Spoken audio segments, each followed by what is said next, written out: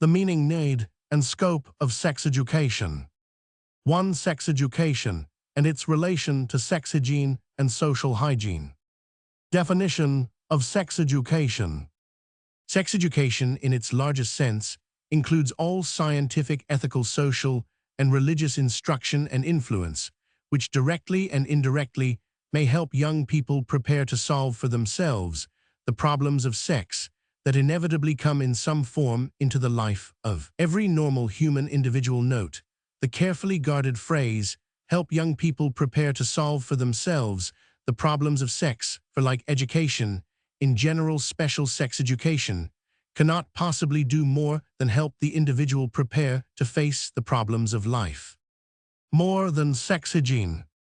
Now sex education, as thus defined, is more extensive than sex hygiene, which term was originally applied to instruction concerning sex. Sex hygiene obviously refers to health as influenced by sexual processes, and as such it is a convenient subdivision of the science of health. It would be quite satisfactory as a name for popular instruction concerning sex if that was strictly or even primarily hygienic. But in a later lecture, it will be shown that the most desirable sex instruction is only in a minor part a problem of hygiene. I realize that this statement may be declared heretical by many of the present-day advocates of sex hygiene, because they have approached this latest educational movement from the standpoint of physical health, and especially because their attention has been drawn to the very common occurrence of pathological conditions. Nevertheless, the sexual problems of our times do not all affect physical health, which hygiene aims to conserve, and the sex educational movement will be quite inadequate without great stress upon certain ethical, social, and other aspects of sex. Young people need instruction that relates not only to health, but also to attitude and to morals, as these three are influenced by sexual instincts and relationships. This idea will be developed later, but I anticipate here simply to suggest the point of view of the statement that sex hygiene is altogether too limited as a general designation for the desirable instruction concerning sex. The continued use of the term sex hygiene, now that the scope of the desirable sex instruction has been extended far beyond the accepted limits of the science of health, is tending to cause confusion. The educational problems will be more definite, and the support of the intelligent public more assured, if we limit the use of sex hygiene to the specific problems of health as affected by sexual processes, and cease trying to make it include those three phases of sex instruction which have nothing directly to do with health. Two general terms, sex instruction and sex education, are available as all-inclusive designations of the desirable instruction concerning any aspects of sex. They are quite free from the above objections to sex hygiene, and it is highly desirable that they should be used in all educational discussions where there is no specific reference to the problems of health. Sex hygiene will be used in these lectures only when there is some direct reference to health as influenced by the sexual functions. Social hygiene. Social hygiene, in its complete sense, means the great general movement for the improvement of the conditions of life in all lines in which there is social ill health or need of social reform, but it is often limited to the sexual aspect of the unfortunate and unfavorable conditions of life, and it has been proposed to adopt the term social hygiene as a substitute that avoids the word sex in sex hygiene. For this reason, it has been incorporated into the names of several societies that are interested in sex hygiene. For example, the American Social Hygiene Association. Probably the relation of sex hygiene to the so-called social evil has suggested the use of social hygiene in its most limited sense. It will be unfortunate if this usage becomes so prominent that we think of the health problems of society as chiefly sexual. For the larger outlook of Ellis' task of social hygiene, 4 is desirable. Likewise, the phrase social evil, in the sense of sexual evil, misleadingly suggests that the only evil of society is the sexual one, but this evasive designation is being supplanted by the more definite and franker word prostitution. It should be noted that social hygiene as a substitute for sex hygiene is narrower in that it does not include the personal problems of health as affected by sexual processes. This is a serious omission, for certainly all sex hygiene taught before the later adolescent years should be personal and not social. Phases of sex education. The relation of sex hygiene or social hygiene as a limited phase of sex education is shown by the following outline. In the broadest outlook, sex education or sex instruction includes sex hygiene, personal, social, for sexual health. Biology, including physiology of reproduction, for attitude regarding sex, and for important scientific facts. Heredity and eugenics for sexual conduct leading to race improvement. Ethics and sociology of sex for sexual conduct. Psychology of sex for sexual health and conduct. Aesthetics of sex for attitude. Sex and reproduction. 2. The misunderstanding of sex. Objection to word sex. Some educators have expressed the wish that someone might suggest a satisfactory substitute for the terms sex hygiene and sex education, omitting the word sex. This word and its companion sexual are objectionable because they are associated in the minds of most people with vulgar interpretation of the physical aspects of the beginning of individual life, and much of the opposition to the proposed sex instruction in home and schools is evidently based on the feeling that the very word sex involves something inherently vulgar. Definite words necessary. Thus, viewing the objections which have been raised against the use of the word sex in the educational movement, I have shifted my first stand with the opposition. Until now, I favor the frank and dignified use of this and similar words on appropriate occasions. I believe that those interested in the search for solutions of the vital problems of sex should quietly but systematically work to include the words sex and sexual in the dignified and scientific vocabulary needed by all people to express the newer and nobler interpretations of the relationships between men and women. No sex studies. Of course, this does not mean that sex, either as a word or as a fact of nature, should be overemphasized with people who are too young to appreciate the fundamental facts of life. As already suggested, it is not desirable that any parts of the curricula for schools should be known to the pupils as sex studies, but we need such terms as sex hygiene and sex instruction to indicate to teachers and parents that certain parts of the education of the children are being directed towards a healthy, natural, and wholesome relation to sex. Sex and love. Meaning of sex. To many, it is surprising to find that the word sex has never been used in such degraded connections as has the word love, and that it has not been half so much misunderstood. There is no obvious vulgarity in the lexicographer's definitions of the word sex. It simply means, as the science of biology points out so clearly, that the perpetuation of human life, and of most other species of life, has been entrusted to pairs of individuals, which are of the two kinds commonly called the sexes male and female. Why nature determined that each new life in the vast majority of species should develop from two other lives has long been a biological puzzle, and most satisfactory of the answers given is that biparental origin of new individuals allows for new combinations of heritable qualities from two lines of descent. However, such a biological explanation of the relation of the two sexes to double parentage is of relatively little practical significance in present-day human life, when compared with the fact that out of the necessity for life's perpetuation by two cooperating individuals, there has grown psychical or spiritual love with all its splendid possibilities that are evident in ideal family life. Moreover, the influence of sex in human life has extended far beyond the family, that is, that group of individuals who stand related to one another as husband, wife, parents, and children, for it is a careless observer, indeed, who does not note in our daily life many social and psychical relationships of men and women who have no mutual interests relating to the biological processes of race perpetuation. Of course, the psychologist recognizes that far back of the platonic contact of the sexes on social and intellectual lines is the suppressed and primal instinct that provides physical unions for race perpetuation. However, this is of no practical interest, for as a matter of fact, the primal instincts are quite subconscious in the usual social relations between the sexes. The larger view of sex.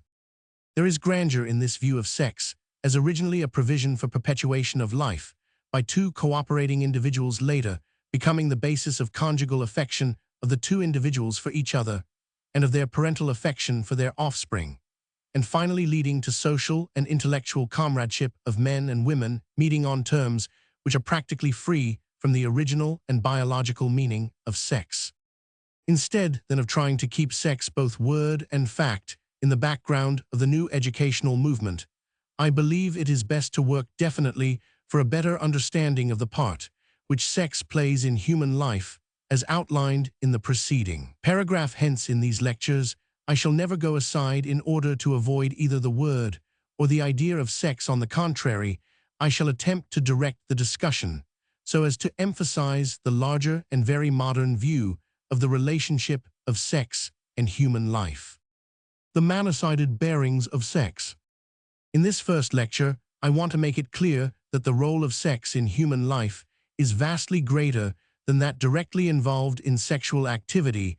I shall in several lectures touch the big problems from the standpoint of the sexual instincts, as these play an important part in social, psychical, and aesthetic life, even if they are rarely exercised physiologically, or if, as in millions of individuals, they never come 11 to mean more than possibilities of sexual activity, for which opportunities in marriage do not come. I am especially anxious to avoid the narrow viewpoint of numerous writers on sex hygiene who seem to overlook the fact that sexual functioning is only a prominent incident in the cycle of sexual influences in the lives of most people. Human life, and especially marriage, should no longer be regarded from the mere biological point of view as for the sole purpose of reproductive activity.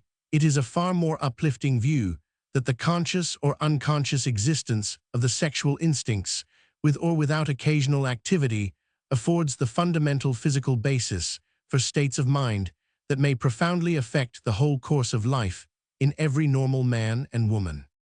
Supplementary to this section on the misunderstanding of sex, I suggest the reading of chapters IV of Sex by Geddes and Thompson, The Problems of Sex by the same authors, and Chapter 6 in The Wonder of Life by Thompson.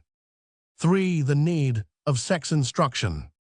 The old silence and the new enlightenment. The time-honored policy has been one of silence and mystery concerning all things sexual. Everything in that line has long been considered impure and degraded, and therefore the less said, and the less known, the better, especially for young people. Such has been the almost universal attitude of parents until within the present century, when many have awakened to the fact that the policy of silence has been a gigantic failure, because it has not preserved purity and innocence, and because it has allowed grave evils, both hygienic and moral, to develop under the cloak of secrecy. Children will not remain ignorant. I don't believe in teaching my boys and girls any facts concerning sex. I prefer to keep them innocent until they have grown up. In these decisive words, a prominent woman closed a statement of her firm conviction that the worldwide movement for the sex instruction of young people is a stupendous mistake. Poor, deluded mother, how does she expect to keep her children ignorant of the world of life around them? Is she planning to transplant them to a deserted island where they may grow up innocently, or is she going to keep the children in some cloister within whose walls there will be immunity from the contamination of the great busy world outside? Or is she going to have them guarded like crown princes? And if so, where are absolutely safeguards to be found? Such are the questions which rush into the minds of those who have studied the problem of keeping children ignorant of the most significant facts of life. It is usually an easy matter to protect children against smallpox and typhoid and some other diseases, but no parent or educator has yet found out how we may be sure to keep real live children ignorant of sex knowledge. They seem to absorb such forbidden facts as naturally and as freely as the air. 13. They breathe. Ask any large group of representative men, ministers, or doctors, or teachers, or men of business, or the world's toilers, whether any of them knew the essential facts of sexual life before they were 12 years of age, and 97 in every 100 will answer quickly in the affirmative. Ask any large group of women, excepting those whose girlhood has been guarded with exceptional care, and the overwhelming majority will acknowledge that they knew the essential facts before they were 15 years old. Once more, ask these same men and women whether their early knowledge of sex came from pure and reliable sources or from vulgar playmates and depraved servants. And with rare exceptions, it is found that vulgarity made the strongest impression in the first lessons concerning the great facts of life. Such being the truth, it is nonsense for parents to sit in complacency because they feel sure that their children are safely protected against any vulgar first lessons concerning sex, for no one can know that children are safely guarded from others who may corrupt their innocent minds. As an illustration, a few years ago, the mothers of a group of little girls in one of the best-managed private schools felt that, with careful supervision both in school and home, there was no danger of forbidden knowledge reaching the children. But one day, a new pupil innocently exhibited to her mother a miniature notebook with unprintable notes on sexual topics. The resulting investigation revealed a secret Club 14 organized by the pupils for the purpose of passing to each member through notebooks all newly acquired information, which had a peculiar value because it must be kept secret from teachers and parents. The club had been in existence during 2 school years. This is only a sample case of many which have proved that if children are allowed the freedom that developing individuality demands, their mothers must not feel too sure that their darlings are protected against knowledge of life, and perhaps of life in its most degraded aspects. The vital question for parents. Here then is the fact that every parent should ponder seriously. Normal children are almost certain to get sexual information not later than the early adolescent years, and usually from unreliable and vulgar sources.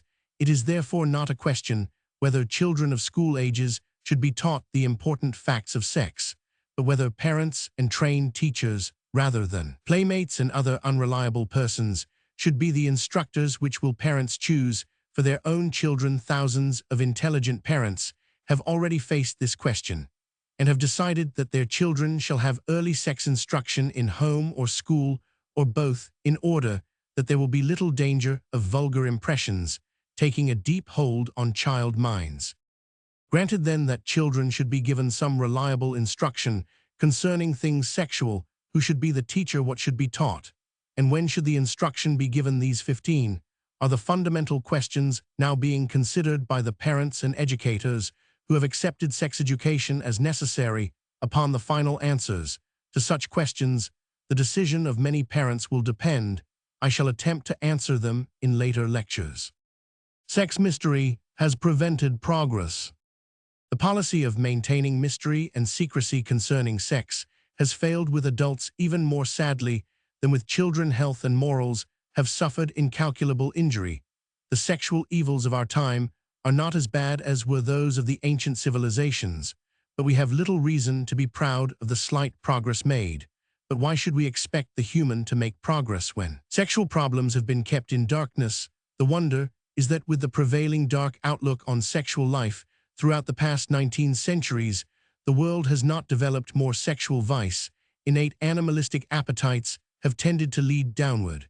And surely the policy of silence has offered no counteracting influence towards higher living, while religion and ethics, by means of certain rules of conduct, have maintained certain sexual standards. They have not kept vast numbers of humans from falling far below those standards into utter degradation. The modern teachers of religion and ethics have prevented general sexual degradation, but they have failed to give human sexuality any decided uplift. The reason for this failure is the policy of mystery and silence. The teachers of religion and ethics have preferred to 16 let general and more or less abstruse rules govern conduct in sexual lines. Until recent years, there have been few sermons in which common sexual problems have been presented, so that the preacher's meaning has been clear to all. On the contrary, there has been universal mystery and evasion concerning the greatest facts of life. Sexual instincts offer no guidance. Many people have justified the mystery thrown around sexual processes on the theory that the reproductive instincts of mature people are sufficient guides for conduct. This involves a misunderstanding of sexual instincts of the higher mammals, which are often unscientifically cited as models for human imitation. In these animals, sexual union is instinctively determined because normally the sexual hunger or excitement of both sexes is stimulated and controlled by the physiological condition of the female, at the times favorable for fertilization Roman 1e, at the strul periods, for example, a pair of dogs living in close companionship show signs of mutual sexual desires only for a few days at the semi-annual strul or fertile periods of the female. It occasionally happens that the males of various wild and domesticated mammals exhibit signs of automatic sexual excitement, Roman 1e, not caused by the stimulus arising from the physiological condition of the female, but in such cases of male excitement outside of the mating or strul periods, the normal females invariably offer instinctive opposition to attempted union by abnormally or automatically 17 excited males. Thus, directly and indirectly, there is instinctive control and limitation of sexual union among the animals that are most closely related to the human race. It is biologically possible that similar conditions may have existed in the earliest human life, but that is pure speculation and has no bearing on the practical problems of sex in human life. Today, the fact is that the simple physiological stimuli which produce sexual excitement in both sexes of animals have practically no influence in determining human sexual union. On the contrary, memory associations consciously connected with the opposite sex, especially those associations that are centered in affection, may at any time in the normal individual of either human sex afford the basis for a chain of mental states leading to sexual excitement and union. There is not, as in the animal's instinctive dependence on the physiological conditions that are favorable for fertilization. In fact, spontaneous physiological demands play in civilized human life a minor part in initiating sexual excitement.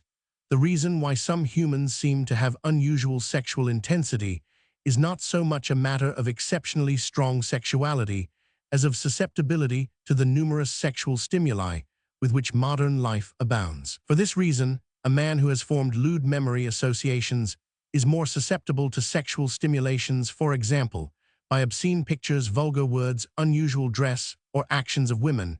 Close physical association, as 18 in dancing and certain forms of music. It is not at all uncommon that individuals who are hypersensitive to sexually suggestive stimuli are really functionally weak. Intelligent control only.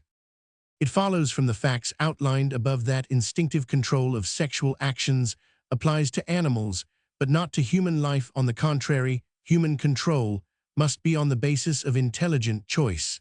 This means the greatest task of human life, for it requires voluntary control of instinctive demands, which are intensified by numerous stimuli or temptations that are exclusively human. No wonder that natural sex hunger left uncontrolled leads human beings to excesses and degradation that no species of animals with their guiding instincts could possibly reach. Individual responsibility.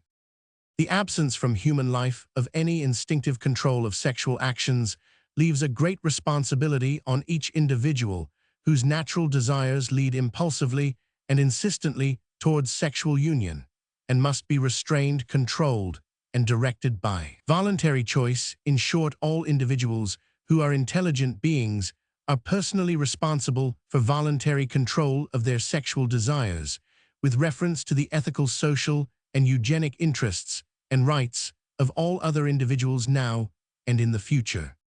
Sexual knowledge necessary.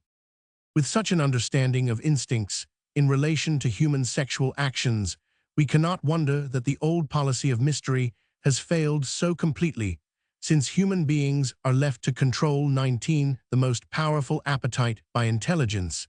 It is evident that a policy based on silence, ignorance, and mystery must fail. The only safe and sure road to the needed control of sexual actions is to be found in knowledge, and the widespread recognition of this fact has led to the new movement for general enlightenment regarding sexual processes in their various relations to human life. Education as a solution of sex problems. It is not surprising that we have turned to seek an educational solution for the problems of sex. Education has become the modern panacea for many of our illogic industrial, political, and social.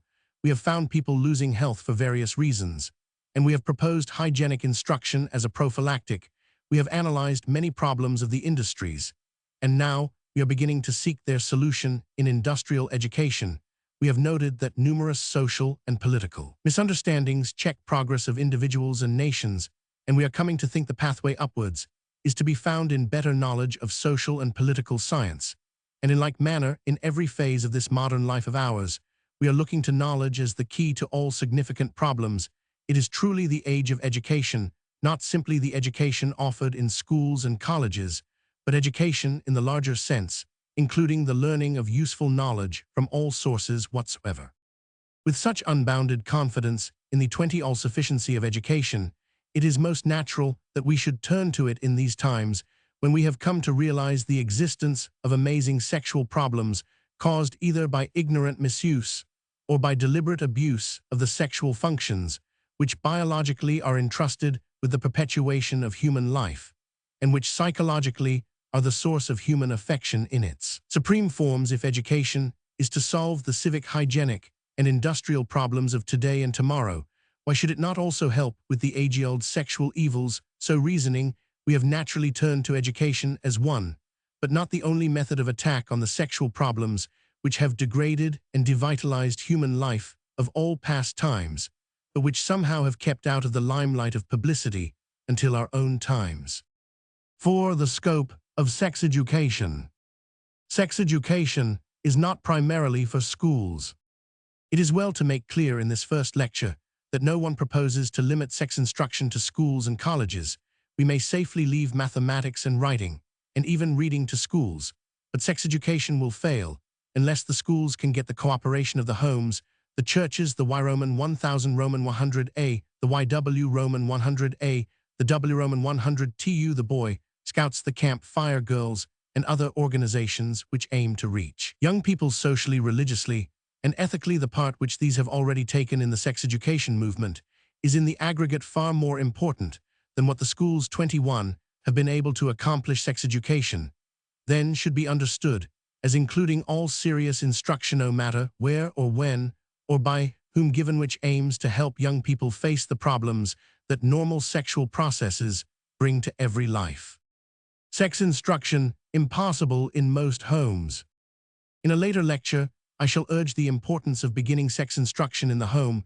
There are some parents who wish that it were possible not only to begin, but also to end it there, for they fear that public instruction will lead to a weakening of a certain sense of reserve and privacy that has long been considered sacred to the best family life. Perhaps this has some truth, but we must remember that only in rare homes are there such ideal relationships of parents to each other and to their offspring that matters of sex are sacred to the family circle. The fact which parents and educators must face is that there are now relatively few homes in which there is one parent able to begin the elementary instruction of young children, and therefore, as a practical matter for the best interests of the vast majority of young people, we must consider ways and means for instruction outside of most homes. This need not interfere in the least with the parents who are able and willing to give sex instruction to the children, for the home instruction will naturally anticipate that which the schools must give for the pupils who are not properly instructed at home. It seems to me to be a 22 situation like that of children learning to read at home and later continuing reading at school. Sex instruction begun at home will form the child's attitude and give him some elementary information, and later he may profitably learn more in the same lines in the classwork of school, especially in connection with science instruction, for which few homes have facilities. Moreover, it is quite possible that one instructed at home in childhood may gain from later school instruction something of great social value, for we must remember that the problems of sex, which most demand attention, are not individual but social. Hence, it may be worthwhile for the home-instructed individual to learn through class instruction that people outside the home look seriously upon knowledge concerning sexual processes, and that every individual's life must be adjusted to other lives, that is, to society. Summarizing, it appears that however desirable home instruction regarding sex may be, the majority of parents are not able and willing to undertake the work.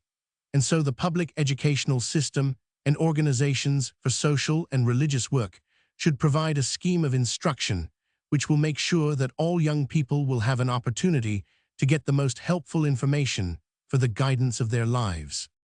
Caution in school instruction.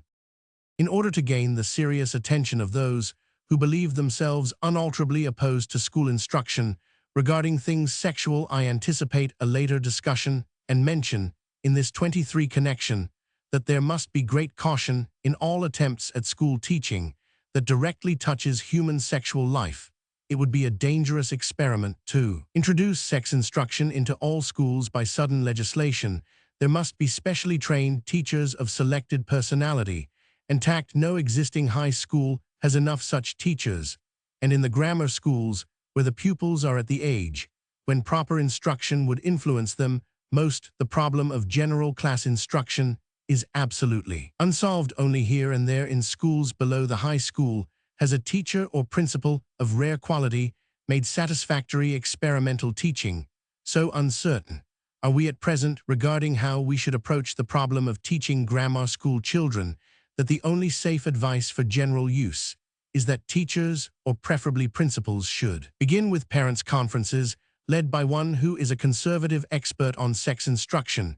Were I principal of a school with pupils from, say, 250 homes, I should begin at once to organize conferences designed to awaken the parents to the need of sex instruction for their children, and to the importance of making at least a beginning in the homes. Parents' cooperation I should expect, according to the experience of others, that of the 500 parents, 200 mothers and 50 fathers would take an interest in the conferences, and that at least 100 fathers too busy for meetings would approve heartily 24 after hearing reports from their wives. Thus I should try to reach the majority of homes represented in my school. I should be in no hurry to introduce class instruction, I mean instruction related directly to human life.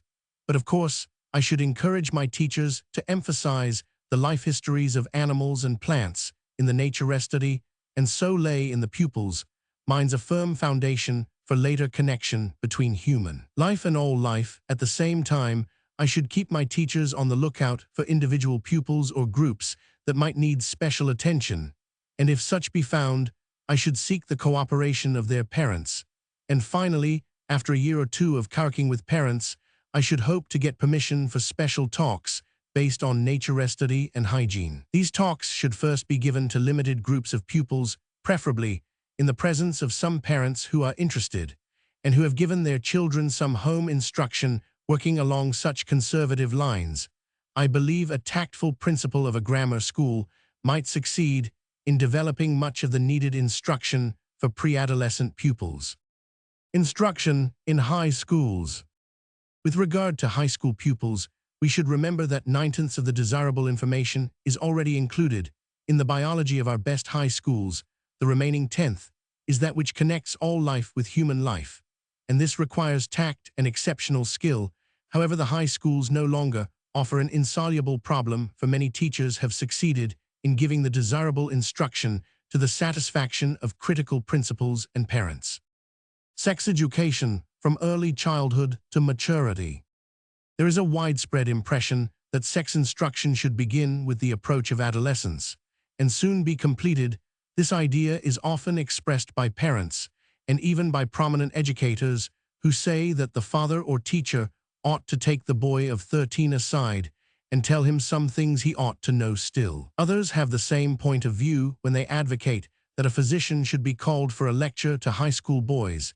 In fact, most people who have not seriously studied the problems of sex education seem to believe that one concentrated dose of sex instruction in adolescent years is sufficient guidance for young people. Such limited personal instruction might suffice if sex education were limited to sex hygiene, a few hygienic commands in pre-adolescent years, and one impressive talk in early puberty might teach the boy or girl how not to interfere with health. But it is improbable that such brief instruction will make a permanent impression which will ensure hygienic practice of the precepts laid down. If we hold that sex hygiene is important, then it must be drilled into the learner from several points of view. An isolated lesson on any topic of general hygiene is of very doubtful efficiency. Brief instruction does not fix attitude. The most important reason why sex instruction should not be concentrated in a short period of 26 youth is that it is impossible to exert the most desirable influence upon health, attitude, and morals, except by instruction beginning in early childhood and graded for each period of life up to maturity. Most young people who in early adolescence receive their first lessons from parents and teachers have already had their attitude formed by their playmates. Even their morals may become corrupted, and their health irreparably injured several years before puberty. The only sure pathway to health, attitude, and morals is in beginning with young children and instructing them as gradually as the problems of sex come forward. Sex instruction after youth. The greatest possible good of sex education will not be secured if it stops with early adolescent years. There are many problems of sex in relation to society, particularly in relation to monogamic marriage, that young people should be led to consider in the late teens and early 20s. Our sex education system will not be completely organized until we find ways and means for carrying the instruction by lectures, conferences, and books beyond the years commonly occupied by public school education colleges and other higher educational institutions may contribute somewhat to this advanced sex instruction, but obviously the great majority of maturing young people cannot be reached personally, except by instruction arranged in churches, the Y Roman 1000 Roman 100A and the YW Roman 100A evening schools, and other 27 such institutions. In many respects, this proposed instruction for maturing young people is of very great importance and deserves encouragement, such as has not yet been given by those who have written and lectured in favor of a movement for sex education of young people. The larger sex education. In conclusion of this introductory lecture, let me say that I have tried to suggest, in a general survey, that sex education in its largest outlook touches great problems of life in very many ways. I have also tried to convince that it is far more than merely a school subject limited entirely to a curriculum extended over a few years. This is the common misunderstanding arising from the familiar use of the word education. As opposed to this narrow conception, I understand sex education, the larger sex education, to be a collective term designating all organized effort, both in and out of schools, toward instructing and influencing young people with regard to the problems of sex. Here, we have returned to the central thought of the definition with which this lecture opened, and which I emphasize because it is the foundation of all future lectures. The larger sex education includes all scientific, ethical, social, and religious instruction and influence, which in any way may help young people prepare to meet the problems of life in relation to sex. Roman 2. The problems for sex education.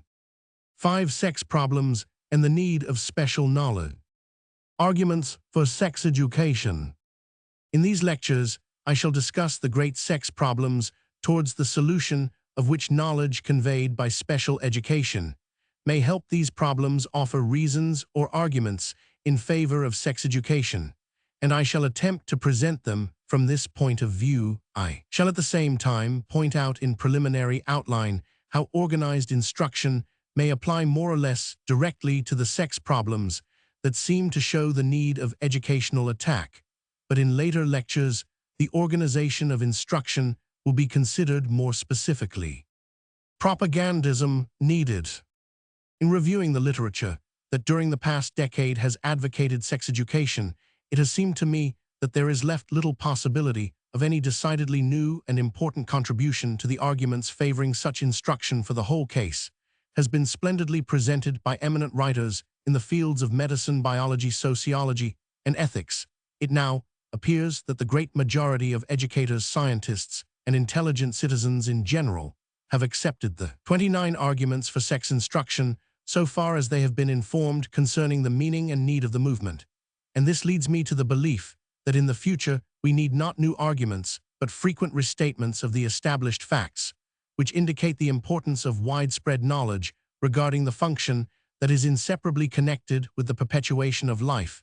In short, we now need a propagandism for extending the sex education movement among the masses of people.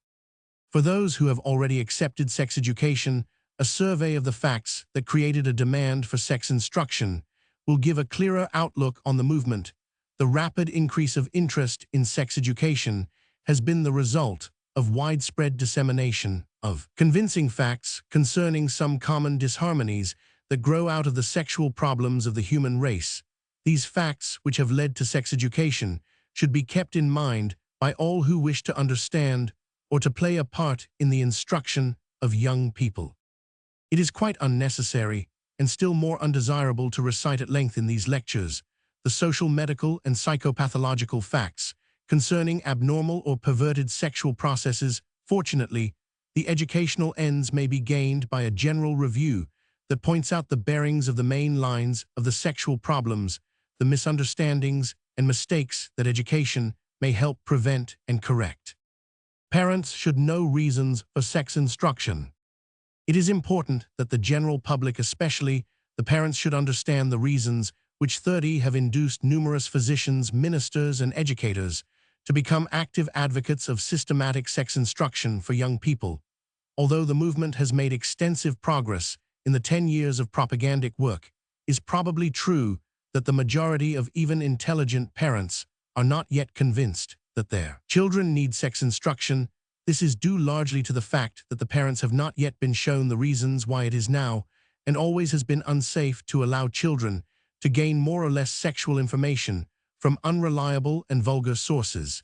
In fact, it is surprising to find many parents, especially mothers, who seem unable to grasp the idea that their protected children can possibly get impure information. There are other parents who know that their children are almost sure to get vulgar information regarding sexual matters, and that some young people are likely to make sexual mistakes, but they calmly look upon such things as part of the established order of the world.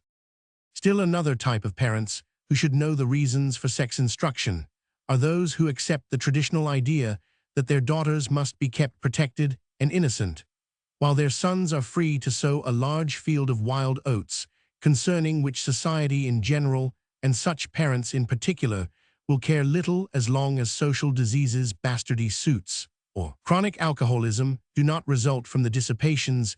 These are the fathers and 31 mothers who need the most enlightenment concerning the importance of such sex instruction, as will make clear the far-reaching consequences of wild oat sowing. Perhaps most such parents are ignorant, but some are simply thoughtless. As an illustration of the latter, the editor of a well-known magazine was recently talking with a prominent author and made some reference to the immoral habits of young men. Their conversation was essentially as follows. The author remarked, "I assume that my boys will be boys and will have their fling before they settle down."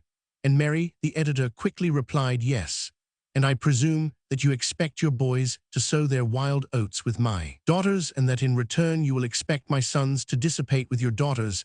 At any rate, you have damnable designs on somebody's daughters." This put on the wild oat proposition a light which was apparently new to the literary man, for he replied, "That is a phase of the young man's problem which never occurred to me.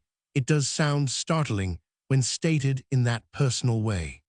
All these classes of parents who have not yet learned the facts, which point to ignorance as the cause of the abundant sexual errors of young people, and those who do not understand that sexual promiscuity or immorality is an error of gravest significance, both to the individual and to society, should have set before them time and again some of the startling facts which in the first 5 years of the American sex education movement were 32 promulgated among physicians, ministers, and educators.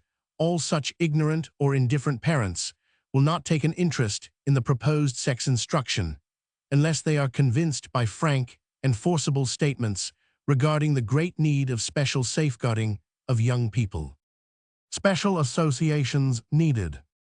Since there are so many people who still need the most elementary knowledge concerning the sexual problems that demand educational attack, it is important that there should be local associations which can manage lectures, publications, conferences, and other means of informing the public as to the gravity of the sexual problems of our times, and as to the part which sex instruction may play in the attempt at finding a solution. Such work is now being done splendidly by the societies named in 51, the magnitude of the problem of reaching the public is such that there is abundant work for numerous branches of such societies or for local groups willing to take a part in the needed work.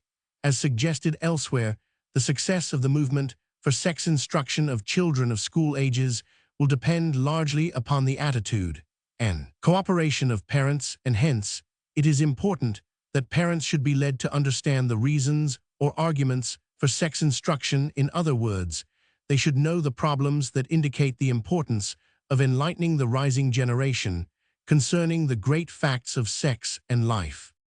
Books for parents. Among the numerous publications that seem to me adapted for convincing parents that their 33 children need instruction, I commonly mention the following: Laurie's False Modesty and Teaching Sex Hygiene, Howard's Start Your Child Right While Sex Education, Galloway's Biology of Sex Marches Towards Racial Health, Littleton's Training of the Young in Laws of Sex, and pamphlets by Dr. Prince Morrow. See also pages 241,243. Knowledge needed concerning 8 sex problems. There are 8 important sex problems of our times that offer reasons or arguments for sex instruction. Because ignorance plays a large part in each problem, I shall state them briefly here and discuss each in succeeding lectures. 1. Many people, especially in youth, need hygienic knowledge concerning sexual processes as they affect personal health. 2. There is an alarming amount of the dangerous social diseases which are distributed chiefly by the sexual promiscuity or immorality of many men. 3. The uncontrolled sexual passions of men have led to enormous development of organized and commercialized prostitution. 4. There are living today tens of thousands of unmarried mothers and illegitimate children, the result of the common sexual irresponsibility of men and the ignorance of women. 5. There is need of more general following of a definite moral standard regarding sexual relationships. 6. There is a prevailing unwholesome attitude of mind concerning all sexual processes. 7. There is very general misunderstanding of sexual life as related to healthy 34 and happy marriage. 8. There is need of eugenic responsibility for sexual actions that concern future generations. Here are the 8 sexual problems of our times. Any one of them has significance great enough to demand the attention of educators and social reformers. 1. And all they point to the need of better understanding regarding the sexual functions and their relation to life. I shall now turn to outline the main facts concerning each of these sexual problems, so far as it seems likely that they will concern educators and social workers. For convenience, I shall use the following brief headings: 1. Personal sex hygiene. 2. Social diseases. 3. Social evil. 4. Illegitimacy. 5. Sexual morality. 6. Sexual vulgarity. 7. Sexual problems and marriage. 8. Eugenics. Historical order. These sexual problems, toward whose solutions special instruction of young people may help, are stated here in the order in which they have attracted attention as reasons for sex education. Thus, for instance, personal sex hygiene was the chief reason recognized. 20 years ago, social diseases began to attract public attention. 10 years ago, commercial prostitution has been especially prominent in the discussions of the past 5 years, and only recently has there been emphasis on sex education with reference to eugenics. The historical order which I follow in this lecture is not now the order of greatest importance. For 35 examples, sexual morality 5 and vulgarity 6 are probably of far greater significance than any of the other sexual problems that offer arguments for sex education. Not all sex problems concern youth. To avoid possible misunderstanding, let me repeat from the first lecture the proposition that sex education should extend in home and school from childhood to maturity. It follows that these lectures concerning the problems of sex that seriously affect the human race are not all applicable as arguments for instruction in schools or for children of school age. Some of the problems of sex point to the need of special instruction in pre-adolescent or in adolescent years, but some of them concern directly only those who are approaching maturity. 6. First problem for sex instruction: personal sex hygiene. Personal and social hygiene. It is convenient to group under personal sex hygiene all hygienic knowledge concerning sexual processes in their personal as distinguished from their social aspects. The distinction between these two aspects of sex hygiene is essentially on the same basis as that between personal and public hygiene, for example, indigestion and overwork, are matters of personal hygiene, while tuberculosis and typhoid are problems of public hygiene, because the individual case leads through infection to disease of others. Similarly, such individual disorders as masturbation and 36 deranged menstruation concern personal health directly, while venereal diseases are clearly included in social sex hygiene. Personal sex hygiene needed. If there were no other reasons for sex instruction, I believe that it would be worthwhile to teach such hygienic knowledge of self and sex as would guard young people against harmful habits and unhealthful care of their sexual mechanisms, and which moreover would guide them across the threshold of adolescence with some helpful understanding of the significance of the metamorphosis. Many men and women suffer from injured, if not ruined, health, because they did not know, especially between 10 and 14 years, the laws of personal sex hygiene which concern health in ways not involving sexual relationship. Many boys and some girls are injured both physically and mentally. By the habit of masturbation, numerous girls are injured physically and many mentally because they have not learned in advance the nature and hygiene of menstruation. Many boys are injured both in mind and character because they have no scientific guidance which helps them understand themselves during the stormy transition from youth into manhood. Moreover, there are certain simple hygienic commands that children under 12 should receive from parents and teachers. In all these lines, the bearings of personal hygienic instruction are so obvious that we need not at this time stop to consider in more detail this first reason or problem for sex instruction of young people. 7. Second problem for sex instruction: social diseases. Recent publicity regarding vice and disease.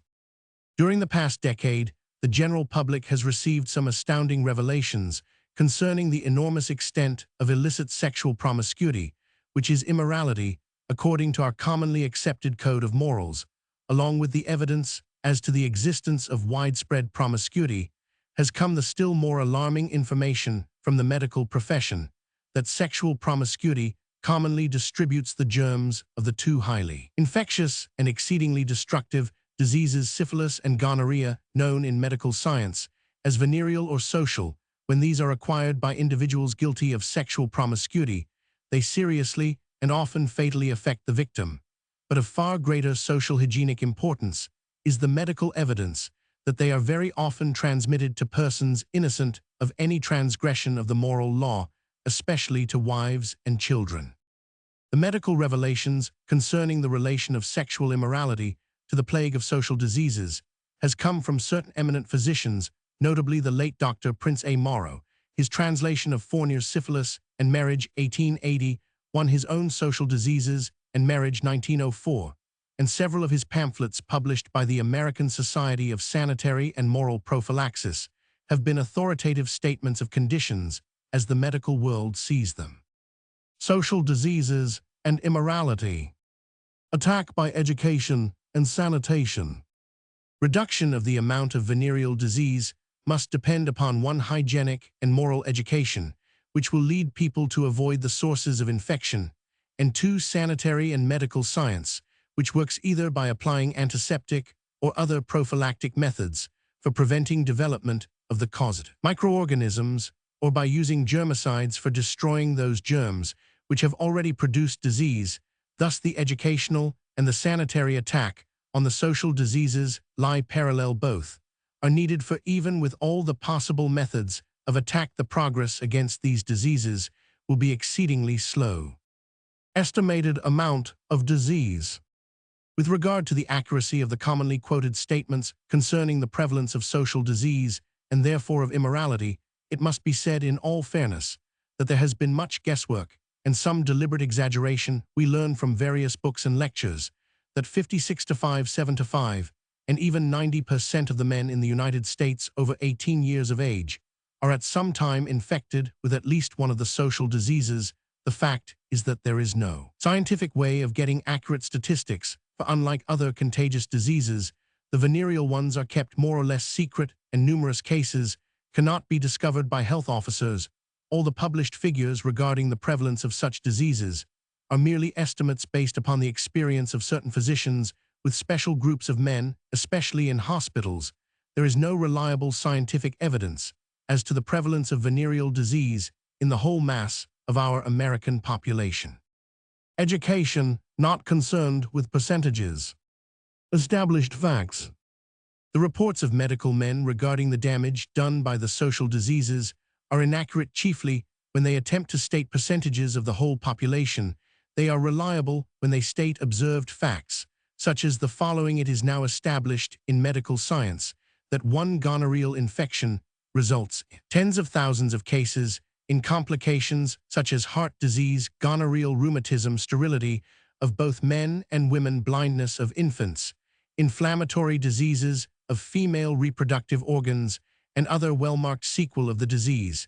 And two, that syphilis is responsible for a large majority of cases of locomotor ataxia, paresis, and certain types of insanity, and also for numerous aneurysms of arteries, many apoplexies, and much disease of liver, kidneys, and other organs. Moreover, syphilis is charged with being the greatest race destroyer. Fournier, the great French specialist 42, noted that only 2 children survived from a series of 90 pregnancies of syphilitic women of the well-to-do class.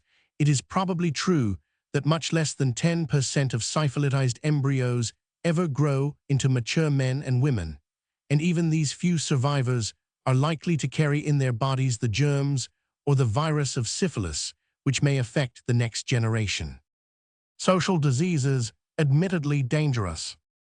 Such direct statements as the above may be accepted as not exaggerated. However, it little matters in sex education, except for the purposes of sensational writers, whether statistics regarding the damage done by venereal diseases are more than estimates, for it is sufficient to remember that every physician of large experience agrees that syphilis and gonorrhea are so common and so destructive of health and life that they must be classed among the most dangerous diseases that now threaten the human race. This ought to be sufficient to attract the serious attention of every thinking man and woman.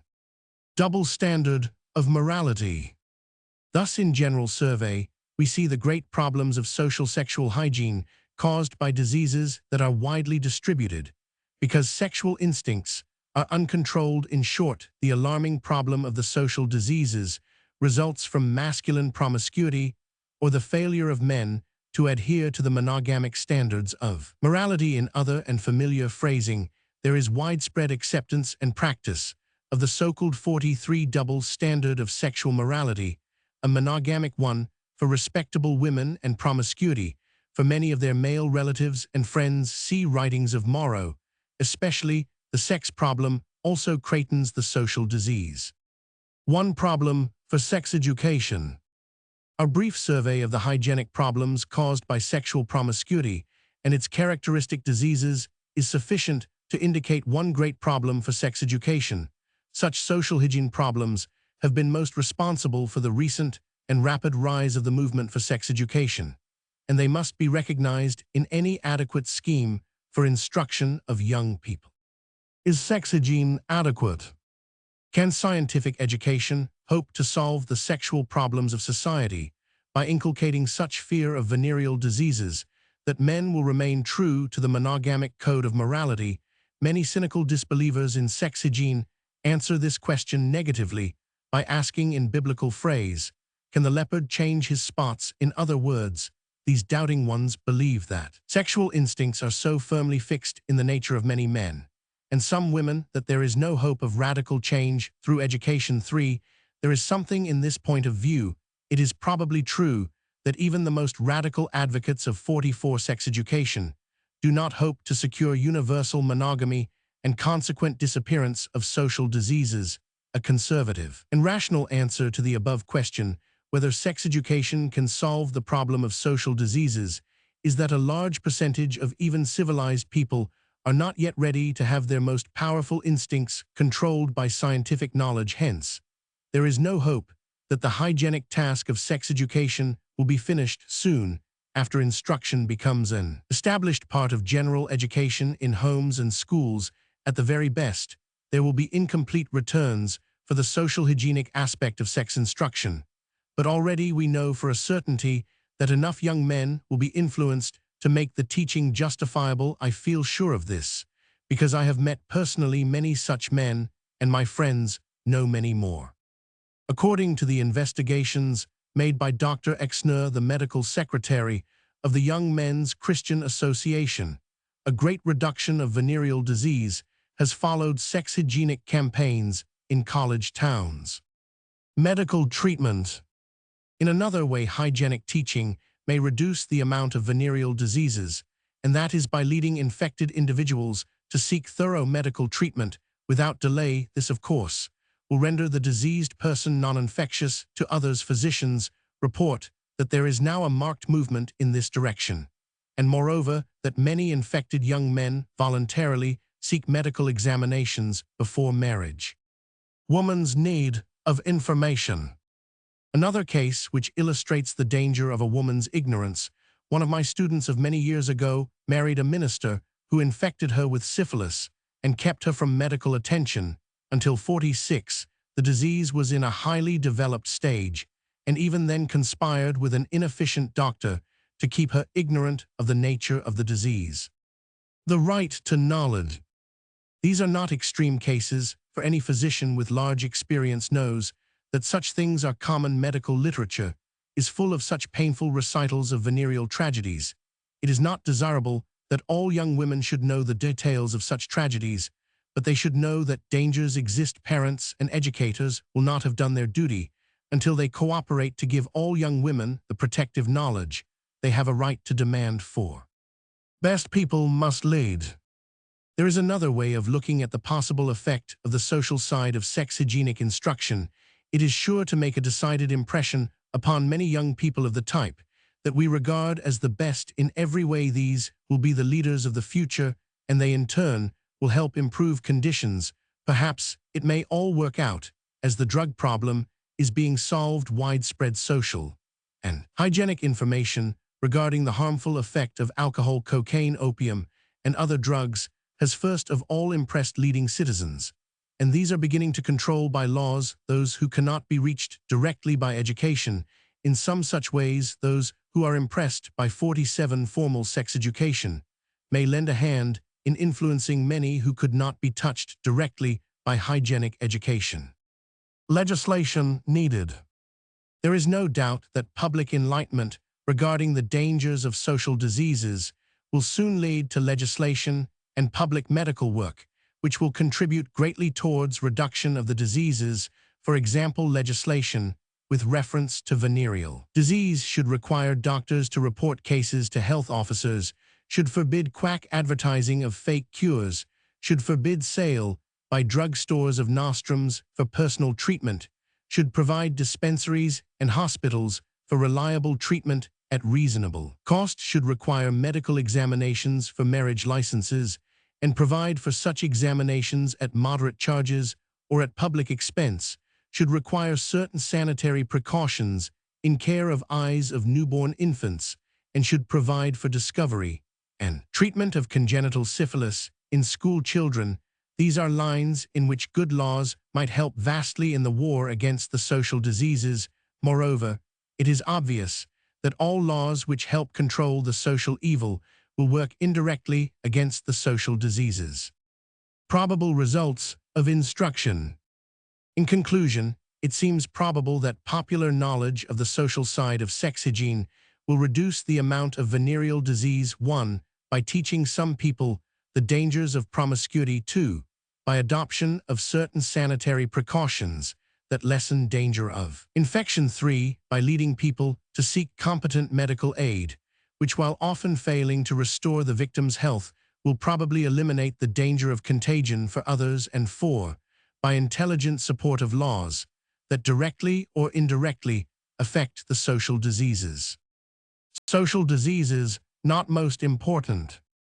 I have given great prominence to the social sexual diseases in their relation to sex education, because along this line there has been developed the widespread interest in sex instruction as one method of protecting young people against promiscuity. So far as the questions of teaching are concerned, my personal view is that some of the other reasons or problems for sex instruction are more important, because I believe that educational emphasis on them will give the greatest results in improved sexual conditions of society. Third problem for sex instruction, the social evil. So far as the problems of sex education are concerned, there is nothing to be gained by an extensive review of commercialized prostitution.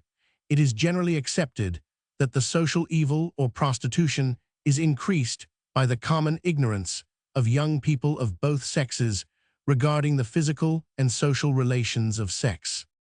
Of course, it is not true that all prostitution is due to ignorance, for it often involves enlightened men and women. However, there seems to be good reason for believing that large numbers of people, 49 of both sexes, might be kept out of prostitution by very simple sex instruction. Let us look for a moment at some facts concerning the relation of the ignorance of the women to their entrance into the underworld, and later consider certain reasons why many men patronize the social evil. Why women enter prostitution.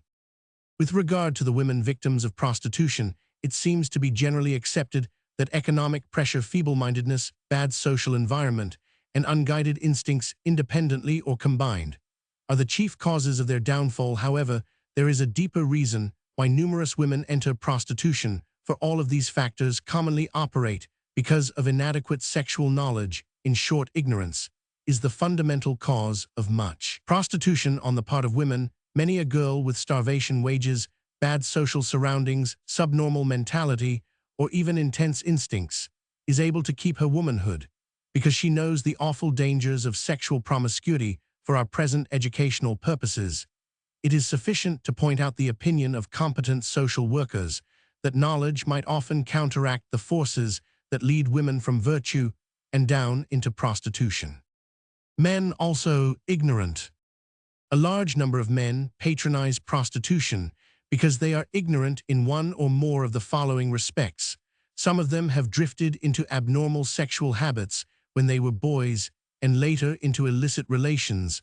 Some of them did not know the effect of alcoholic 50 drinks in leading many young men to their first immoral sexual acts. Some of them have deliberately patronized prostitution because they have accepted as truth the monstrous lie that sexual activity is necessary to preserve the health of men. 5. Most of the men do not realize that prostitution offers great danger to their own health, still greater danger to the health of innocent wives and children, and a greatly shortened life for many women who are the victims of sexual slavery. Most men do not know that dark tragedies are often concealed beneath the apparent gay life of the women who are victims of sexual degradation. These are some of the things of which many young men I have known were very ignorant, and it has been no difficult task to trace a close connection between their ignorance and their vice. Ignorance, the chief cause. Looking at the social evil from any point of view, it seems to me that ignorance, dense ignorance, is largely responsible for the existence of that darkest blot on our boasted civilization's social sexual evil. No matter how we look at the established facts regarding prostitution, they all point to the need of sexual instruction for the protection of the youth of both sexes. The Chicago Vice Commission concluded that the lack of information, education, and training with reference to the function and control of the sexual instinct and the consequences of its abuse and perversion appears at every point of 51. Our inquiry for the sources of the supply of the victims of vice, either as the cause of the perversion of children and youth, or as a complication of all other causes. 6. Of course, we dare not dream that any sex instruction that now seems possible will completely eradicate prostitution, but we do know of thousands of boys and girls who have been directed to safety by knowledge of some fundamental sexual facts. Sex plays and novels. Concerning presentation of the social evil by fiction and the drama, there is much honest disagreement. My personal opinion is that little good is done by the theater or by such publications as Reginald Kaufman's House of Bondage and Elizabeth Robin's My Little Sister. they all leave the unsophisticated reader with an exaggerated and even hysterical notion that white slavery is exceedingly common, and the main cause of prostitution. Certainly, the great majority of the army of prostitutes, both public and clandestine in America, and a still higher percentage on the continent of Europe, did not become novitiates of vice in prisons of prostitution. Limited reading desirable. It seems to me that a very limited reading regarding the social evil is sufficient for one who is not engaged in medical or social work that requires scientific knowledge of this darkest side of human life. Certainly, the indiscriminate reading of vice investigations is dangerous for many young people, for young 52 men, because some of them are allured into personal investigations. And for young women, because they get an exaggerated and pessimistic view of all sexual problems. For the intelligent reader who wants the general information that every public-spirited citizen should have, the well-known book by Jane Addams will serve both as an outline and an encyclopedia of the social evil social workers, and some educators will find use for the other books mentioned below. Jane Addams, A New Conscience, and An Ancient Evil. Macmillan. Seligman Era, editor. The Social Evil. Putnam, contains bibliography on the subject. Sumner, Dean W.T., and others. The Social Evil in Chicago Vice Commission, Report 1911, now published by the American Social Hygiene Association. The introduction and summary, pp. 2547, deserves careful reading. Cox Ogg, The Social Evil Association Press. Vigilance, a journal devoted to attacking the social evil, has been discontinued and replaced by Bulletins of the American Social Hygiene Association, 105 West 40th Street, New York City. 9. The fourth problem for sex education, illegitimacy. Society condemns illegitimacy. Most awful of all the results of the sexual mistakes of men and women are the unmarried mothers and their illegitimate children. Of course, I know that there are well-meaning people who argue that motherhood is the supreme fact, and that the formality of a marriage ceremony is merely a medievalism in our laws and customs. 53. But the inexorable truth remains that our modern social system is centered around the home, which is strictly regulated by church and state and public opinion. 7. Whatever may be the philosophical rights and wrongs of individual freedom in sexual relationship, the facts of practical life are that an overwhelming majority of the most intelligent people are united in support of our established laws and customs demanding legitimacy of motherhood and birthright. As a result of this age-old stand for legitimacy, illegitimate mothers and children do not have a square deal at the bar of public opinion.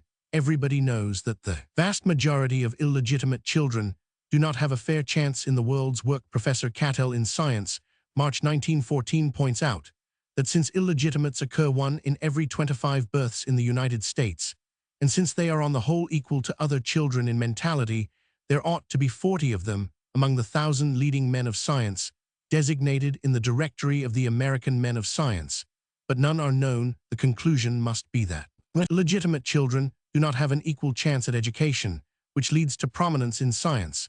But it is not simply a matter of limited education, for in every way the fate of most illegitimate children is usually pitiful. Only now and then one born under a lucky star is adopted and educated by larger-minded foster parents who recognize that the 54 illegitimate is not responsible for having come into this world under conditions opposed to the best interests of society. Ignorance, the cause. It seems to be generally accepted that in the vast majority of cases, unmarried mothers and illegitimate children are due to ignorance of the women who are professionally immoral, do not bear many children. 8. In fact, excepting the feeble-minded prostitutes, the general rule is that those who are mothers have only one child, and that one the result of the first sexual errors. It is a safe general conclusion that ignorance of sexual laws is responsible for the great majority of cases of illegitimacy. Edith Livingston Smith of Boston, in an article on unmarried mothers in Harper's Weekly for September 6, 1913, expressed views of the causes of illegitimacy that many a social worker will endorse heartily. I see shop girls and waitresses factory girls and maids, chorus girls, stenographers and governesses, each with a different story, each with the same terror of the consequences of their folly. I never knew, they tell me, I never knew there were such temptations. Let us go back to the question of sex education of the public. Silence has been the policy in the past. We have taught our children biology and natural history. We have taught them physiology carefully. 55, ignoring the organs of reproduction. We have warned the young to make use of their senses and their brains, but we have refused to recognize the very force that guides all these instincts, the vital power of sex. Yet in the face of this stupidity, acknowledging the call of the age, girls are sent out into the industrial world, where they fight shoulder to shoulder with men. Here they find potential worth of their individualities. Here they meet with the Samino, greater temptation than their brothers, but with no knowledge to guide them, no traditions to give them poise, no ameliorating factor of social tenderness or tolerance, when inexperience fails to temper their emotions and their femininity. A girl's protection must come from without, a boy's from within. Every boy who reaches the age of adolescence knows his nature. It asserts itself. His sex instincts are dominant, aggressive. He is man, the father of the race, and the laws of procreation are to him an open book. A girl stays innocent until she is awakened. It is the kiss, the touch, the senses stirred that make her, in the glory of her womanhood or in her shame, acknowledge her sex. The very frailty of such a girl, her dependence upon her intuitions and emotions, the triumph of feeling over intellect, place her in greater danger than her brothers, even were their responsibility to society the same. But add to this the fact that in yielding to sexual temptation, she has the burden of childbearing. How much more necessary that she should have some knowledge of what she is to meet in the world, or what she must combat, lest her emotions forestall her intelligence, as physical development precedes mental appreciation. Men also ignorant. More than biology needed. It is obvious that something more than the ordinary biological facts of reproduction must be included in sex instruction that tries to prevent such tragedies. In another lecture, we shall consider moral teaching, but here let us look at the cold facts of life that ought to be taught at some appropriate time to young people. Not only should they know the simple biological probability that sexual relationship will lead to reproduction, but they should be led to consider the relentless consequences of illegitimate propagation. On this latter point, general literature, for example, Adam Bede and the Scarlet Letter, teaches some impressive lessons. Another point needs emphasis with the numerous young people, especially men, who are not controlled by moral laws, who know the probabilities of 57 illegitimacy occurring, but who have acquired the popular impression that the order of nature is easily changed. Many physicians and social workers know girls who have gone down because they were persuaded to trust the efficiency of popular ways and means of avoiding the natural outcome of the sexual act. Hence, young people of both sexes should somehow learn that under the conditions that usually attend illicit union, there is always a strong probability that the ways of nature cannot be easily circumvented. It is unlawful to explain, except to medical audiences, why this is so, but much illegitimacy will be prevented if it can be made widely known among young men and women that, according to reliable physicians, tragedies of illegitimacy are often due to misplaced confidence in popular methods of contraception. Criminal operations. There is yet another line of information that, if widely known, might have some bearing on the problem of illicit sexual relations. Physicians and social workers report that many young men and some women know the possibility of illegitimate pregnancy, but feel safe because they know the addresses of doctors and midwives who will perform criminal operations. The great danger of the operation, especially at the hands of such third-class doctors as would attempt to terminate pregnancy criminally, should be widely known by the general public, which only now and then gets a hint in the newspaper reports of a tragedy involving some unfortunate girl. Relative passion of men and women. 10. The fifth problem for sex education, sexual morality. In this lecture, I shall set forth the proposition that a definitely organized scheme of education should aim directly at making young people strict adherents of the established code of sexual morality. For brevity, I shall occasionally speak of morality and immorality, omitting the qualifying word sexual. Definition of sexual morality. This lecture, in fact, this entire series of lectures on sex education, is based on the fundamental proposition that sexual morality demands that 59 sexual union be restricted to monogamic marriage, and conversely, that such sexual relation outside of marriage is immoral. Such a definition of sexual morality is accepted by church and state, and the chief citizens in every civilized country. It is the only practical definition which is satisfactory to the vast majority of educated American men and women, even to those who believe in freedom of divorce and in forgiveness for youthful transgressions of the accepted moral code. Sexual morality has had changeable standards, and in other times and countries custom has made polygamy and promiscuity acceptable as moral, but the monogamic ideal of morality now prevails in the world's best life. Morality in America and Europe. Monogamic morality as a protection for family life means much more in America than in Europe. It is true that there is an astounding amount of prostitution in America, but we should be grateful that our ideals of the monogamic family have not been seriously influenced and seem to be slowly but surely improving among our best people, as illustrations of our adherence to monogamic law. Let me give some facts for comparison of America and continental Europe. In America, illegitimate births are not accurately reported, but are probably less than 5% of the total number for the whole country. Locally, the proportion is often very much higher. Thus, in Washington, Roman 500, Roman 100, where 1914 over 10,000 chiefly Negroes live in alleys between 60 the streets and under extremely unhygienic and immoral conditions. 50% of the children are illegitimate, while but 20% of the colored children born of mothers living outside the alleys, and less than 11% of the total born of all races in the city are illegitimate. In various small American regions with a white population, the proportion of illegitimacy is astoundingly high, but the average for the entire country is hopefully low. In many German towns, statistics show above 25%, and in the whole empire more than half the legitimate firstborn children are conceived before marriage. All writers, the German ones included, seem to agree that the majority of Teutonic men and women enter into free unions before marriage, and public opinion does not severely condemn.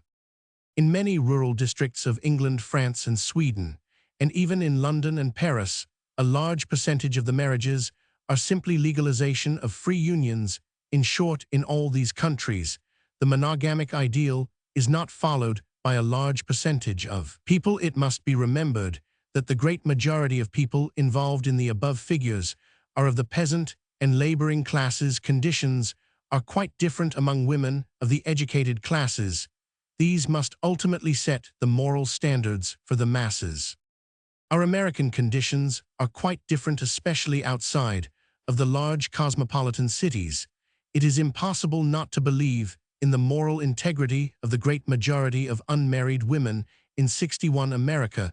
Certainly, even in our worst communities, we have no such general immorality of women as above European figures suggest. Perhaps wholesale prostitution, in which one public woman may be the mistress of 10, 20, or even 50 men, may tend to protect any equal number of American women, whereas in Europe, a peasant woman would probably be for a time the paramour of one man, thus tending to make equal numbers of immoral men and women. However, it matters nothing for our present purposes what may be the explanation of conditions of sexual promiscuity here or abroad. The one great fact is that our national code of morality is a monogamic one, approved as ideal even by many of those who fail to live strictly in harmony with its dictates. Hence, all Americans who are prominently interested in sex education believe that it should aim to make our young people more ready to accept and understand morality according to the monogamic ideal. Those who are interested in this problem of morality as related to marriage should read Forster's Marriage and the Sex Problem. Relation of sex hygiene and ethics. Among those who see the need of teaching sex ethics as a part of the larger outlook of sex education, there are 2 points of view. One, those who favor the teaching of sex ethics with the hope of preventing the hygienic problems arising from immorality, and 2 those who believe in sexual morality for its own sake, or as an accepted code of conduct. As to the relation between sex hygiene and sex ethics, as phases of the larger sex education, there has been much discussion. Several writers have contended that there is some conflict between sanitary and moral ends, but have failed to convince most readers that hygiene and ethics should not be associated. In teaching, in fact, the most impressive sex hygiene is that relating to social disease, and its value is chiefly in the ethical appeal for protection of innocent wives and children. Dr. Cabot's view. Moral and hygienic problems. Sex education is now commonly understood to be attempting to solve the moral as well as the hygienic problems of sex, as suggested before. These 2 lines of problems are clearly related, but not coincident, for sexual health and morals are not entirely coordinated. We must not overlook the possibility that the marvelous progress of bacteriological and medical science may someday largely reduce the health problems of sex without improving morality. In fact, sexual immorality that is hygienic does actually exist to a limited extent. Such facts indicate that while sex education was first planned to solve health problems, the ultimate sex education must attempt to guide sexual conduct by moral principles.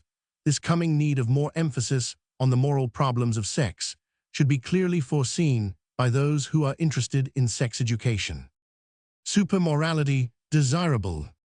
Now, while sexual morality, as commonly understood, is a direct aim of sex education, it is not 64 in the opinion of many people, the ideal and ultimate goal of sex education in its broadest outlook. There is something higher than conventional morality, for the reason that while natural sexual union in monogamic marriage is never legally or ecclesiastically immoral, it is very often far from ideal. It is not ideal if it is unethical, unhygienic, or unesthetic. It is unethical if it is not a bipersonal desideratum. Roman 1e based on mutual love. 9. It is unhygienic when not promotive and conservative of health, and it is unesthetic if the concomitant psychical reactions are not in harmony with the beautiful in nature and life. In all these ways, morality, as commonly and legally and ecclesiastically understood, may fall very far short of the ideal sexual relationships. Such an ideal is now held by many men and women who wish that morality might mean to all the world not simply the limitation of sexual union to monogamic marriage, but also that it might be made to mean an all-satisfying monogamic affection and comradeship based on certain physiological, psychical, aesthetic, and ethical laws that underlie human sexual potentialities. Such would be a morality so 65 far beyond the accepted standards that for convenience we may call it supermorality or the new morality. This, I sincerely believe, is the ultimate goal of sex education in its largest outlook. Supermorality deserves emphasis. Among those who have contributed to the sex education movement, there are none who have properly emphasized this supermorality, which I believe is the ultimate goal of the larger sex education for the most enlightened people.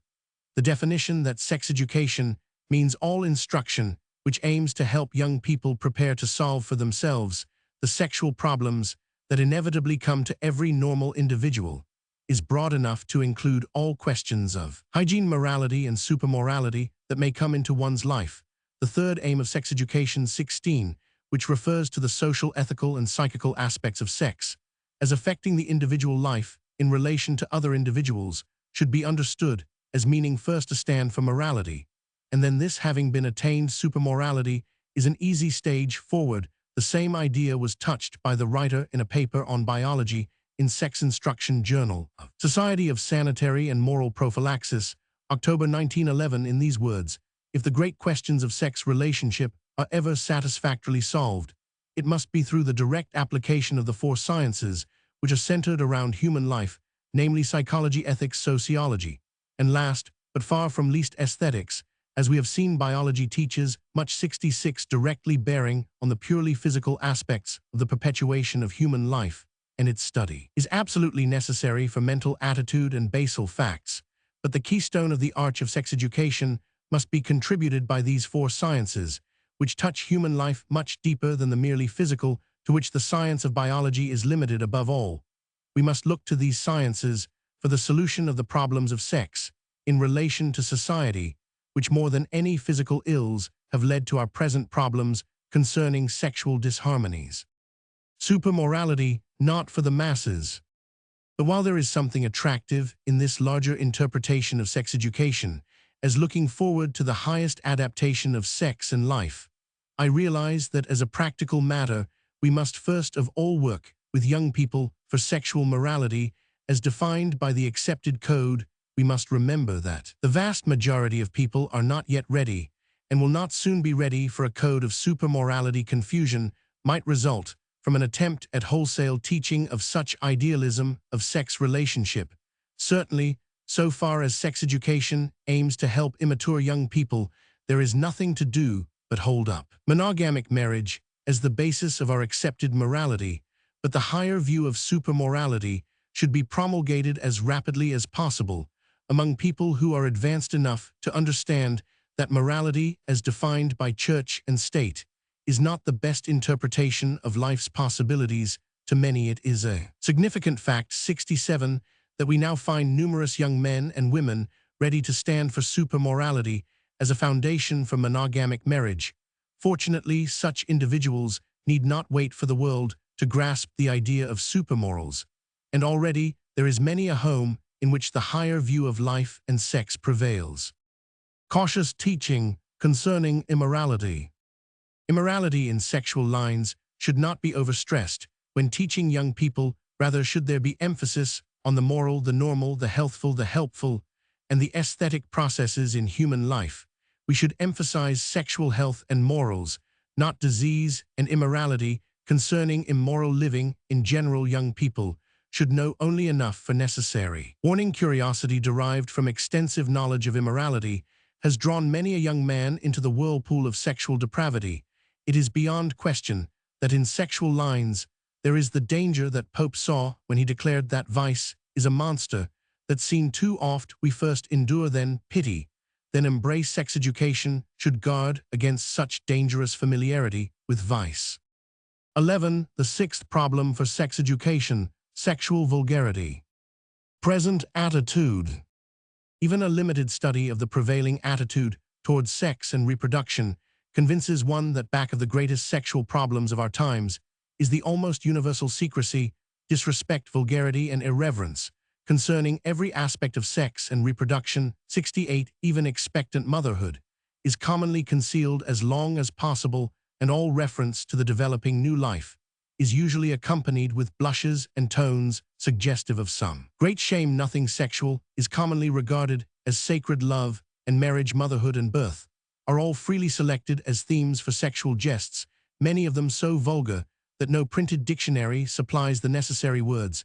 And I'm not simply referring to the great masses of uneducated people, for the saddest fact is that a very large proportion of intelligent people have not an open-minded and respectful attitude concerning sex and reproduction. Vast change of attitude needed. Now, unless we can devise some way to counteract the prevailing narrow, vulgar, disrespectful, and irreverent attitude towards all aspects of sex and reproduction, unless we can make people see sexual processes in all their normal aspects as noble, beautiful, and splendid steps in the great plan of nature, unless we can substitute a philosophical and aesthetic view of sex relationship for the time-worn interpretation of everything sexual as inherently vulgar, base, ignoble, and demanding asceticism for those who would reach the highest spiritual development, unless we can begin to make these changes in the prevailing attitude towards sex and reproduction, we cannot make any decided advance in the attempt to help solve sexual problems by special instruction. First of all, sex education must work for a purified and dignified attitude which sees vulgarity and 69 impurity only when the functions of sex have been voluntarily and knowingly misused, and thereby debased. Sex education must work against the idea that sexual processes are inherently vulgar, degraded, base, and impure. Such an interpretation is correct only when sexual instincts are uncontrolled and thereby out of harmony with the highest ideals of life. But control does not mean asceticism, which aims at complete subjugation of sexual instincts and would annihilate them if that were biologically possible. The early Christians, disgusted with the sexual degradation of the paganistic and materialistic Romans preached a doctrine of sexual asceticism as the ideal for those who would rise to the heights of spiritual life. This pessimistic interpretation of the relation of sex and life has persisted even in some ecclesiastical teachings of the 20th century, and probably has had not a little responsibility for the widely accepted and depressing view that sex is a necessary but regrettable fact of human life. Attitude changing. Fortunately, the old ascetic point of view is passing rapidly. 19th century science has given us a nobler view of the physical world. Scientifically considered matter is no longer base and degraded, especially has the biological science of the past 50 years made living matter and its activities profoundly impressive, and of the life activities none are so significant and so all-important as those relating to the perpetuation of the human species. Biological science has 70 taught this emphatically, and the processes connected with sex have been lifted to a place of dignity and purity. Aesthetic attitude desirable. The old asceticism, with its uniformly dark outlook on life, has no lessons worthwhile in our modern problems relating to sex. We need severe control, and not annihilation, of our most powerful instincts. The bright outlook of aesthetics, rather than the dark one of asceticism, should prevail, for sex instincts and processes are essentially pure and beautiful phases of that wonderful something we call life. Sex education should aim to give this attitude by presenting life as fundamentally free from the degradation arising from misuse and misunderstanding of sex. Not a new ideal. The aesthetic interpretation of sex is no new ideal. Canon Littleton, formerly headmaster of Eton College and later canon of Westminster, believed that viewed rightly the subject of sex, the ever-recurring miracle of generation and birth, is full of nobleness, purity, and health. The late Dr. Prince A. Morrow wrote the sex function is intimately connected with the physical, mental, and moral development. Its right 71 use is the surest basis of individual health, happiness, and usefulness in life, as well as of racial permanence and prosperity. Its abuse and misuse is the cause of a vast deal of disease and misery. And finally, we may quote President Emeritus Eliot of Harvard University: society must be relieved by sound instruction of the horrible doctrine that the begetting and bearing of children are in the slightest degree sinful or foul processes. The doctrine lies at the root of the feeling of shame in connection with these processes, and of the desire for secrecy. The plain fact is that there is nothing so sacred and propitious on earth as the bringing of another normal child into the world. In marriage, there is nothing staining or defiling about it, and therefore there is no need for shame or secrecy, but only for pride and joy. This doctrine should be part of the instruction given to all young people. Attitude all-important in sex education. If sex education succeeds in giving young people this enlightened attitude, there will be little difficulty in solving most of the ethical and hygienic problems of sex.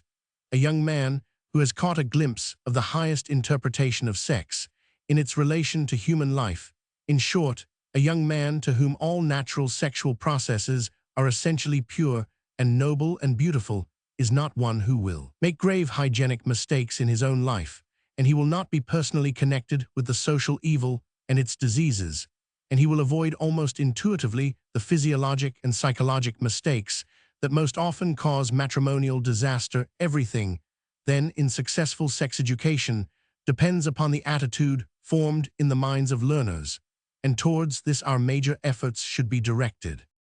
Comparison with animals not helpful.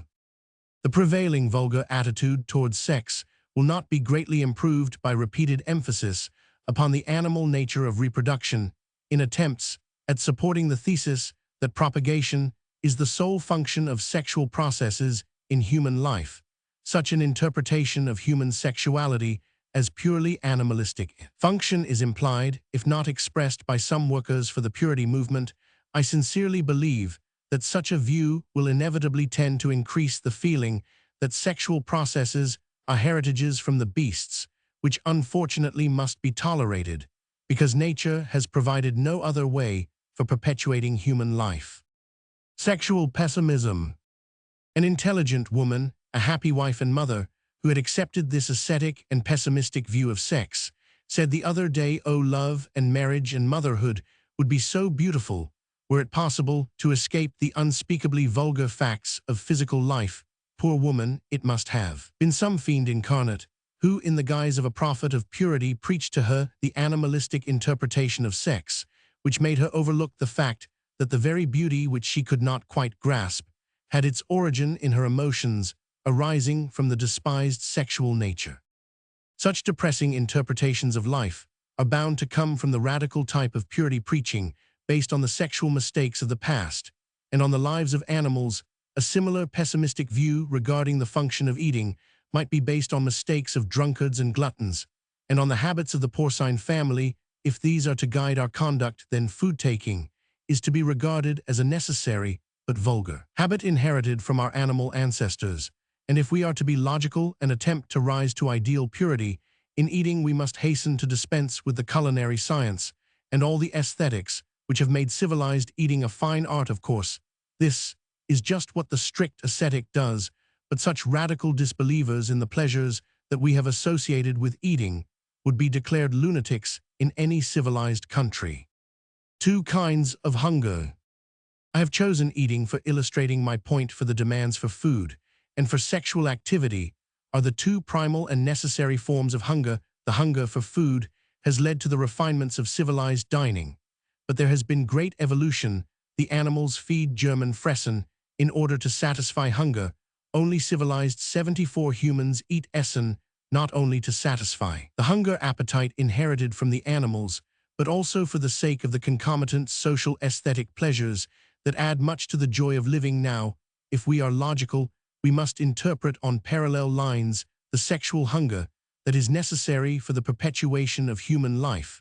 Like eating, it is a necessary function inherited from the animals, but there has been an evolution of greater significance in the animal world. Sexual activity has only one function, reproduction, but human life at its highest has superadded psychical and social meaning to sexual relationships, and the result has been affection and the human family. If we reject this higher view of the double significance of sexuality in human life and insist that only the necessary propagative function is worthy of recognition, it is almost inevitable that most people will continue to accept the hopeless view that human sexuality is on the same vulgar plane as that of the animals. In short, that it is only an animal function. This, I insist, is a depressing interpretation that will never help overcome the prevailing vulgar attitude towards sex. Human sexuality more than animal.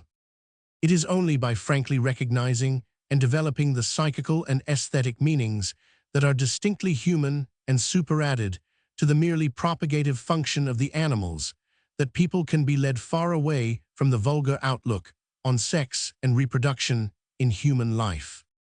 Relation of attitude and morality. Sexual vulgarity, a stage in evolution.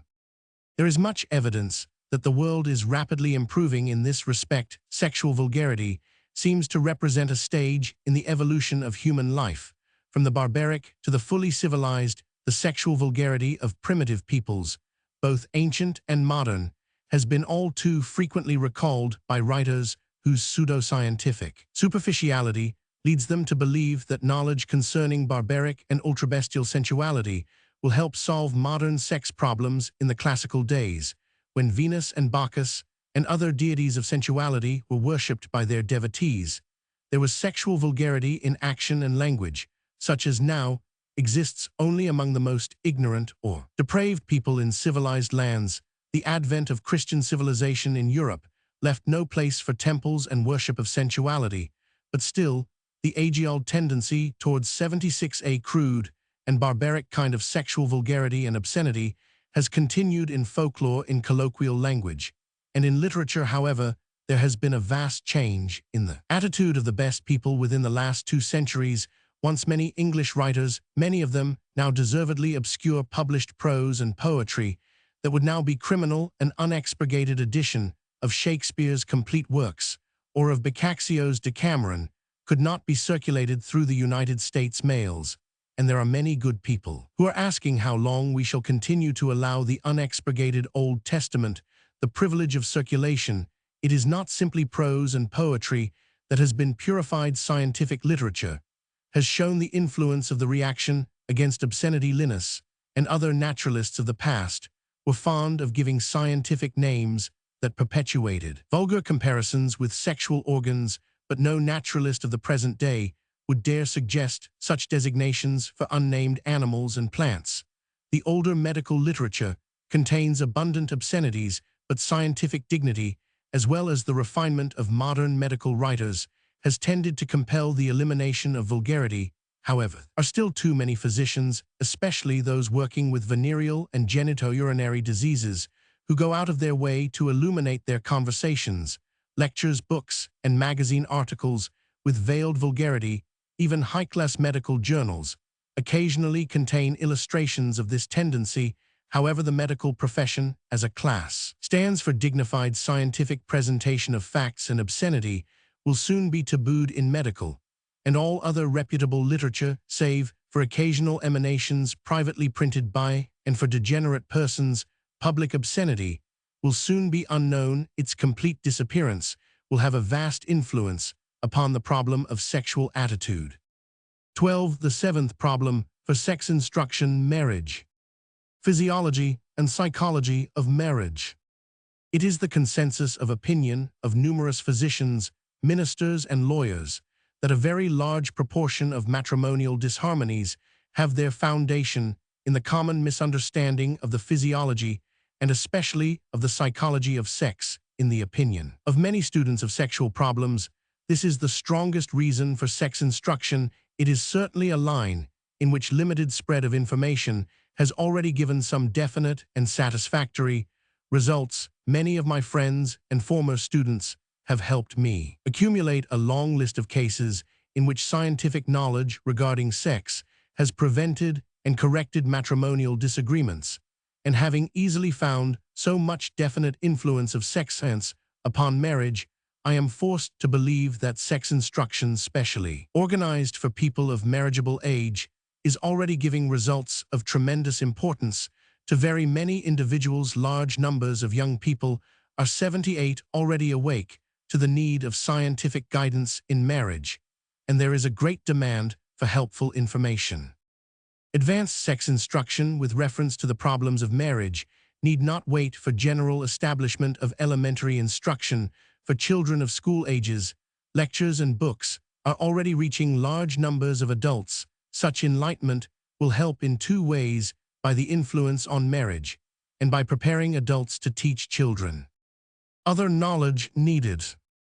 There is another side to the problem of marriage that points to need of the larger sex education. Physiology and psychology of sex are fundamental, but they alone are not sufficient to complete that mutual adjustment and understanding which marriage, at the full development of its possibilities, involves. Matrimonial harmony cannot be entirely a problem of applied science, as some superficial devotees of science seem to think. For science can never analyze those subtle and ever-varying qualities that go to make up what we call personality and marriage. In its largest outlook is the intimate blending of two personalities. Psychological and physiological knowledge will undoubtedly help the two married individuals in their progress towards the harmonious adjustment of their individualities.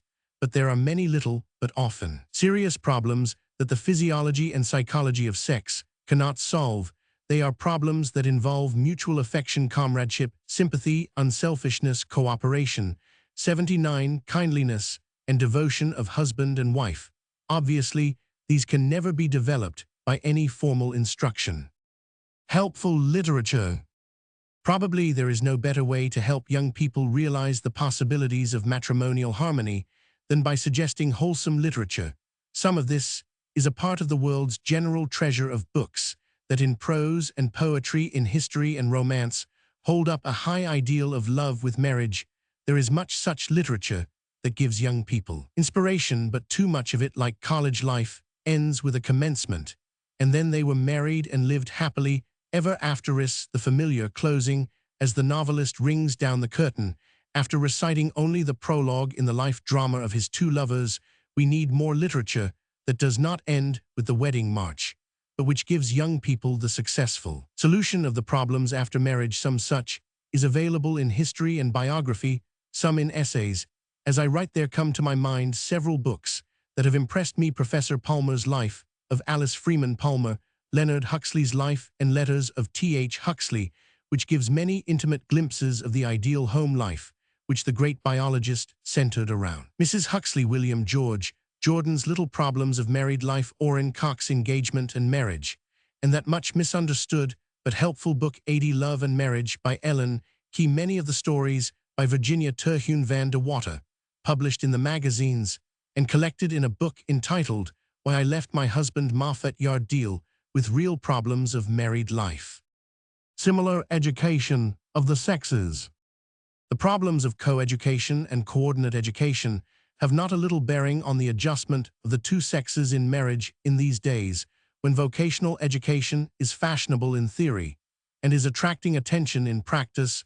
We are told that co-education and coordinate education are mistakes because they provide the same training for both sexes. We are told that girls must be educated for their vocation of homemaking, while boys must be educated for business, trades, or professions. Everywhere in this current movement for vocational education, we find the emphasis placed on making education for the two sexes just as dissimilar as possible. Fortunately, for the educational adjustments of the two sexes to each other, much of the present-day discussion that demands extensive sex specialization of education cannot be made practical, and the training of the two sexes will inevitably continue to be quite similar, with at most a limited amount of time spent on application of certain knowledge to practical 81 ends that are chiefly of interest to one sex only. By far the greater part of education from kindergarten through the university is in the nature of the fundamentals of knowledge and will continue to be essentially similar for both sexes. For illustration,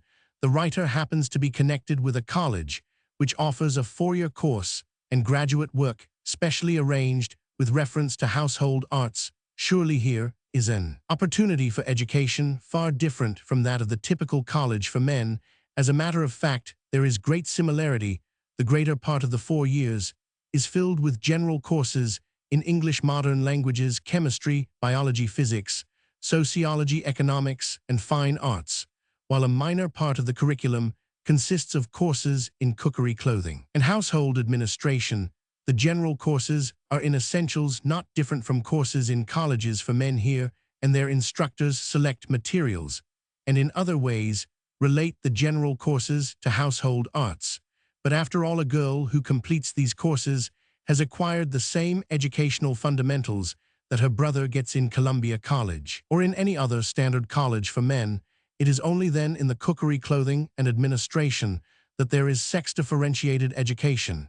And even in these, the practice necessary to acquire proficiency in technique is the chief peculiarity. So far as fundamental knowledge is concerned, cookery is chiefly an application of chemistry, physics, and physiology. That could easily be made clear to one who had completed 82 courses in these sciences in a college for men. Dress design is an application of fine arts, and its construction is a mechanical problem.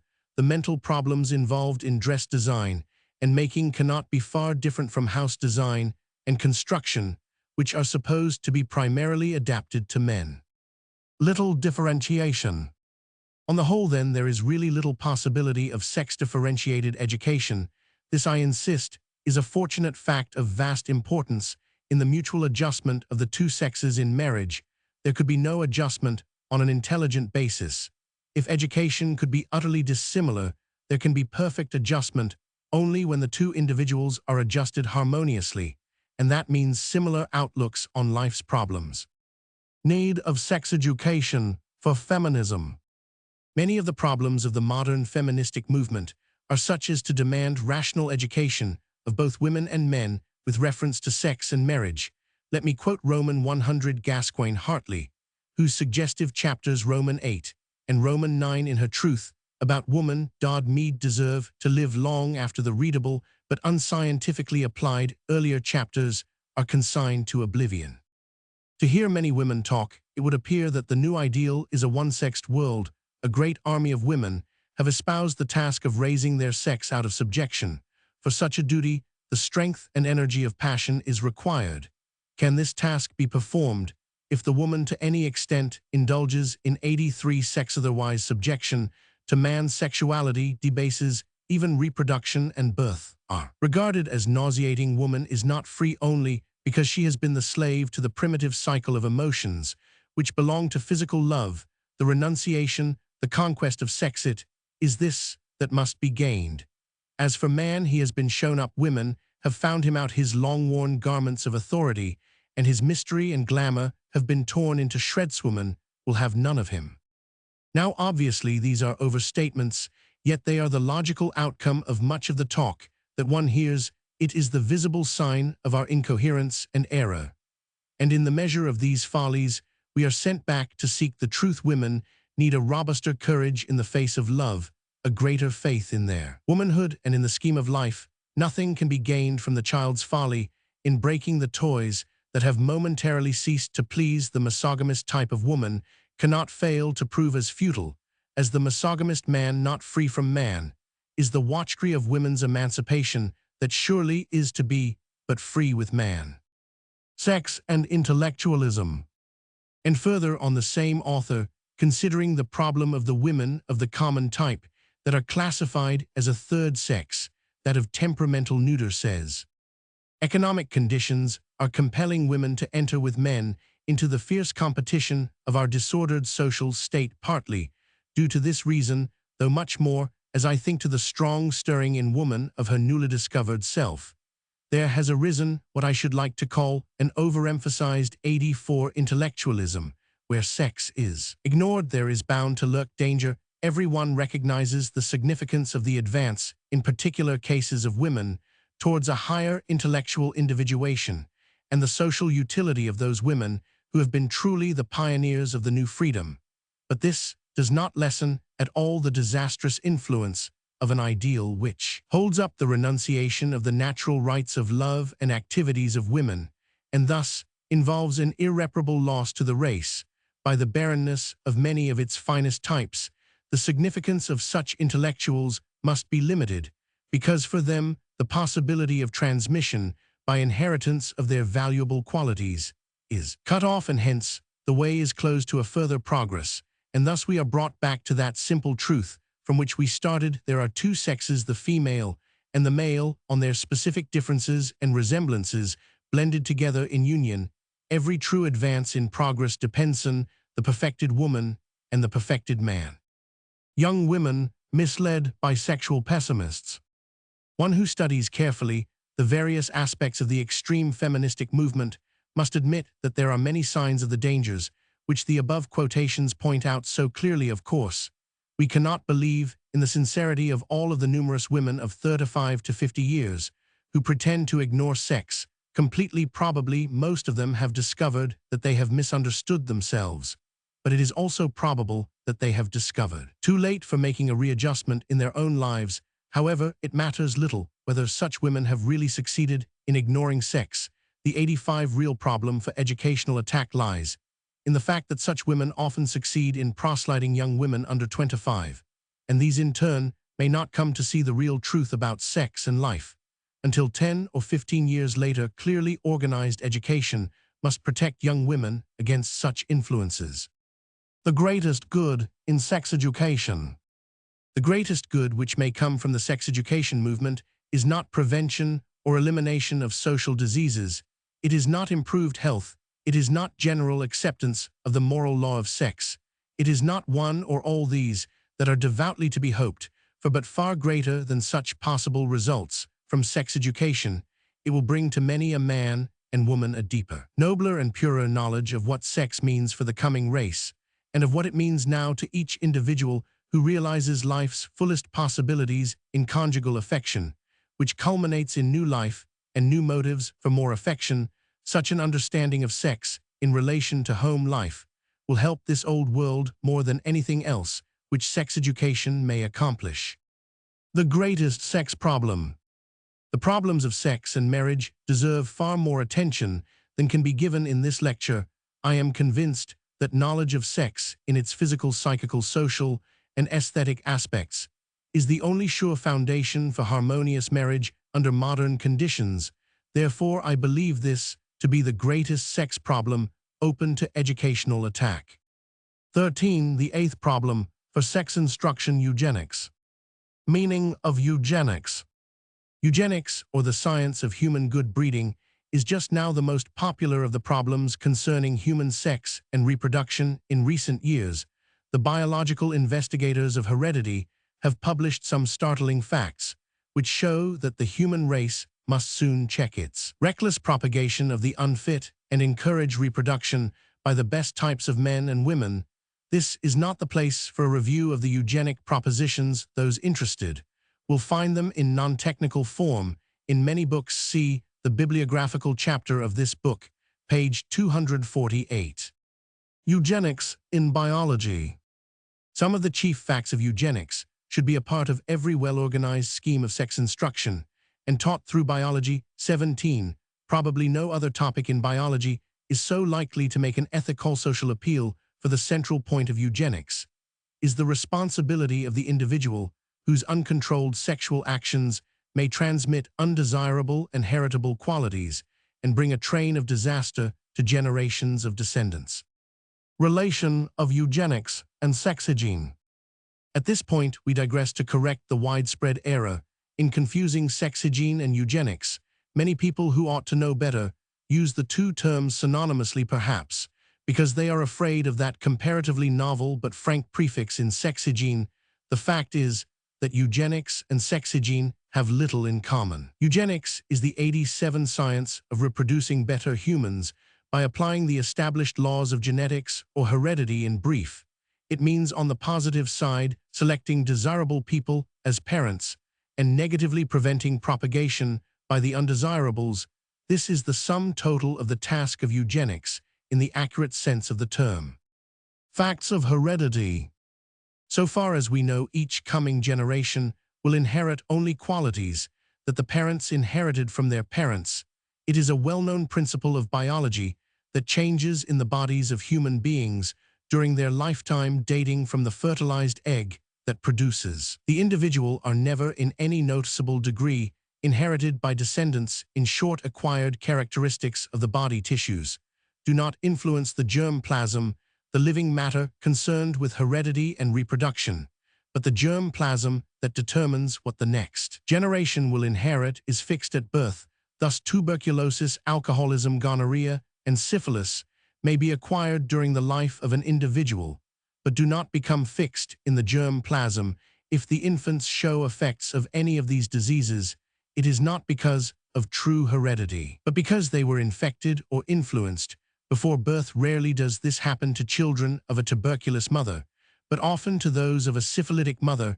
In a gonorrheal ophthalmia neonatorum, specific inflammation of infants' eyes, it is a case of infection during birth. Sexagene and eugenics parallel. Thus it appears that sexagene, either personal or social, concerned with venereal diseases, is not 88A part of eugenics. It is, however, a phase of euthenics, which deals with the environmental factors that affect the individual life. It is clear, then, that sexagene in the strict medical sense and eugenics are parallel and not conflicting. Eugenics aims to select better parents who will transmit their own qualities genetically. Sexagene, in its personal and social aspects, will make healthier parents able to give their offspring a healthier start in life, especially because the offspring is free from the prenatal effects of disease. The teaching of heredity and eugenics is intended to develop a sense of individual responsibility for the transmission of one's good or bad inherited qualities to offspring. The teaching of sexagene, either personal or social, looks towards improving personal health and preventing infection and injurious influence on the unborn next generation. Obviously, we need both sexagene and eugenics as part of the larger sex instruction. 14. Summary of lectures on sex problems. Problems of health, attitude, and morals. We have made a general survey of the problems that offer reasons for sex instruction. We have noted that some of the problems are concerned with health and hence lie within the scope of sexagene. in the strict sense of that term, but some of them have only the remotest relation to health and hygiene. On the contrary, they relate to the 89 ethical, social, and aesthetic attitude of individuals towards sex and reproduction. Obviously, these touch problems not of sex health, but of sex morality in their educational importance. I believe them as great, perhaps even greater than those of sex hygiene. In fact, I have come to believe that many individuals can best solve all their own sexual problems on the basis of moral and aesthetic attitude. Manicided instruction needed. Considering, as we have done, the sex problems in their many aspects, we are forced to the conclusion that sex education will prove adequate only when it combines instruction from the several points of view. It must be much more than the sex hygiene with which the sex instruction movement started. We need sexual knowledge that will conserve health, that will develop social and ethical and eugenic responsibility for sexual actions, that will lead to increased happiness as well as to improved health, and that will give a nobler and purer view of life's possibilities in all these lines in which sex influences human life profoundly. Sex education holds out the hope of help towards a better life for all who receive and apply its lessons. Dr. W.S. Hall in Life's Problems has given in a few pages the necessary protective knowledge. Roman 3. Organization of educational attack on the sex problems. 15. The task of sex education. Pragmatic solution of sex problems. In the preceding series of lectures, we have surveyed 8 important sex problems that can never be solved, even in part, unless by widespread information that specifically guides the individual and organized society in the adjustment of sexual instincts to the peculiar conditions that obtain in our modern civilized life, to spread the knowledge that will help civilized humanity on towards the best possible adjustment of sex and life, and therefore to a pragmatic solution of sexual problems, is the task or the chief aim of sex education. No hope for complete solution, constant advance towards ideals. Of course, only the ultra-utopian dreamer claims that sex education can solve all the sexual problems of civilized life, but even the most pessimistic disbeliever in the new movement admits that knowledge of sexual life will be helpful to the great majority of people. Hence it is worth while to organize the educational attack 91 on the sex problems, which we have considered in the preceding lectures. It seems to me that we may gain an advantage by frankly admitting that the educational attack is not expected to solve all sex problems for all people, for by such admission we put to flight those shallow cynics who have opposed the sex education movement, because they think, and probably correctly, that immorality and social diseases and all other sexual disharmonies will continue to exist as long as the human species does. Likewise, there will be dishonesty and murder and preventable diseases and all other human troubles in spite of education. But the advancement of learning has slowly and progressively reduced the sum total of all the disharmonies of life, until now civilized people are largely free from many of the original or barbaric conditions. Along similar lines, we may confidently think of sex education as making constantly advancing and victorious attack on the problems of life that have grown out of our primitive sexual instincts. Sex education, like all other education, strives towards ideals that individuals and society may always approach, but may never reach. It is only another case of Emerson's advice, hitch your wagon to a star, which means the adoption of high ideals that lead ever on and on towards better life.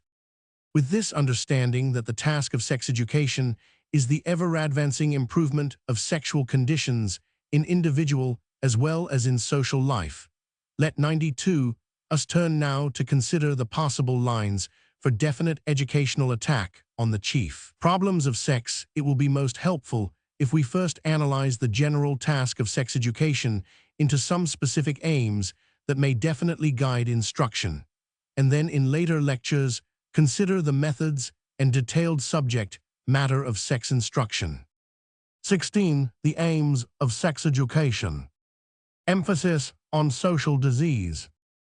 Since the revelations concerning the disastrous physical effects of sexual immorality, especially as it exists in the commercialized conditions of the social evil, have had the chief influence in awakening intelligent people from their age-long ignorance and indifference concerning the great sex problems. It was natural that those who first proposed special instruction should have emphasized the social evil and its diseases so much as to create the widespread but erroneous impression that the great aim of sex education is to teach the distressing facts concerning the pathological consequences of immorality. Other problems need emphasis.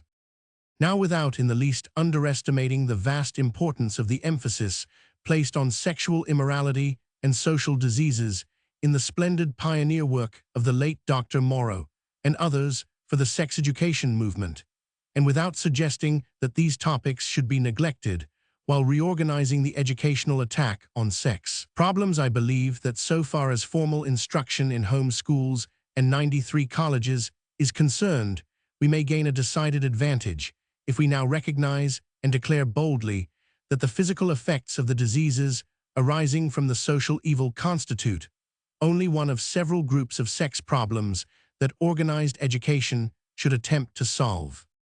Concerning the other problems that sex education should touch with great definiteness, it is my personal view that most of those outlined in the preceding lectures will be affected by instruction along 5 important lines as follows. 5 lines of instruction. 4 aims. As I now see in the large, the sexual problems which scientifically organized education should attack, the educational aims may be grouped under 4 general headings as follows. First and most important, sex education should aim to develop an open-minded, serious, scientific, and respectful attitude towards all problems of human life which relate to sex and reproduction. Second, sex education should aim to give that knowledge of personal hygiene of the sexual organs which is of direct value in making for the most healthful and efficient life of the individual. Third, sex education should aim to develop personal responsibility regarding the social, ethical, psychical, and eugenic aspects of sex, as affecting the individual life in its relation to other individuals of the present and future generations. In short, sex education should consider the problems of sexual instincts and actions in relation to society. Fourth, sex education should aim to teach briefly to young people during later adolescence the essential hygienic, social, and eugenic facts regarding the 2 destructive diseases which are chargeable to sexual promiscuity or immorality. Order of importance of aims. Relation of aims to problems of sex. Sex education organized with regard to these 4 aims will touch definitely all the 8 problems of sex that have been discussed in preceding lectures. The first aim will directly affect the problem of vulgarity and indirectly touch those stated under the third aim. The second aim is obviously directed to the problem of personal health, as it may be influenced by the sexual processes of one individual independent of others. Of course, there is also the personal aspect of social diseases, but it is clearer to consider both personal and social aspects of these diseases as a unit in the fourth aim.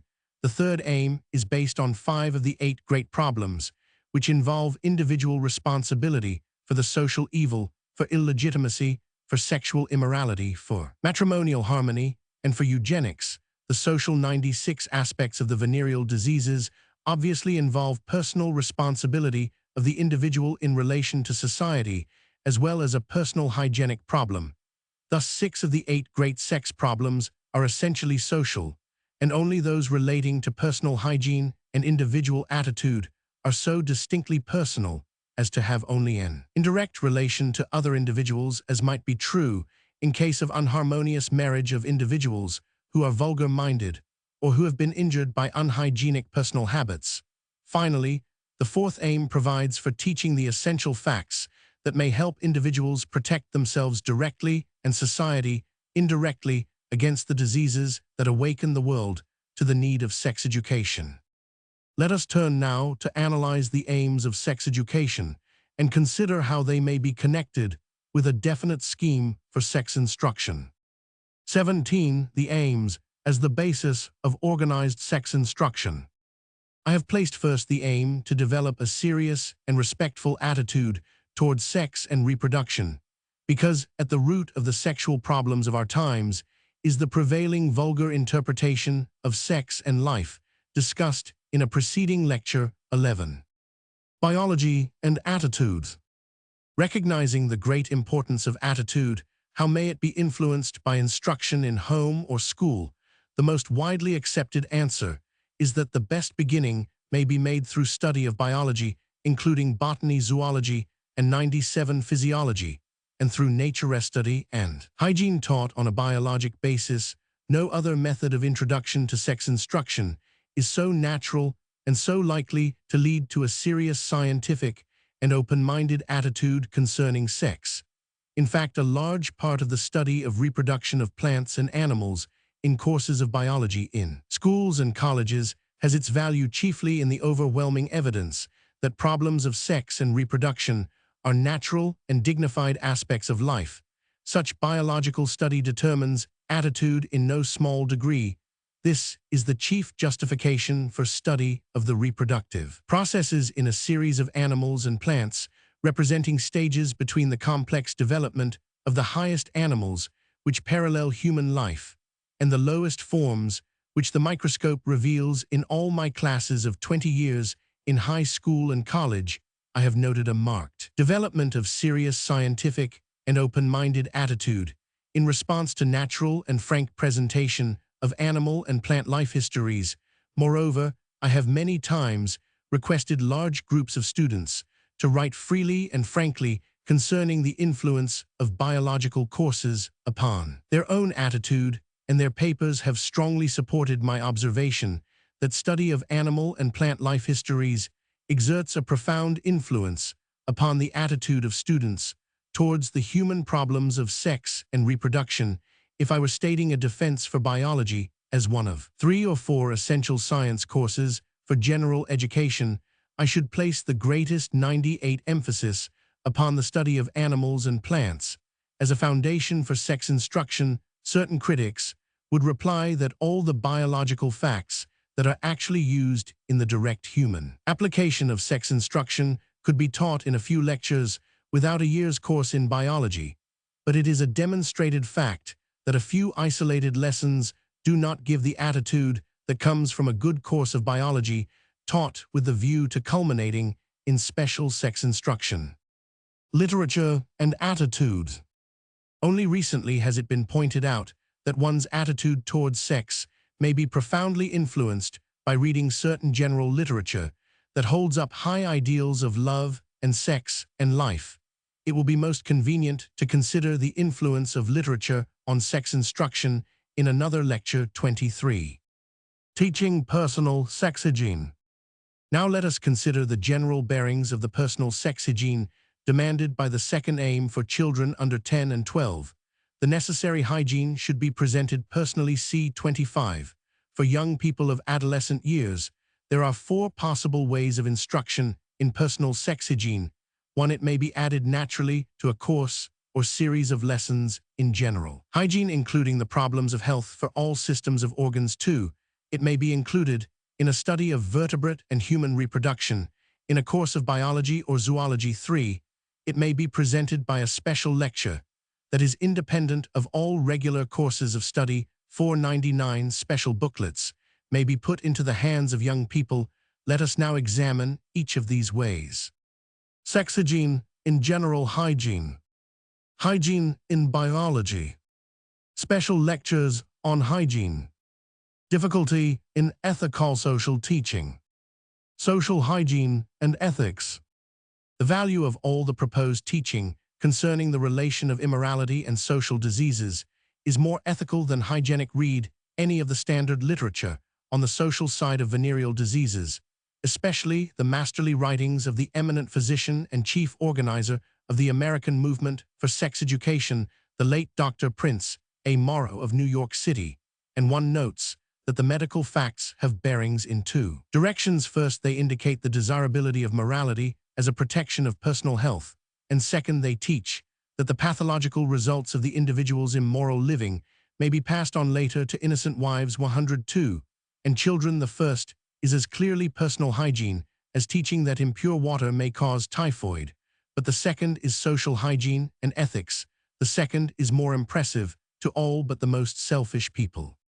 There is good reason for believing that information concerning the social diseases is more likely to impress the average young man through the social ethical appeal, much more than as a matter of personal health.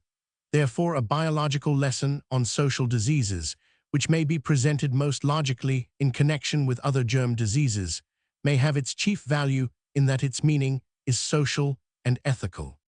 Biology and ethics. As another illustration of biology touching ethics, I have recently come to believe that the teaching concerning heredity and eugenics, which should be a standard part of the best sex instruction, has its greatest value in the ethical appeal and not in the direct biological application of the laws of heredity, which underlie eugenics. I realize that this statement is likely to be disputed by those biologists who see in eugenics only the possibility of controlling heredity so as to propagate better strains of humans, just as breeders of plants and animals have produced better domesticated varieties.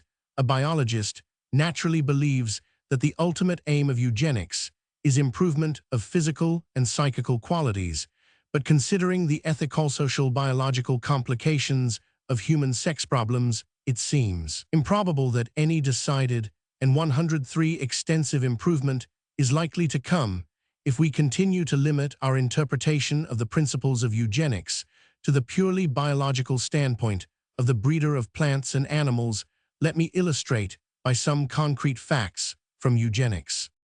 There is a widespread opinion among science teachers that high school biology should present some of the best established facts of heredity, and that these should be eugenically applied to human life by means of such illustrations as those afforded by the histories of certain degenerate families, such as the well-known Jukes, and Kallikak's A Brief Sketch of the History of the Latter Family, as described in Dr. Goddard's interesting book, The Kallikak Family. Macmillan will make clear my point as to the ethical appeal of eugenics.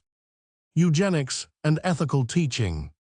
A young man of good ancestry broke the moral law about 140 years ago, and became the father of an illegitimate son by a feeble-minded mother. Of 480 descendants of this son, there have been 46 normal, many immoral, many alcoholic, and 143 feeble-minded. The same man who back in the revolutionary days made a mistake which led to such awful consequences, later married a woman of good family and became the progenitor of a second line of 496 descendants, of whom 494 have been normal mentally, while 2 were affected by alliance with another family, and all have been first-class citizens, many of them prominent in business professions, etc.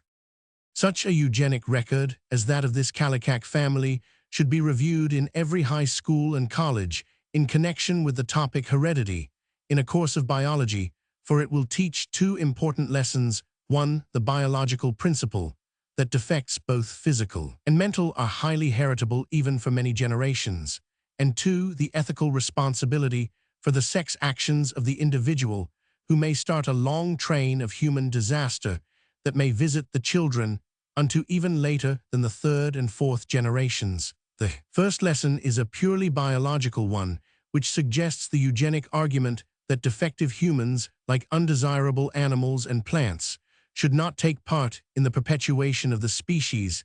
The second lesson is not biological, but ethical, suggesting individual responsibility for conduct which may disastrously affect other individuals' lives. It seems to me that so far as general education is concerned, the ethical lesson is the more impressive and more likely to 105 lead to voluntary eugenic practice by individuals. It is my observation that even many intelligent people are not seriously impressed by the biological evidences for eugenics considered as a general problem, but their reaction is one of interest when one begins to present the question of ethical responsibility for the transmission of physical and mental defects to future generations. Such considerations have led me to the view already suggested that eugenic studies in courses of biology have their greatest practical value in their ethical implications, which of course, by influencing individual responsibility for reproduction, may lead to the desirable biological improvement of the human race. Teachers of biology should present as an economic problem the facts which will make better breeds of plants and animals by direct application of the biological laws of heredity, but they should present and apply parallel facts to human life in order to influence first of all individual responsibility for ethical control of reproductive activity, and thus indirectly work eugenically for an improved human race. Aim of eugenics.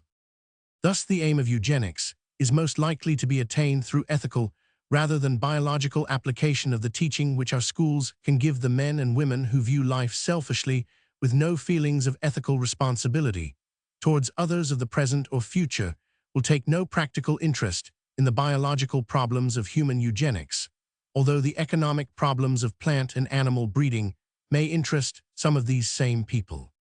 Education and other aspects of sex problems. Only essential knowledge of social diseases. Finally, the educational application of the fourth aim demands some explanation sometime in the adolescent period. All young people should learn the essential facts regarding the two social diseases and their relation to immoral living. There is the widespread impression that those advocating sex education believe in giving great prominence to the social diseases. But in opposition to this, I cite the report of a committee of the American Federation for Sex Hygiene, published in the Journal of the Society of Sanitary and Moral Prophylaxis, January 1913, and later reprinted as a pamphlet by the American Social Hygiene Association. In that report, there are 23 recommendations concerning 107 sex instruction, but only one mentions social diseases, and in these words, during the later period of adolescence there should be given special instruction as to the character and dangers of the venereal diseases. That seems sufficient. It is not desirable that young people should review the horrible facts relating to perverted sexuality. 10 or 20 brief and authoritative statements, quoted impressively from medical and social literature, ought to give fair warning of lurking dangers in immoral living. More extensive information has often proved dangerous. I would gladly advocate that this dark side of life be kept in sealed books. If I did not know that so many young people need forewarning and definite guidance, our educational system will not do its full duty if it fails to offer the needed help, so that it may be obtained by all adolescent young people who are not so fortunate as to be guided by parents and other personal teachers. Roman 4. The teacher of sex knowledge. 18. Who should give sex instruction? A large number of people have been convinced that young people need knowledge which will help them face the great problems of sex, but they withhold their approval of the sex education movement because they are not satisfied that proper teachers exist. It is therefore evident that we cannot make permanent progress by emphasizing the need of sex education unless we can give assurance that qualified teachers are available. The teacher most important. The situation as regards teachers of sex instruction is very different from that of all other subjects concerning which young people should be taught. We cannot safely plan the teaching regarding sex until we know the teacher. This will be evident, I think, after some general considerations concerning selection of teachers and some discussion of problems such as the first teachers for classes and some undesirable teachers. The general rule should be first find the safe and sure teacher, and second, select the facts and plan the lessons that the chosen teacher may give effectively. Teachers of same sex for children. Coeducational classes. I realize the difficulty of applying this rule in many high schools where the foundations of sex education are well laid on the biological basis. There is no reason why the biological studies should not be coeducational through nature study and biology as far as the development of frogs and birds, and in a general 110 way of mammals. In fact, both of my textbooks, The Applied Biology and The Introduction to Biology, which emphasize reproduction of organisms more than other high school books, have been used throughout in coeducational classes. However, these books stop where the problems of human life begin and should be supplemented by lessons for sex-limited classes. There are writers who suggest that segregation of the sexes for teaching concerning human life may be at present a necessity, because complete frankness on sexual questions is certainly obstructed by tradition, but we must not ignore the deep social reasons why in general there must be maintained a certain amount of reserve between the sexes in the consideration of some important problems of life. No educational theory or practice can possibly alter the fundamental physical or psychical relations of the sexes which nature seems to have fixed immutably. Married women as teachers.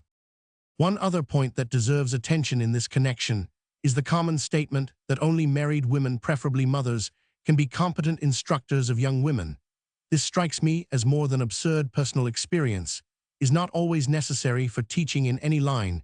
The greatest medical teachers have not had the diseases they describe so clearly. The best elementary teachers and specialists on the care of children are not always mothers. On the contrary, some of these are men. 111. The fact is that these teachers have learned not from personal experience, but from the great accumulations of scientific knowledge of medicine, hygiene, and education. There is an abundance of such knowledge relating to sex that may be clearly understood by bright women who have no personal knowledge of sex. Therefore, I believe that it is nonsense to insist that only women with complete sexual experiences can be efficient guides for other women. 19. The child's first teachers of sex knowledge. Mothers and other first teachers.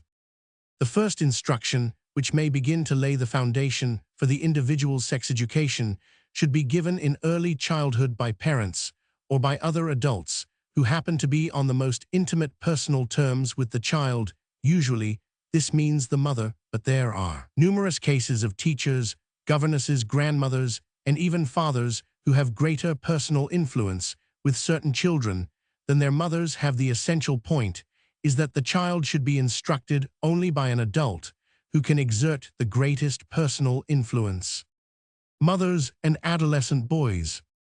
Many parents who believe in sex education for their children hold that the mothers should give all necessary hygienic guidance and teach the elementary facts of life to the children of both sexes in the pre-adolescent years, but that with the dawn of adolescence, the girls should continue to be instructed by their mothers, while the boys should be guided by their 112 fathers. So far as girls are concerned, this seems to be a fairly good plan, but 9 times out of 10, it is not best for the boys for several reasons. First, the sudden change of attitude on the part of the mother will surely impress upon the boy that there is something about sex in boys that even his mother dares not talk over with him.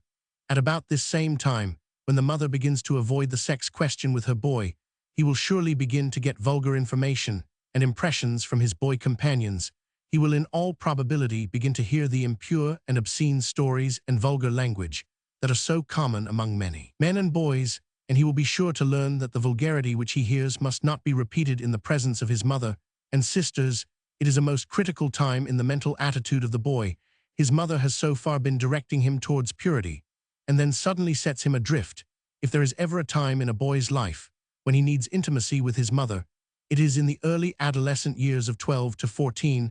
A strong mother's heart-to-heart guidance at that time will influence the boy more than all the sex education which the schools and colleges combined can ever hope to offer. Such is the problem of home teaching for adolescent boys. I emphatically protest against the foolish and even dangerous idea that because a boy is beginning to metamorphose into a man, his mother should cease to help him with the problems of sex. Lucky is that adolescent boy whose mother realizes her duty 113 and her opportunity, and holds him as intimately as if he were a girl of corresponding age. 20. Selecting teachers for class instruction. The references to the teacher in the following are primarily applicable to those who may be called upon to give sex instruction as classwork in schools, colleges, churches, the Y Roman 1000 Roman 100A, the YW Roman 100A, and other educational organizations. The chief question for discussion in this lecture is that of selecting the teacher of those phases of sex instruction that are directly related to human life, that is, personal sex hygiene and sex ethics. So far as biological facts of sex are concerned, there are no special problems such as may not be handled by teachers of biology. In general, according to the accepted methods, see Lloyd and Bigelow teaching of biology, in the secondary school and Bigelow Teacher's Manual of Biology. Regular teachers, if possible. As already suggested, a large part of the sex instruction is simply an extension of biological science, hygiene, and ethics, and in secondary schools and colleges should be given by selected teachers of the regular staff, and whenever possible, as a part of regular courses, there may be some necessary modifications to this plan. For example, in Teachers' College, the course on sex education, and another series of lectures on sex physiology and hygiene for women are open to students who do not take the biology courses in which the sex instruction logically belongs. Sex hygiene and ethics. Sex specialists not desirable. I have mentioned special teachers as necessary for instruction with direct reference to specialists' human life. I hasten to add that I still agree with the report of the Special Committee Morrow et al. Of the American Federation for Sex Hygiene that it is not desirable 115 that any teacher should make specialty of this type of instruction and of no other. We do not want sex specialists in the schools. CPP 10 and 2023. Of the report of the committee, it is important that all teachers should have general information regarding the sex problems of young people in order to be able to help individual pupils. 21. Certain undesirable teachers for special hygienic and ethical instruction. It will be most helpful if we consider the problem of selecting teachers with a view to rejecting those who certainly should not undertake the special hygienic and ethical teaching for teachers who are good in other subjects and who are fortunately free from certain disqualifications discussed in the following may by means of study adapt themselves for the final and most important stages of sex education.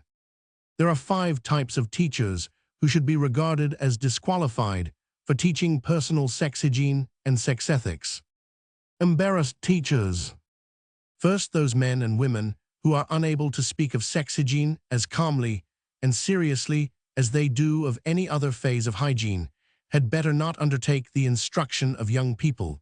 There are many such men and women among teachers who, so far as scientific training is concerned, ought to be good teachers of sex hygiene. As an illustration of this attitude that leaves the wrong impression, 116.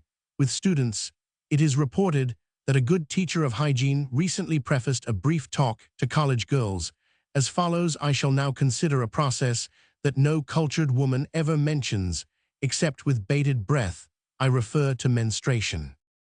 Abnormal teachers. The second kind of people who should not teach sex hygiene are the men and women who are the unfortunate victims of sexual abnormality, either physical or psychical, that more or less influences their outlook on life. Certain neurotic and hysterical men or women who lack thorough physiological training and whose own sexual disturbances have led them to devour omnivorously and unscientifically the psychopathological literature of sex by such authors as Havelock, Ellis, Kraft, Ebbing, and Freud, are probably unsafe teachers of sex hygiene. Especially is this true of the women of this type, whose introspective morbidity has led them to diagnose their own functional disturbances as the direct result of oversexuality and restraint from normal sexual expression. A diagnosis that is probably wrong 9 times in 10 cases. Such a woman is a very dangerous teacher of sex hygiene for adolescent girls and a positive menace to older unmarried women who, if free from absorbing work, may spend their leisure in becoming more or less restless under the unsocial, if not unphysiologic conditions of unwelcome celibacy. This is no imaginary danger. The reader of this will not be interested in details, but the author has received from physicians and others 117 reliable information concerning several extremely abnormal women of the above-described type who are taking an active interest in the sex instruction of young people and are actually suggesting to their friends among young women the dangerous and untrue doctrine that prolonged celibacy for women results in repressed sexuality that surely leads to ill health. Such ideas, it is true, are traceable to certain well-known radical writers on the psychopathology of sex, but we must remember that the great majority of physicians and other scientific investigators who have studied such problems refuse to believe that repressed sex instincts in either men or women do the harm that a few extremists have claimed. But even if it were known beyond the shadow of a doubt that repressed sex instincts may injure people, it would be unwise to entrust young people to instruction by teachers who have a hypochondriacal interest in such a doctrine of repression. Such suggestions can do only harm to the vast majority of persons who receive them. To say the least, it is unfortunate that the psychopathology of sex has become so widely circulated among those who are not well trained in physiology and psychiatry. Teachers who emphasize sexual abnormality. The third kind of people who should not be entrusted with teaching sex hygiene are the men and women who, without a scientific perspective, have plunged into the literature of sexual abnormality until they have come to think that knowledge concerning perverted life is an important part of 118 sex education for young people, especially for those of post-adolescent years.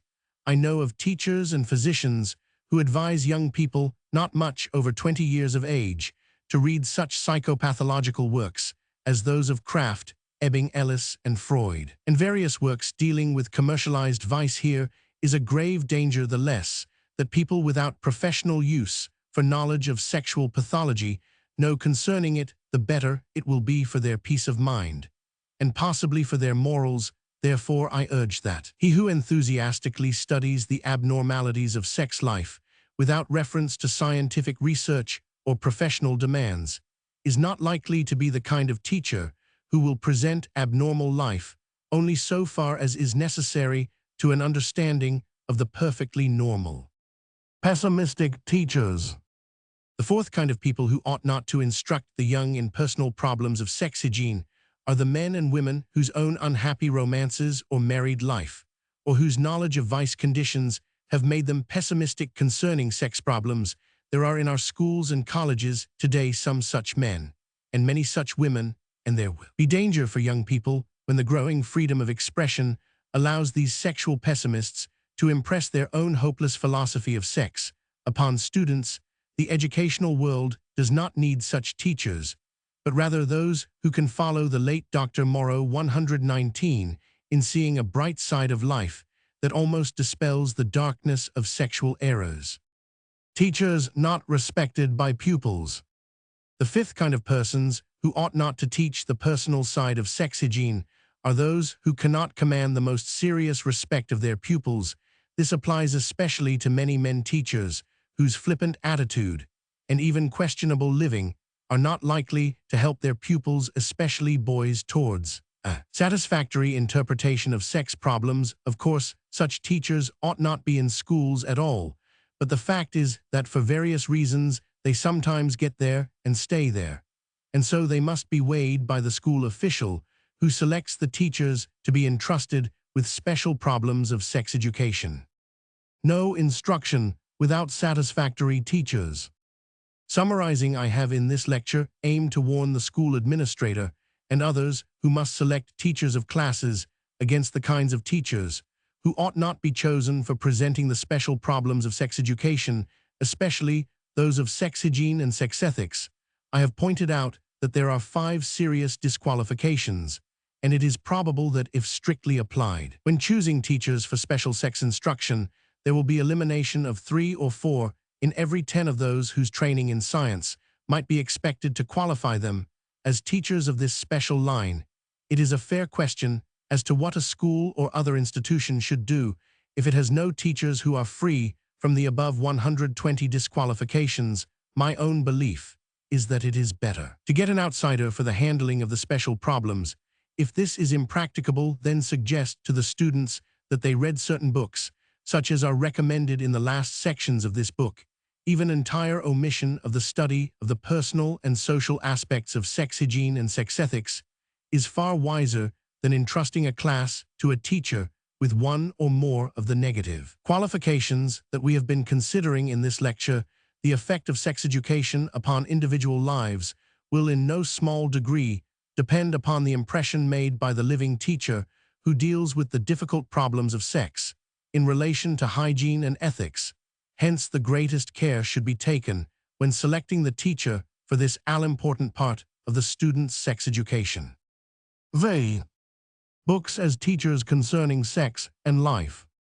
22. Value and danger of special sex books for young people. Books for private reading. There are many parents and teachers who believe that young people should get their sexual information by private reading, and numerous books for boys and girls have been prepared to meet such a demand. The desire for such private reading undoubtedly exists, especially in boys, but this is part of the general air of secrecy and vulgarity that has enshrouded the truth about sexual matters. Many eminent physicians agree that there are elements of physical and perhaps moral danger when a boy reads a sex science book secretly, but that there are few such possibilities in frank and scientific teaching by a competent instructor. This is recognized by leaders in the Roman 1000 Roman 100a, and they prefer to read books with the boys in study classes. Many scientific women think there is no such danger for average girls, but agree that girls as well as boys will gain in respect for the subject of sex if the atmosphere of secrecy can be avoided. Hence 122, while books for private reading are better than ignorance, they alone will not solve many of the problems at which sex education is directed. We must cease to foster the secrecy created by an atmosphere of obscenity, and the study of sex must be brought into the light of day. Let good books be recommended through parents, and with their approval be issued freely by libraries, and without restrictions which suggest something dark and wrong. Let parents and teachers encourage such reading, but not as something requiring secrecy. Rather, let such books be read as freely as any other good books, and let parents and competent teachers follow the young readers closely so as to explain facts and help develop the desirable attitude of mind. Especially, let parents encourage the idea that approved sex science books may be read at the family fireside as properly as any other books. Above all, let parents and teachers work in every possible way against the time-worn idea that problems of sex are essentially vulgar and demand secrecy. Even in scientific study, we must have a nobler and healthier outlook on human life than that which so commonly prevails, and we can never get it by secret study of sex science by young people. Such study may do some good by warning against unhygienic habits and social diseases, but it is certainly inadequate to give the open-minded attitude needed so much for appreciating the ethical, social, and aesthetic bearings of human life, as it is influenced by normal sexual functions. Pamphlets versus books. Better books needed. At present, there are no thoroughly satisfactory books for adolescent boys and girls. In my opinion, W.S. Hall's books for boys are the most reliable, and his Life Problems is the best selection of facts for girls, but some mature readers criticize the style of presentation. Some other books for adolescent young people are mentioned with critical notes in the bibliography at the end of this book. There is still plenty of chance for authors to experiment in writing books of this class. 23. General literature and sex problems. Sex in literature. In the world's best literature, there is much that teaches important lessons in the field of the larger sex education in the guise of love. Sex problems have always held the prominent place in all literature. Many a great book teaches direct or positive lessons by holding up high ideals for inspiration and imitation. But some of the most impressive lessons are in negative form, especially in fiction that deals with the tragedies of life. Religious books. As examples of literature of direct influence in helping many young people solve the problems of sex, we think first of that which holds up high ideals of personal purity, such as the Bible and other religious books. There is no doubt that such literature has a tremendous influence on many young people, but it has little influence on others, probably in part because the somewhat mystical style of most religious writings is meaningless to many people. Appeal of poetry. It is a fact that many young people who refuse to be interested in religious literature may be influenced for sexual purity by the emotional appeal of some general literature. This is especially true of romantic poetry.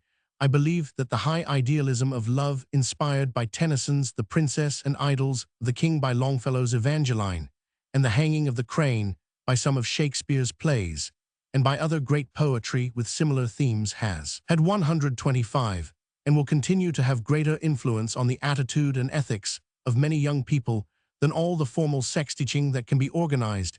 Hence, I believe that teachers of literature should be led to take interest in the larger sex education to the end, that by selection and interpretation of great masterpieces, they may contribute in a valuable way to the solution of some of the problems that have their center in the deeper nature of sex. Importance of interpretation. Interpretation of literature by teachers is very important for the purposes of sex education of young people. As an example, take Tennyson's Idylls of the King, whose movement centers in the life problems that turn around love. The average reader is likely to miss the great lessons if the poem is not critically interpreted either by living teachers or by such critical essays as those by Henry Van Dyke in his Poetry of Tennyson and Newell Dwight Hillies in his great books. As life teachers without interpretation, the Idylls may teach false as well as true lessons of life. Some of the knights of the Round Table, Galahad and Perceval, were worthy followers of the good and pure King Arthur, and some of them, like Lancelot and Tristram and Merlin, proved unable to live up to the vow of chastity to which Arthur swore all his knights. And on the part of the ladies of Arthur's court, there was purity and devotion and true womanhood in Elaine and Enid, while Guinevere and Etar and Vivian were unchaste and faithless. 126. In fact, all phases of the relations of men and women in the struggles and perplexities of life are pictured, and therefore it is important that a well-trained teacher should be the guide and interpreter if the Idylls of the King are to be read with the idea of understanding their true bearings on life, which includes their contribution to the larger sex education. I have used the Idylls of the King as an illustration because they are so manicided in sex problems, but much other great literature may be made to help young people to high ideals of relationships between men and women. I have emphasized the place of such literature in the larger sex education, because I have come to believe that interpretation of life, either real or in great literature, may have profound influence in the development of one's philosophy of life. As a matter of educational procedure, ensuring that young people will learn to interpret life, especially those aspects that the larger sex education touches so definitely, there appears to be no more natural and unobtrusive way of approach than that offered by the study of literature. I am convinced that many teachers of literature may be efficient workers in the cause of the larger sex education, supplementing the scientific teaching in the ethical lines, where science is admittedly weak, if not helpless.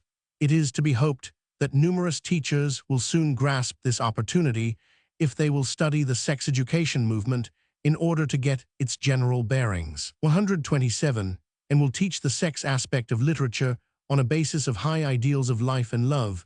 We need have no fear as to the culmination of the instruction, which properly begins with study of the biological facts of life in its sexual aspects, and leads on and on to its climax in the ethical aspects of the individual's sex life, in relation to other individuals, that is, to society. Not to be labeled sex education. I take it for granted that no teacher of literature who contributes to sex instruction will let the students know that the emphasis placed on great life problems is part of a conspiracy of parents and educators to give in the name of sex education instruction that will help prepare the individual for facing the problems here as elsewhere. The young people had better be left unaware that their elders are so interested in giving them instruction regarding sex problems that they have organized for study of ways and means a movement known as sex education. Sex tragedies of fiction. The abundant literature that points to the moral to be drawn from sexual tragedies has doubtless influenced thousands of young people. I have talked with many educated people who confessed to having been profoundly influenced by such books as Eliot's Adam Bede Hawthorne's Scarlet Letter, Goethe's Faust, Hardy's Tess of the d'Urbervilles. One might go on and compile an extensive bibliography for fiction of all languages. 128 of all times is full of the errors into which insistent sex instincts have drawn men and women who are not masters of themselves. All standard fiction in which sexual errors and their penalties are associated may do good as a part of the larger sex education, but the teacher should make sure that the young readers arrive at the correct interpretation. Fiction without a moral. Against that type of fiction, which presents sex problems that do not clearly point a moral, the average so-called problem novel of recent time, there should be general opposition by workers for the larger sex education. Many of the modern novels and magazine stories seem to introduce sexual situations for the same reason that Bigelow did in some of his tales, namely the attractiveness of lasciviousness. Unlike the commendable novels, it is characteristic of the equivocal ones that no penalty is demanded or paid, and no moral conclusion is suggested. In fact, the way is very often left open to an immoral interpretation.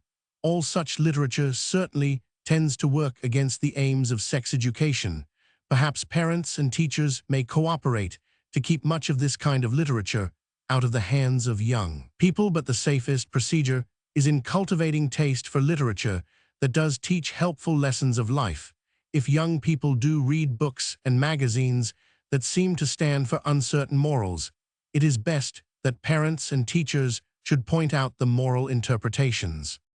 24. Dangers in literature on abnormal sexuality.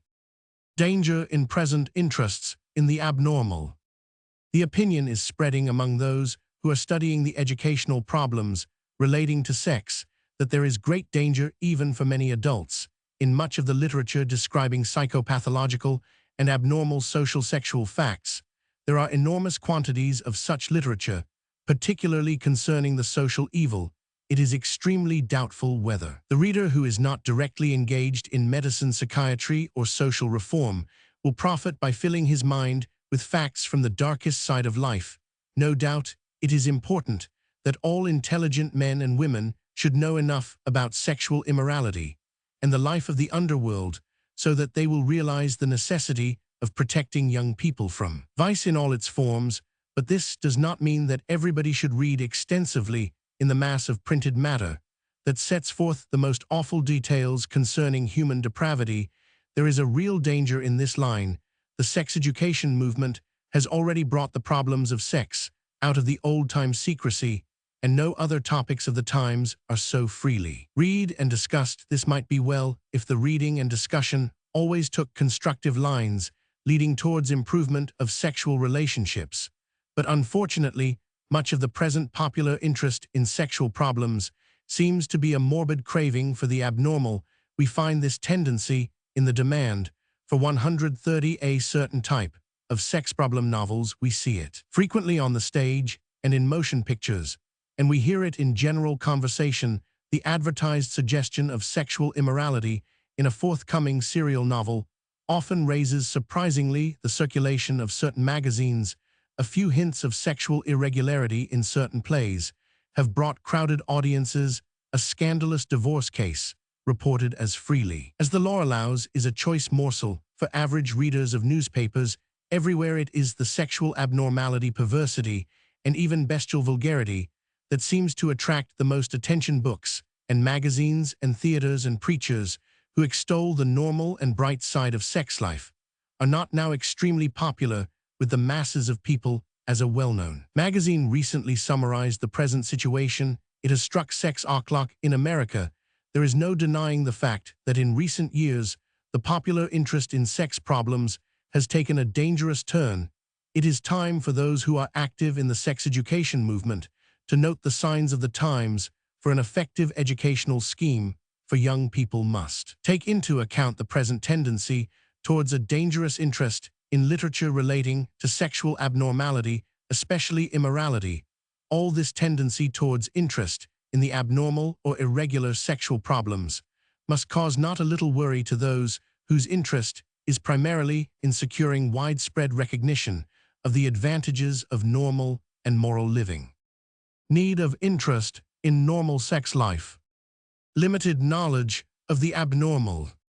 Looking at all sides of the present situation, it is my personal conclusion that everyone should learn first the scientific facts regarding normal processes connected with the sexual system.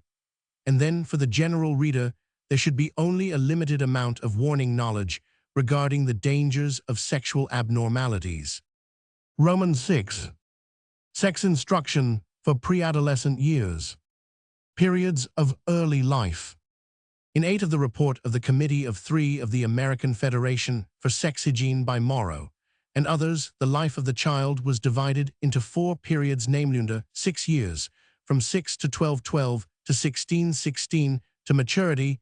This division now seems to me to be too arbitrary, and I have come to believe that it is more helpful to consider sex instruction for 3 periods as follows: pre-adolescence ending at 11 to 14 years, early adolescence, 12 to 16 years, for girls 13 to 17, for boys later adolescence, 16 to 21, for girls 18 to 25, for boys. 25. Elementary instruction and influence. Nature study. The life histories of plants and animals as taught in the best nature study are important in forming attitude towards reproduction and giving a basis for simple and truthful answers to the child's questions as to the origin of the 134 individual human life. The publications listed in the last section of this book, under the headings for girls and for boys, will help parents and teachers. There is need of little private hygienic instruction, but of much guidance away from harmful habits. This will be indicated in the next section, which considers masturbation, as it concerns children of both sexes and all ages. Protection. The protection of children from corrupting influences is an important work of sex education in pre-adolescent years. Probably the greatest safety lies in parents giving simple facts regarding reproduction and in cultivating confidence so that any accidental contact of their children with vulgarity will be counteracted in advance. Many parents, especially mothers, have found this possible. Girls' preparation for puberty. In the years between 10 and 12, every child should learn from a parent or other adult confidant some general facts regarding their approaching puberty. This is especially important in the case of girls, for many a girl has been physically and mentally injured because a prudish mother has procrastinated too long the giving of information regarding the first menstrual period. The facts in the first 30 pages of W.S. Hall's Life Problems should be known by many girls of 11 and by the great majority before 13. Some books for young girls are defective in that they avoid reference to 135. The coming changes. I see no excuse for a sex hygiene book for girls who are too young to be trusted with the simplest knowledge regarding menstruation. Such children should be interested in nature studies and perhaps the elements of general hygiene, but certainly not in books with curiosity-stimulating titles. Special needs of boys. Since boys entering puberty pass through no such sharply defined beginning as girls do, the information they need in advance is not so specific. At the same time, we must recognize that the average boy under 12 years picks up more information regarding sexual life than a girl does, and so the problem of teaching self-control comes earlier. Although the average girl enters puberty a year or two before the boy, parents and teachers must recognize the fact that sexual tendencies come to many boys several years before puberty, and masturbation and even premature sexual intercourse are possible problems with many boys long before the 12th year. The boy's early gathering of sexual information is not without advantage, for it becomes possible for parents and other adult confidants to explain many important truths as to the proper use of his sex organs and as to his conduct towards girls. All this can be done with the average boy of 11 or 12, and with hundreds of even 9 and 10, without any fear of giving information that is startlingly new, and without any danger of giving a nervous shock. Cautious teaching of girls. Children's friendships. In the pre-adolescent years, parents and teachers should cooperate in developing a spirit of group fellowship between boys and girls, and at the same time instill into the boys something of that chivalrous and protective attitude of boys towards girls, such as one finds in the families of the highest culture. I emphatically mean group fellowship, for it is certainly undesirable to encourage in pre-adolescence any tendency towards paired comradeship. It is certainly best that boys and girls should have many good friends of both sexes. The real truth back of the old adage 2 is company, and 3 is a crowd. 137 makes the crowd highly desirable for both pre-adolescents and early adolescence, for in these years it is friendship and not romantic love that will be most helpful in the later life. As one step in this direction, all sensible adults should show their disfavor to the abominable habit of teasing small children concerning their best friends of the other sex. Parents and teachers will do some of the best work in the larger sex education if they begin in pre-adolescent years to develop the social life of the children along lines similar to those suggested above. Summary. Summarizing, it is evident that there is very little direct sex instruction suitable for pre-adolescent years so far as the child's own life is concerned. It now seems clear that parents or other adult confidants must instruct individuals or possibly small uniformly selected groups. Class instruction seems out of the question, except for life history studies of animals and plants on the whole. Then there is nothing radical or impossible in the proposition that there should be a beginning of sex education before the advent of adolescence. 26. Hygienic and educational treatment of unhealthful habits. Problems of children. All adults should take a sane and scientific view of the sex problems that are likely to come even to normal children. We must remember that they are born with sexual mechanisms that may easily and automatically lead into harmful habits, unless parents and teachers guide 138 hygienically and mentally along the lines that are known to offer safety. Masturbation.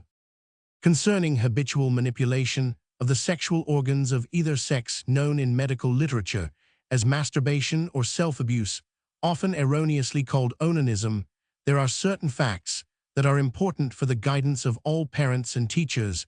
I discuss it in this connection, since the problem often arises in the later years of the pre-adolescent period. Does not indicate degeneracy.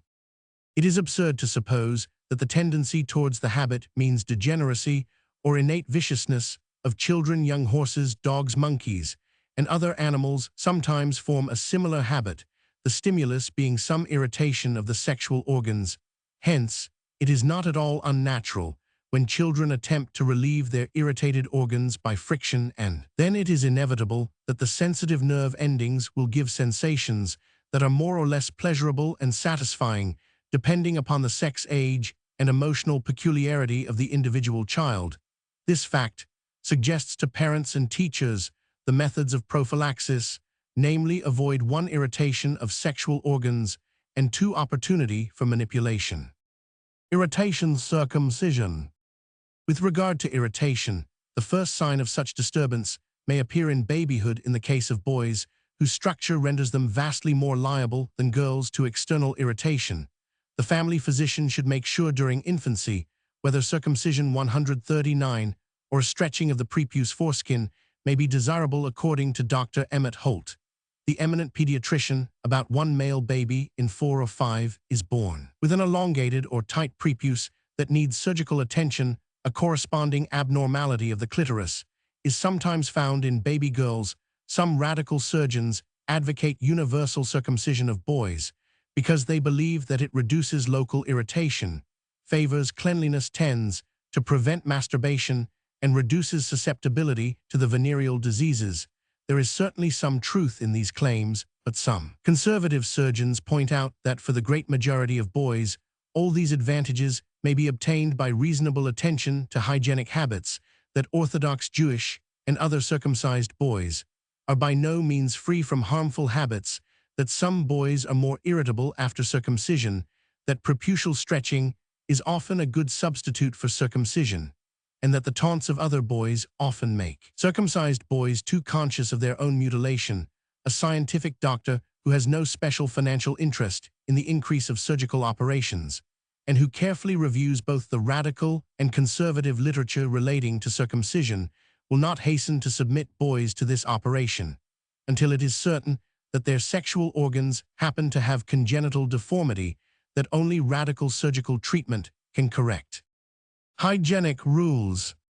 In addition to making sure that uncleanliness or structural abnormality are not responsible for 140 irritation of sex organs, there are some special hygienic rules useful for parents and teachers who have charge of children most important is avoidance of habit formation. Clothing should be well adjusted to avoid pressure and friction of the sexual organs, and so constructed, especially night clothing, that it is not convenient for the hands to reach the organs. Normal boys require pockets, but they should open at the waistband and not at the side of the hips.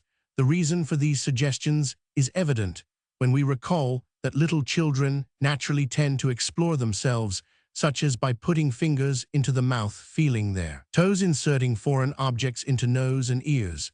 And when we also recall how quickly a child may learn the habit of sucking its thumb, we must realize the importance of guarding the child from extending such activities to its sexual organs, which, because they possess the most sensitive nerve endings in the body, are most liable to lead to habitual manipulation.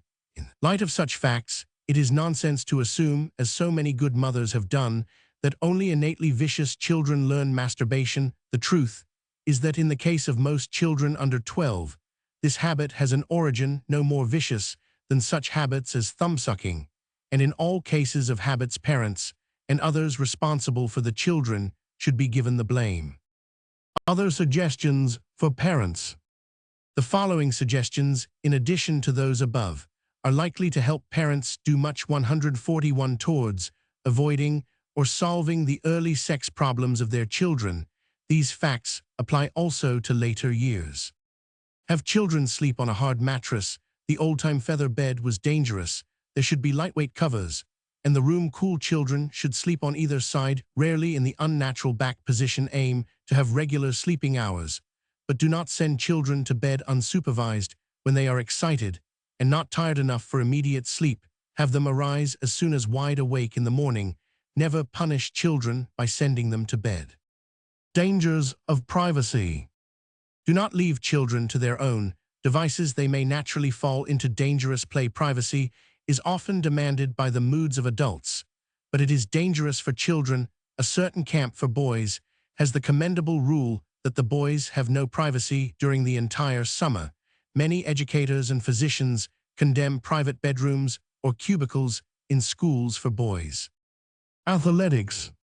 A strenuous life of physical and mental activity is the best solution of personal control of sexual instincts. Reasonable athletics and study make an ideal combination for both boys and girls, and yet we must not trust absolutely to athletics or other physical work, for there are certainly many individuals whose sexual desires are not controlled by muscular exercise. Much of the formal athletic training may have 142 no more influence on sexual control than dogmatic creeds. Drugs. Strong condiments and alcoholic drinks are known to be sexual excitants for many people, and for this and other hygienic reasons should be forbidden to children. There is a widespread, but still undemonstrated opinion that tea, coffee, tobacco, and strong condiments have an exciting effect. However, there is plenty of scientific authority based on other hygienic grounds for avoiding these, at least during the years of growth. Constipation. Constipation is likely to cause sexual irritation, and hence, this is an additional reason for submitting children to competent doctors for treatment of this disturbance, which so seriously affects general health, especially by autointoxication. Bathing. Cool bathing in the morning, especially of the sexual organs, is hygienic, except for girls during the monthly periods, including 2 days before the expected menstrual onset. For various reasons, bathing in very warm water should be very limited, and then only for cleansing. Form of instruction. In hygienic instructions to children, avoid giving them any ideas concerning the supposed prevalence of the habit of masturbation. There is a dangerous tendency to follow the crowd. Also, the habit should never be described to children, except as unnecessary handling of the sex organs. It is dangerous to suggest to children, as certain books do, that there is any 143 pleasurable sensation resulting from manual manipulation of the organs, for the force of suggestion or curiosity has led some children to experiment with themselves until they formed the habit. Symptoms. There are no absolutely certain signs or symptoms, and those suggested by certain authors, especially by quack doctors, make young people and even parents and teachers judge some individuals in an unfortunate way, especially should parents and teachers remember that there is absolutely no scientific basis for supposing that great diffidence, indigestion, pimples on the face, boys, lack of interest in girls, and numerous other popular signs are indications of the masturbation habit, like the symptoms in patent medicine. Advertising the above signs are so general that they are sure to fit some cases. Insanity. Do not tell children the ancient falsehood that insanity will surely result from handling the sexual organs. It is true that masturbation is a common habit of certain types of insane people and of some neurotics, but it is probable that the habit is more often one of several factors rather than the direct cause of the nervous breakdown. However, it is scientific to say that the habit may weaken the nervous system and indirectly affect general health, especially in pre-adolescent and early adolescent years. Probably the greatest nervous damage comes because there is often greater excess than is possible in natural sexual relations. The strain of all sexual excess is 144 more in loss of nervous energy than of secretions.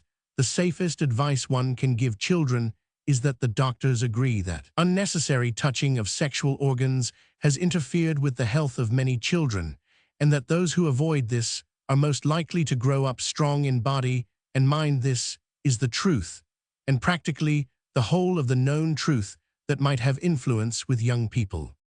Mental habit. Mental masturbation or daydreaming concerning sexual functions is probably more harmful than mechanical manipulation. It is believed to be more common in young women than in men. However, there is little reliable evidence as to the prevalence of the habit. As an educational problem, there is nothing to be done beyond informing all adolescent young people that allowing their minds to dwell on sexual affairs may interfere with nervous health, scholarship, and future efficiency in life. Hard mental and physical work and strenuous play as a daily routine will avoid or solve most such difficulties of young people. Not hopeless. In all dealing with this problem of young people, we must beware of overemphasis or exaggeration. Parents and teachers should do all possible to prevent and cure the habit, but there is still hope for most young people who, in spite of warning, occasionally lapse into their old habits. Both men and women of this type have led their classes through college and won success afterwards. Probably they would have done still 145 better if entirely free from the habit. On the other hand, men and women of neurotic inheritance, combined with the habit, have suffered nervous collapse during college years, and it is scientific to assume that the additional nervous strain produced by masturbation was a contributing factor. Evidently, we dare make no definite prophecy as to what will happen to one who in early life forms the habit of masturbation. There is no excuse for excessive alarm in any ordinary case, but as we have seen, there are good reasons why parents and teachers should calmly and yet firmly help young people avoid unnatural sexual activity.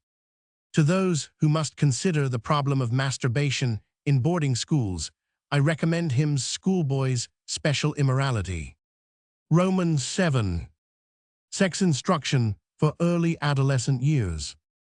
27. The biological foundations. In discussing instruction for the pre-adolescent years, I have stressed biological nature study as important for the purpose of giving general knowledge of how new living things come into the world.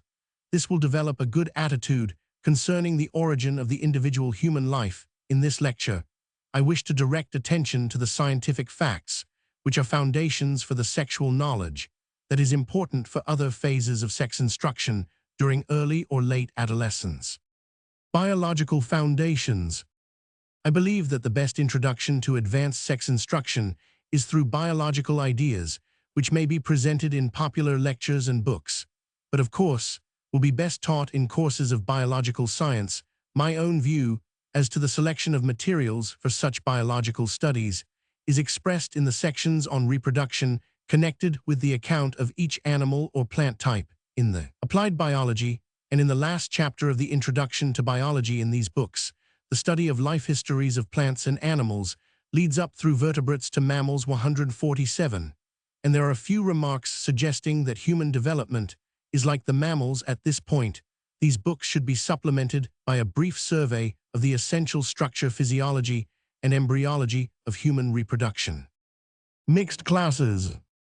Biological studies of human reproduction should not be coeducational in high schools or the early years of college. Mature college students who have passed through extensive biological studies may, without apparent embarrassment, study human embryology in mixed classes, but after experience with many such groups, I have begun to think that separate classes are desirable if the course is made to include all the important facts that college graduates should know concerning human reproduction. At any rate, there should be special lessons or reading dealing with detailed information that directly concerns one sex only.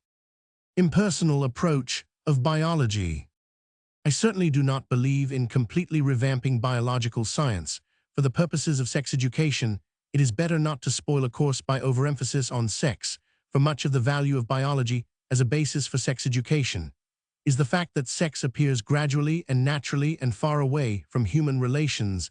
This impersonal approach will be lost if the course in biology seems to revolve around sex education, for that will make sex too prominent. 28 Scientific facts for boys. First, it is generally agreed that boys of high school age may profit by learning their own sexual structure by means of diagrams, such as the one in Hall's Sexual Hygiene. There is no harm and also no gain in minute description, especially histological. Scientific names. The chief technical names of the parts of the male organs: testicles, spermary, or testes, sperm duct, vas, deferens, scrotum, prostate, seminal vesicles, penis, glands, prepuce, foreskin, urethra should be taught, and the scientific dignity of these words as substitutes for vulgar words should be emphasized in dealing with boys and young men. I have noticed that these and other scientific words have a great influence on their attitude. The scientific names of the sex organs should be made part of popular vocabulary for the reason that there are no established common names corresponding to lungs, liver, stomach, arm, leg, brain, and so on for all prominent organs. Except the sexual, these have been left without authoritative names except in scientific language, and as a result, dozens of ordinary words have been vulgarly applied and unprintable ones invented by 149 uneducated people.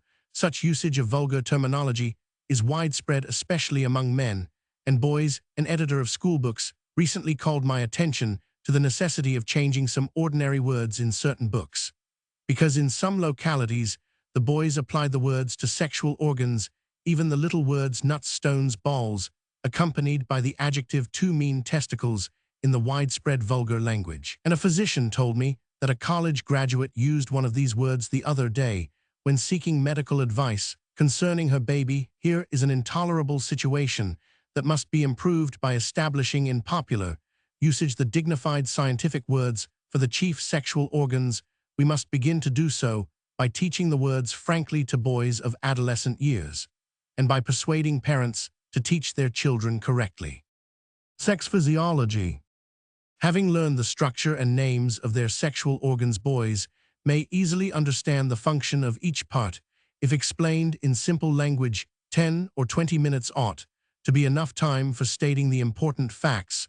One printed page could state them clearly. Here is the time for personal hygienic advice, especially such topics as rules for self-control, harmful habits.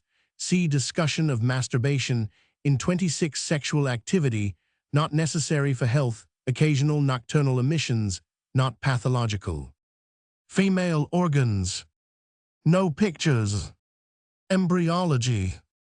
The embryological facts of human biology are very impressive to boys and young men who know little of science. I believe that no other line of scientific facts is so likely to claim a serious and respectful attitude. The ideal way for giving a popular glimpse at human development is with a small series of lantern slides or photographs from embryological works. Unfortunately, there is no available popular treatment of the main facts of human development, but teachers trained in biology can easily glean the facts for the preparation of a short lecture. Social diseases. Since the venereal diseases are due to microorganisms, I believe that they should be introduced in connection with the study of bacteria and other germs either in school courses or in popular lectures. Such instruction should be very brief. 29. Scientific facts for girls. Girls more innocent. I discussed first the problem of selecting scientific facts for boys because there is little dispute as to the advisability of giving them as much scientific information as may possibly replace the vulgar knowledge that the average boy is likely to possess. I know that there are 152 few men and many women who will disagree with this because they believe in the absolute ignorance of their boys, but I doubt whether one healthy adolescent boy in 100 belongs in the innocent class, so we need not worry much concerning any supposed danger of treating facts too frankly, provided that they are given a dignified scientific setting. In the case of numerous adolescent girls, there is certainly dense ignorance, and so there must be more difficulty in getting approval of parents and teachers concerning facts proposed for girls. Often, when talking with groups of parents, I have heard them say that they would like to have their boys learn the scientific truth regarding certain facts,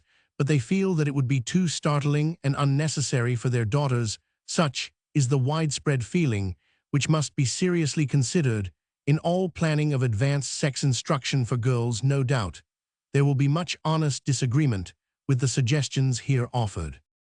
The biological introduction based on plants and animals should be the same as for boys. 27. Structure and names. An adolescent girl of 14 to 16 should know the general plan of her own sexual structure.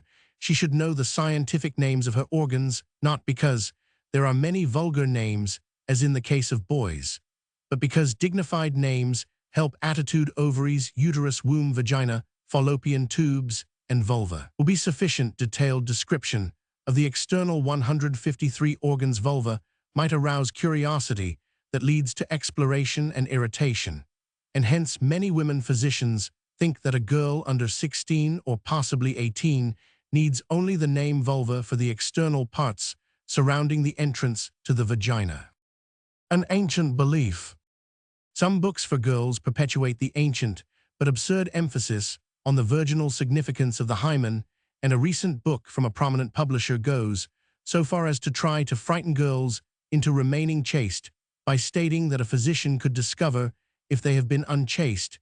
This is far from being always true, for the structure may be congenitally absent, may sometimes remain after sexual union, or may be accidentally destroyed in childhood, and reliable physicians have stated that proving unchastity by the hymen is by no means easy. Hence, the less said about the ancient belief, the better for young women. The truth is that the hymen is a worsethanousless relic of embryological development, and it is neither an indicator nor a dictator of morality.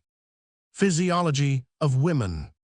With regard to the physiology of the female organs, the following topics should be considered: the meaning of puberty as the beginning of a long fertile period of about 30 years, the nature of menstruation as a periodical process, preparing the lining of the uterus for reception and attachment of an embryo if a sperm cell meets a liberated egg cell near an ovary, and not as a season of illness invented by the powers of 154 darkness. The possibility of fertilization following sexual relations at any time during the fertile life of a woman, the essential facts of sexual relation as a method of depositing sperm cells so that they can swim on the way to meet an egg cell, and the nature of the close blood relationship of mother and embryo. These are physiological topics which many parents would like to have taught to their daughters of 14 to 18 by some careful woman or by some good book. Social ills. With regard to the social diseases and the social evil, I have long sympathized with the conservatives who hold that extremely limited knowledge is sufficient for the average girl under 18 or 20. No doubt that many working girls in cities need more protective knowledge than do schoolgirls of the same age. Hall's life problems seems to me to give the important facts. Habits. As in the case of boys of adolescent years, there should be enough teaching to warn against harmful habits. Such knowledge may possibly be of personal application to few girls, and it will be of use to many girls who will later, as mothers or teachers, have the care of small children. Knowledge concerning men. I find that many thoughtful mothers and women physicians think that girls in late adolescent years should learn from some reliable source the most general facts regarding male structure and function. Here again, the strong argument is that the majority will have the care of small children. Such instruction has often 155 been given as part of courses in biology and physiology, and also in special lectures. It is certain that some parents will favor such instruction, and others will regard it as indecent to suggest that girls should have any such knowledge. There will always be some parents who will let their daughters face life problems blindly. Mothercraft. Sometime in adolescent years, girls should learn the scientific facts regarding mothercraft or the care of small children.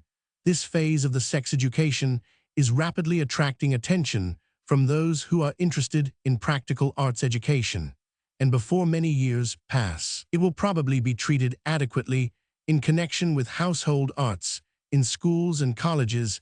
I have already referred to household arts in general as making a decided contribution to the larger sex education, which works for harmonious adjustment of the sexes in the home. Roman 8. Special sex instruction for adolescent boys and young men. Methods and teachers. In this lecture, I shall discuss a number of problems in the relations of men to women, which ought somehow to be made clear to boys who are in transition to manhood.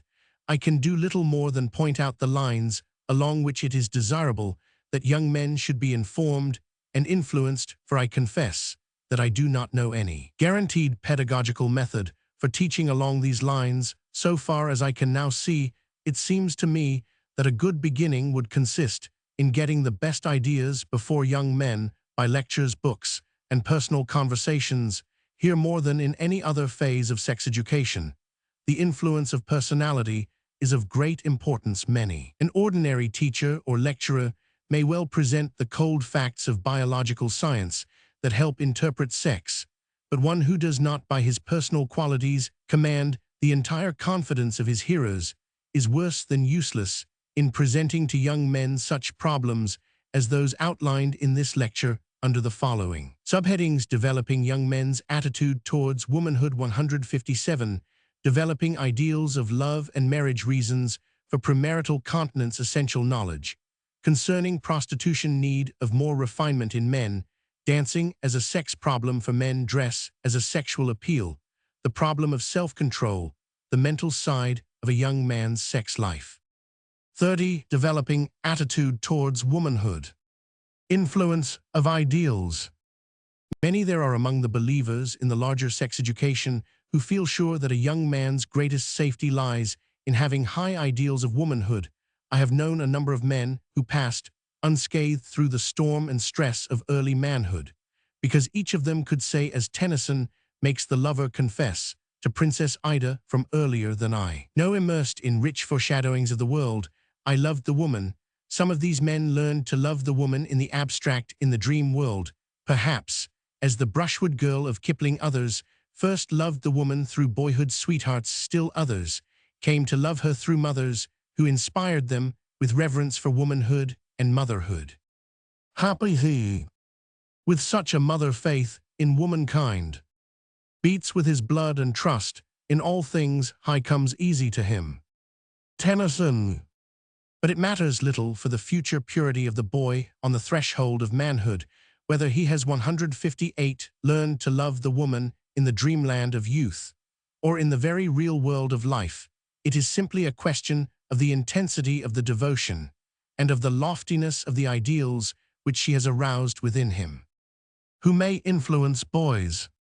Now we of the older generation, who as parents and teachers are largely the makers of the boy's view of life, may play a very important part in developing in him a love for the woman, a reverence for womanhood. The greatest opportunity falls to the lot of that mother, whose natural gifts and education adapt her for impressing her son profoundly with appreciation of womanhood. The next greatest opportunity comes to the woman who, as an instructor in school, church, or other institution, comes into intimate relations that sometimes give the teacher greater influence than the mother is able or willing to exert. Finally, we must not discount the value of men's cooperation in this problem, for many a boy's attitude towards women is largely the reflection of what he has seen in his father and in other men, particularly in his teachers, both secular and religious.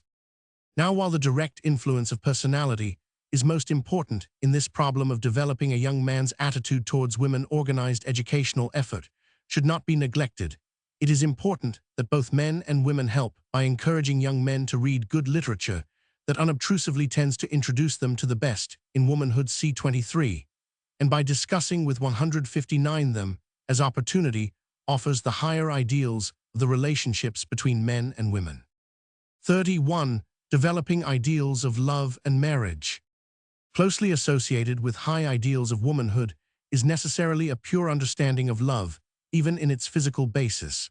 While preparing this lecture, I discovered that James Oliphant in the International Journal of Ethics Vol 9, pp. 280, 8289, 1898, has well expressed some of the views that in a more or less unformulated shape have been in my mind for years. Ideals of love in art. If the true preparation for love and marriage is as I hold it to be, to learn to associate physical passion with the higher emotions developed by social sympathy, with a single-hearted devotion that demands courage and self-sacrifice and considerate forethought and tenderness, if we wish to bind all these qualities together in the imagination of the young and clothe the conception with every attribute of beauty that fancy can devise, how can we forgo the precious opportunities that lie to our hand in the persuasive witchery of art, the power that may be exercised in the formation of character by the presentment of ideal types, is as yet very imperfectly utilized. Love is par excellence the theme of the artist, and young people will soon find this out for themselves, but there is a wide difference in the degrees of idealization, and while we concern ourselves to exclude the grosser forms, we neglect the only effective means of accomplishing this, namely, the persistent presentation of the sentiment in its noblest examples. It is the prevalent idea that the longer we can keep 160 all notions of love, even in its romantic guise, out of children's heads, the better it will be for them. Surely, it would be a wiser policy to fill their minds as soon as they are able to receive them with the creations of art in which love is represented in its sublimest aspects.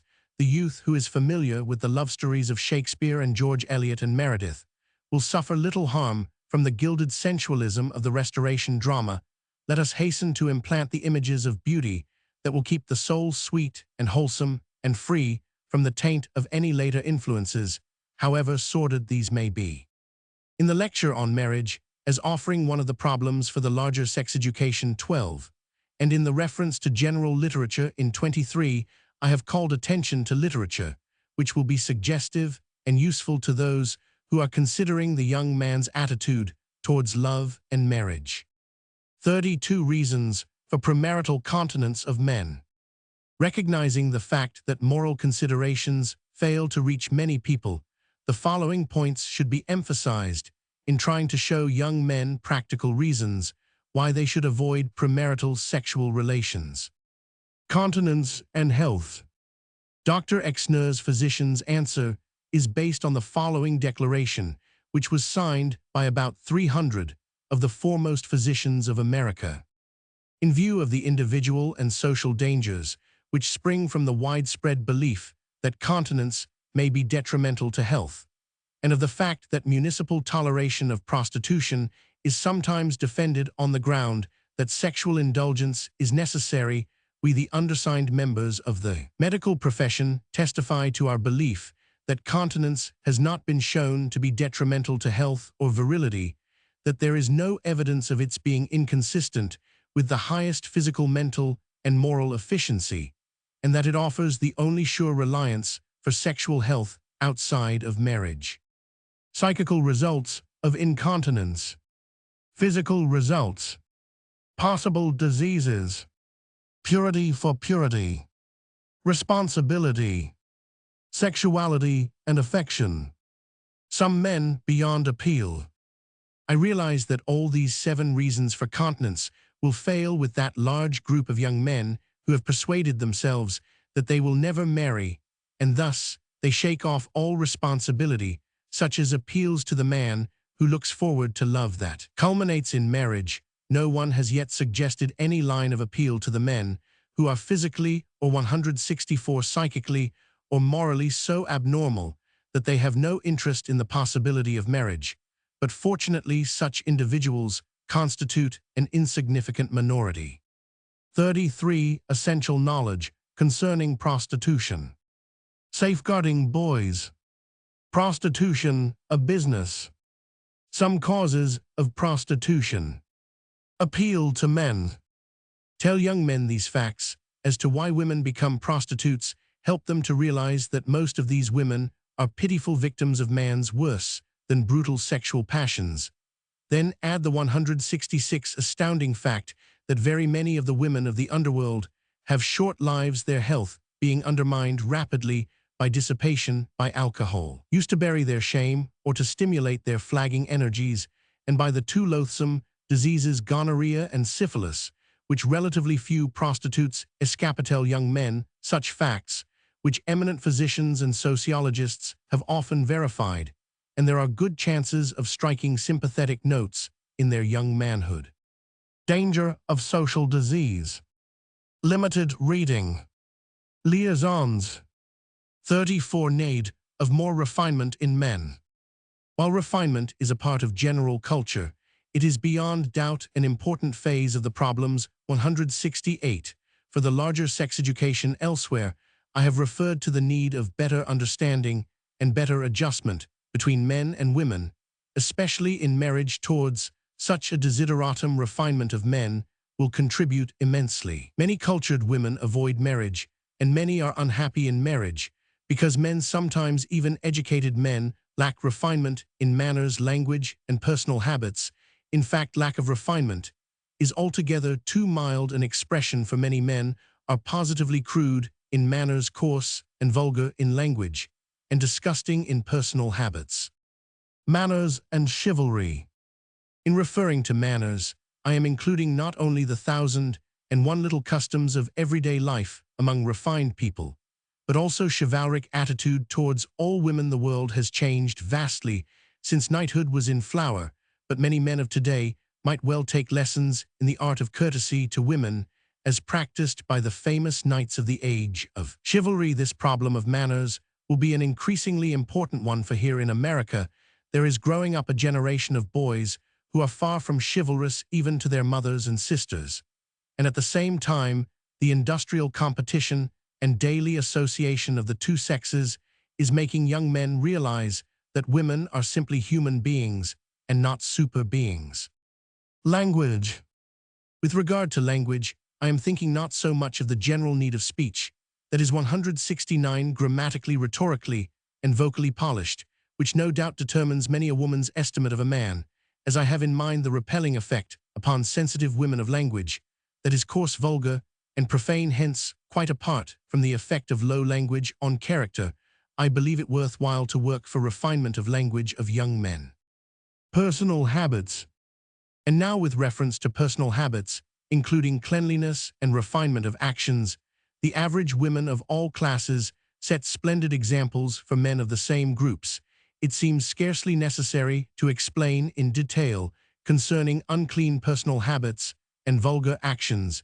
It requires no keen observer to find plenty of examples. Those who have the training of boys should lose no opportunity to impress them with the importance of refinement, and especially in all phases of their home life.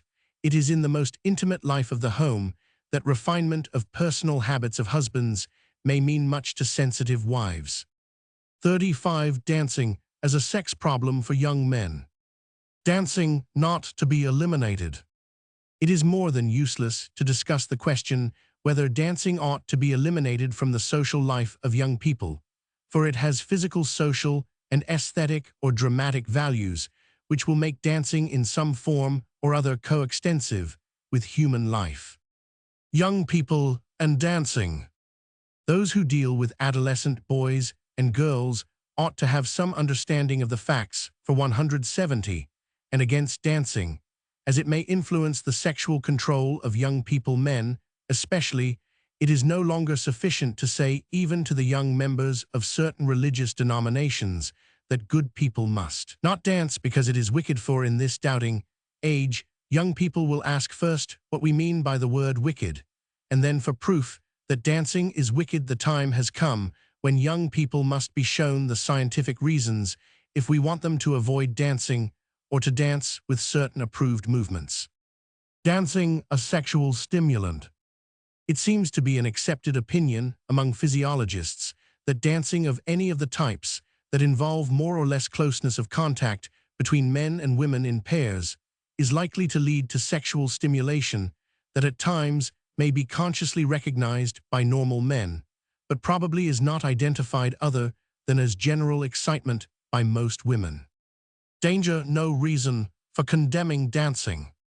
The frank admission that dancing may sometimes stimulate sexual emotions is no condemnation of dancing, as many writers seem to think we must know first whether such emotions lead to good or harm. Sexual emotions are not in themselves wrong from any, except a strictly ascetic point of view, the fact that most intelligent men who in general are frankly truthful confess that dancing may sometimes arouse sexual emotion simply raises the question whether such emotions lead 171 directly to immoral relations with women, or whether they lead, as does the best social life of men and women together, to a higher aesthetic appreciation of life, as it involves the relations of the two sexes.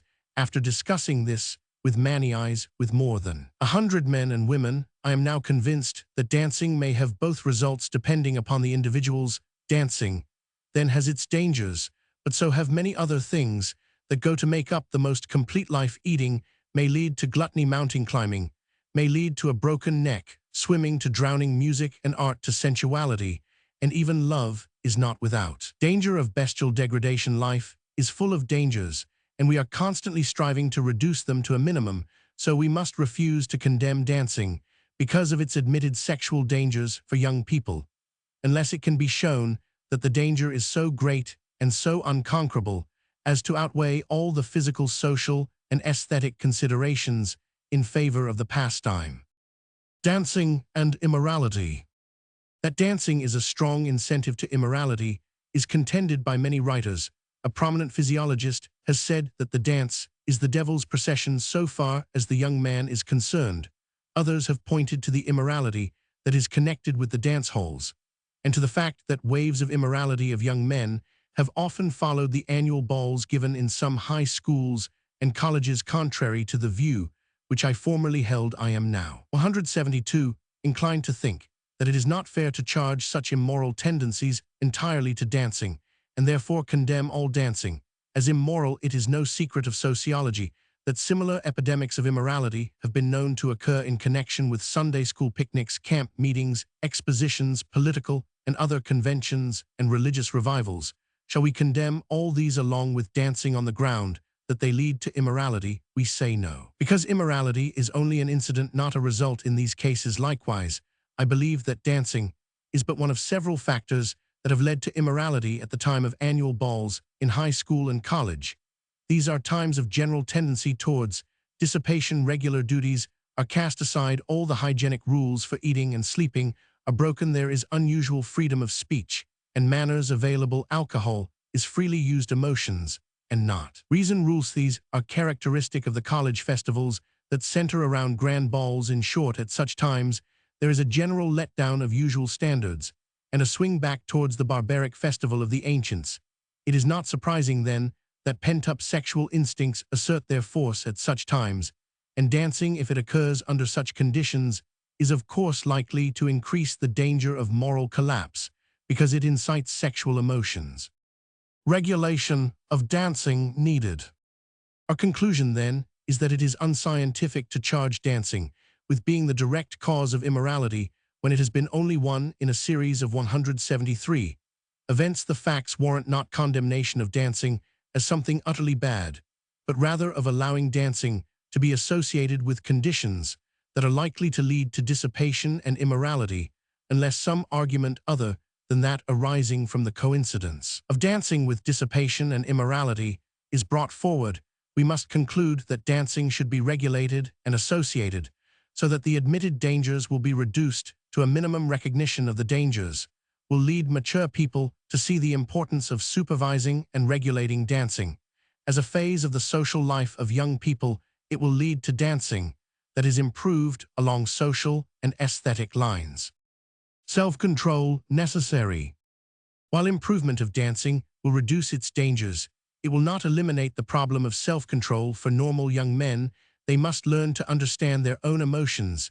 They should be forewarned that others have found danger in dancing. They should know that some strong-willed men have given up dancing when they found that it made more intense the problem of sexual self-control both mentally and physically. They should know the increased danger if dancing is associated with alcohol, vicious women, immodest dress, extreme freedom of conduct, and other morally depressing influences. Such knowledge, along with general sex education, will do much to make dancing not only safe for average young men, but also helpful along social and aesthetic lines. Extreme dances. 36. Dress of women as a sex problem for men. Dress and immorality. Some of the students of sex problems assert with great emphasis that dress is the responsible factor in the sexual immorality of many men, accepting the probability that there is some truth in the assertion. What is the solution of the problem? Should women in general adopt a style of dress which in lines and color is as repellently ugly as the official garb of women devotees of certain religious organizations? In short, should women make their dress decidedly unobtrusive and unattractive in order that the sexual temptations of some men may be reduced? The answer must be an emphatic negative. We need more beauty in this life of ours, and we cannot afford to omit any beauty which women express in dress. The pity is that economic conditions so often set a limit to such expression. We must believe in making every possible application of the beauty of nature and art to human life, and beautiful dress on all women, and especially beautiful dress on attractive women, is the most important of such relations of beauty and life. Dress and sexual appeal.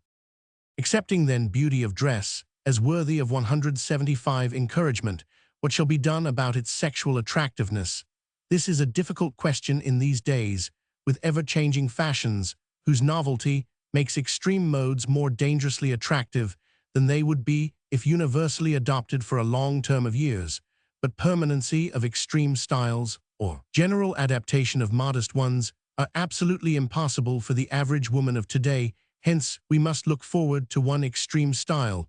Following another, young men must face the problem and fight their own battles. Like certain widespread diseases, there is constant danger of infection, and the only hope for young men is in special education. As a kind of protective inoculation against temptation, this means that young men should be taught to see beauty in woman's form, face, and dress, without allowing themselves to get into habits of sensual or physical emotions. Of course, for the normal young man, there is sure to be more or less consciousness of emotions stimulated by the beautiful associated with women, but the individual man may train himself to turn such emotions into aesthetic or psychical lines, instead of into those which are sensual, animalistic, or physical. In this connection, I have long been of the opinion that training in art appreciation, especially of sculpture, may help many men to an aesthetic attitude towards the human form. It is well known that beauty of woman's face or form or dress has sometimes led men into immorality, but I often wonder whether such men of 176 weak control would not have fallen sooner or later at the command of some other form of stimulation.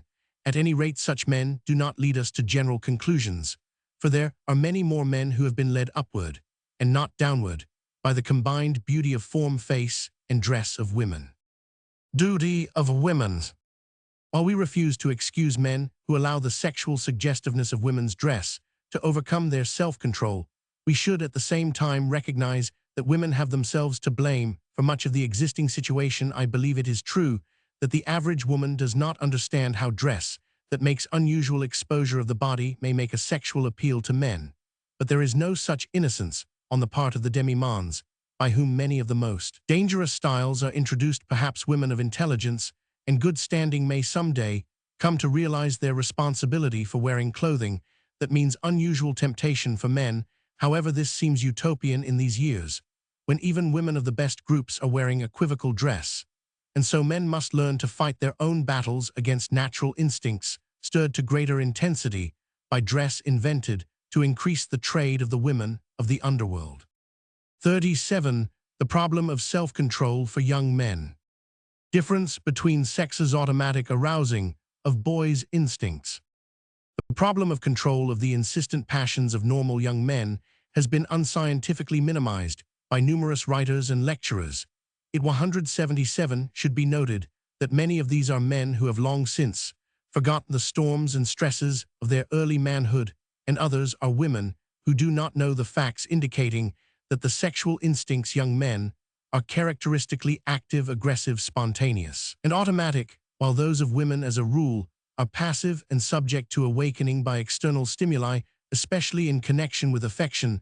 Such forgetful men and uninformed women are prone to regard the lack of control of many young men as simply due to original sin, innate viciousness, bad companions, or irresistible temptations, and they overlook the great fact that maintaining perfect sexual control in premarital years is for the average healthy young man a problem compared with which all others, including the alcoholic temptation, are of little significance. Such being the truth about young men, nothing is to be gained and much is to be lost if older people fail to take an understanding and sympathetic attitude. I question whether any young man has ever been helped through his adolescent crises by such oft-repeated assertions as that there is no more reason that a young man should go astray than that his sister should, or in other words, that continence is as easy for a young man as for a girl of similar age.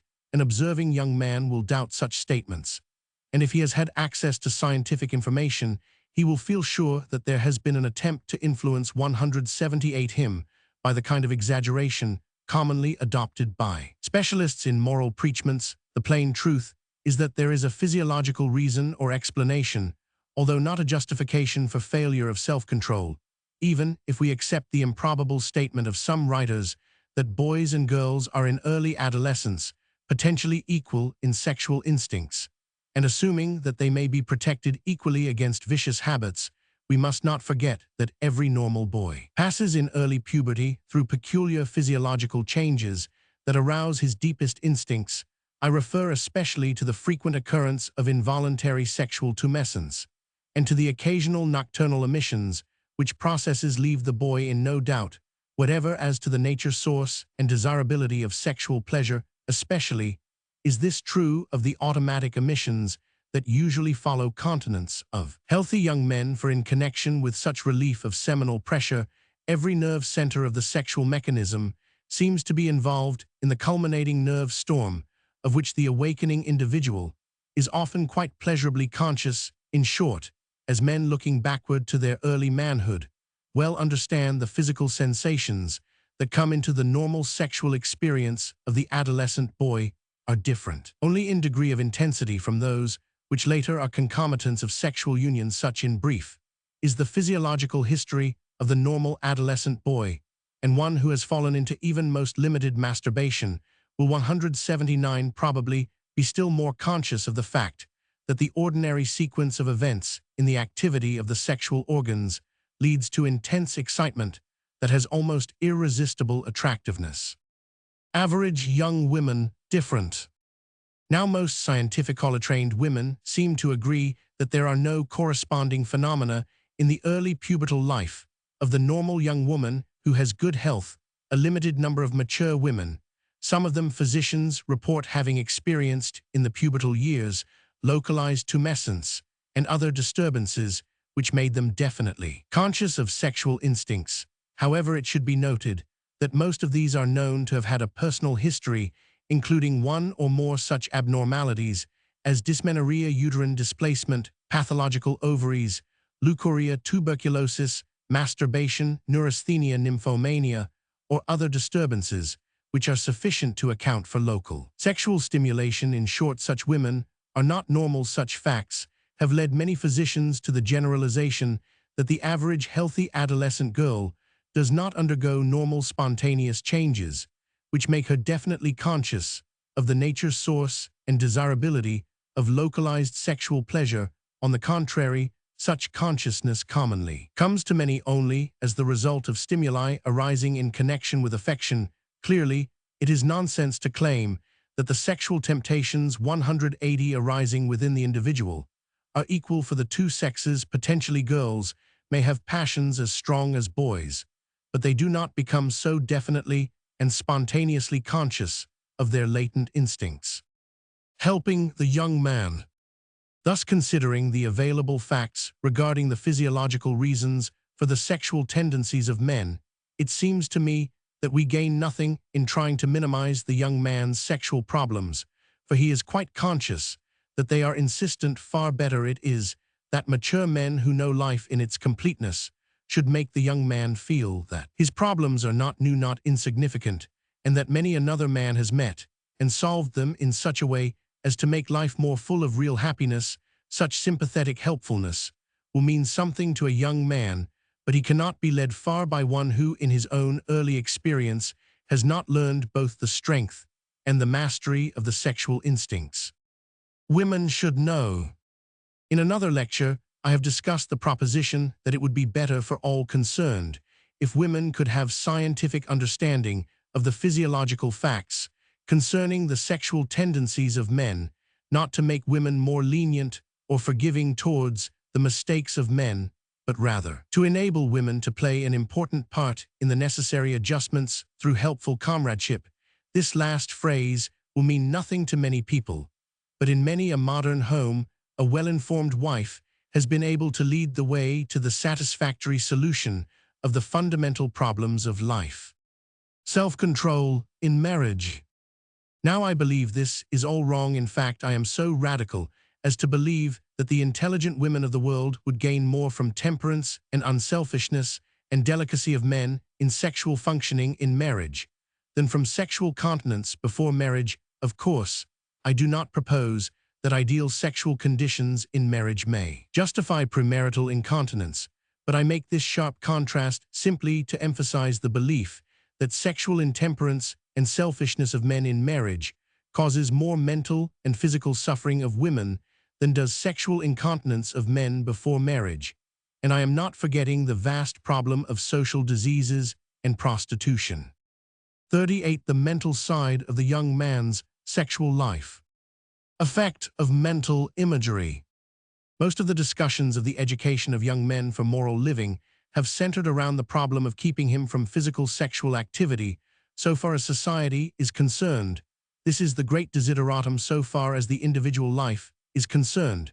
It is important that self-control should extend to mental imagery. Professors Geddes and Thompson have well said in Sex that while anatomical chastity is a moral achievement, it is not the deepest virtue. The incisive declaration, "Whosoever looketh on a woman to lust after her hath committed adultery with her already in his heart," expresses an even more searching standard, and modern science brings home 183 to us the radical importance of our reflex thought and deep-down impulses, which appear to bulk largely in molding our lives and the lives of those who may spring from us. In language adapted to the understanding of average young men, this idea should be emphasized.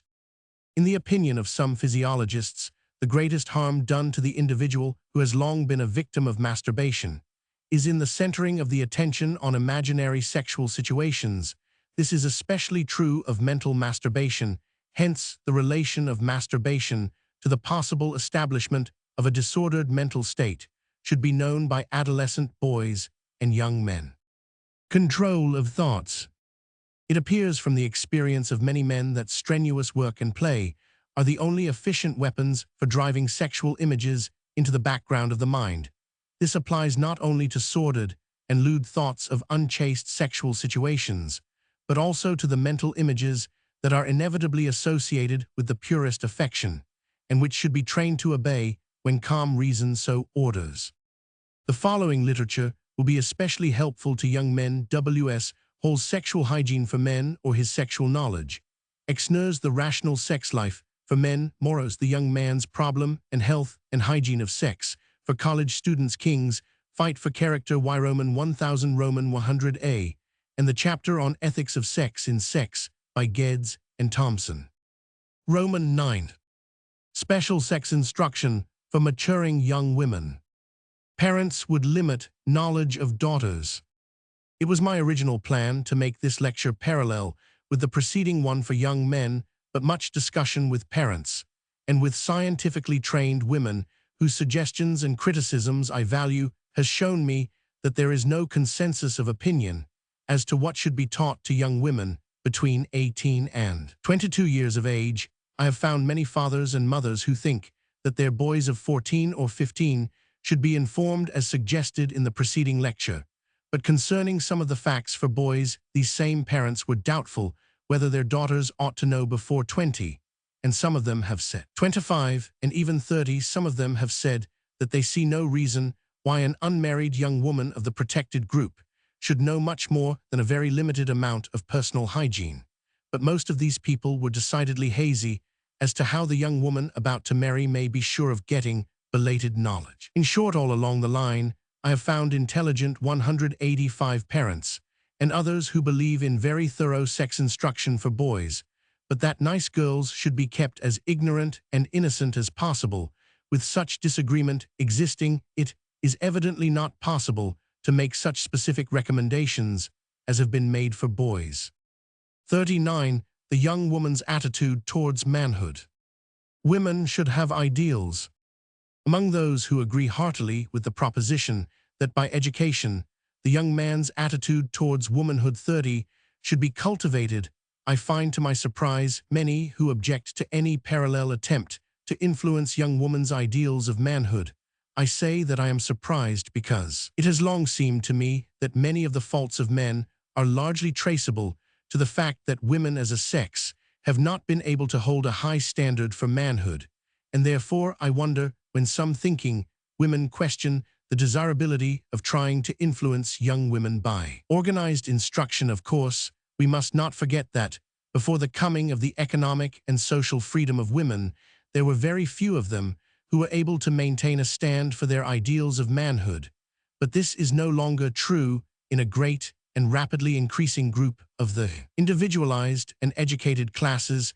Therefore, it seems clear that if the better groups of women want a higher type of manhood capable of better adjustment in marriage, it is important that they consider 186 ways and means of molding the minds of young women with reference to ideal manhood. Ideals and disappointment. Occasionally, I have met a strange view of life in some men and women who have grown pessimistic from revelations concerning the sexual social problems, and who think that true manhood is so rare that emphasizing it with young women will lead to ideals that can rarely be realized in actual life, and therefore for women so influenced, there will be increasing discontent and disappointment in marriage or deliberate celibacy. No doubt this is in part true, as witness the many highly educated women who have written or said that there seem to be few attractive marriageable men of their own age. However, it is rare indeed that such women say that life would have meant more without the higher education and its resulting ideals that have stood in the way of marriage, such as might be happy for uneducated women. This is in line with the fact that many cultivated men and women find that education has given unattained ideals and unsatisfied ambitions and strenuous life and disappointments. But it is rare that they long for the carefree and animal-like happiness of the tropical savage. We must remember that education gives us keener feeling for life's pains, but it also compensates by giving soul-satisfying appreciation of its joys. So it seems reasonable to believe that while educating young women to believe in and demand a higher ideal of manhood in its natural relations to womanhood will certainly make 187 disappointments more heart-pressing for some, it will just as surely make realization the supreme happiness of others. And as adjustment of manhood and womanhood through the larger sex education becomes more and more abundant and more perfected, the sum total of human happiness will increase. Looking thus towards the ultimate good, I must refuse to accept the hopeless and depressing view that all young women should be kept ignorant of their relation to men and life, in order that the absence of ideals of manhood may protect some women against possible disappointment by men. 40. The young woman's attitude towards love and marriage. Reasons not same as for men. In the preceding lecture to the parents and teachers of young men, I emphasized the importance of developing the young man's ideals of love and marriage, primarily because such ideals have so often helped men morally in character formation and character protection. I feel sure that this is not the chief reason why the ideals of young women should be developed. along parallel lines. On the contrary, it seems to me that those representative women are right who think that the first reason why ideals of young women should be influenced is that there is need of a radical change in the attitude of a very common type of young women who are flippant and disrespectful concerning love and marriage, and whose influence on the 188 morals of men is decidedly bad, because they often unguided young men their first and strongest impressions concerning women.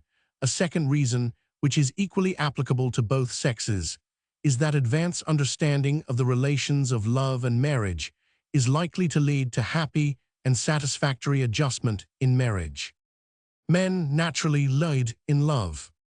Perhaps the flippant and disrespectful attitude concerning affairs of the heart develops in many young women because they do not consciously feel in advance of experience the demand for affection which comes so naturally and spontaneously to many, possibly to all normal young men whose views of life have not been artificially twisted. I fully realize the treacherous nature of the ground on which walks one who tries to compare the two sexes concerning their relative attitudes towards love, but certain it is that the novelist's descriptions of men as the leaders and aggressors in love is not fiction, but the common fact of real-life. Man's tendency towards leadership in love is not scientifically explained by any superficial assumption that established social conventions have repressed an original spontaneity of women. On the contrary, there are the best of physiological and psychological reasons for believing that the social conventions have arisen as an expression of masculine aggressiveness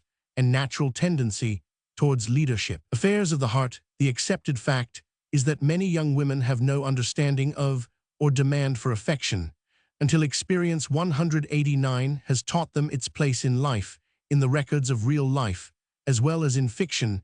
Many a young woman's possibilities of happiness have been lost because she did not understand herself when love came into her experience. Affection in marriage. Another side to the problem of the young woman's relation to love and marriage is brought to our attention by the lamentable fact that many wives lose interest in devoted husbands when the children come. This is probably true in at least half the families, and many matrimonial disharmonies are the result. This is really one of the greatest problems of marriage, which cultured women should consider seriously, for even more than in most other sex problems, it is one for the solution of which women are in a position to take the leading part. This problem is especially important in these days when the household inefficiency, personal extravagance, and desire for social position of numerous young women of 18 to 30 are having an enormous influence in advancing the age of marriage, because many of the best types of young men pause and consider seriously the impossibility of adjusting a small salary to the ideas of their women friends as to what is the minimum of a family budget. Add to such facts a growing pessimism of young men regarding inconstant affections of wives with children, and the need of special educational attack is evident. The duty of parents.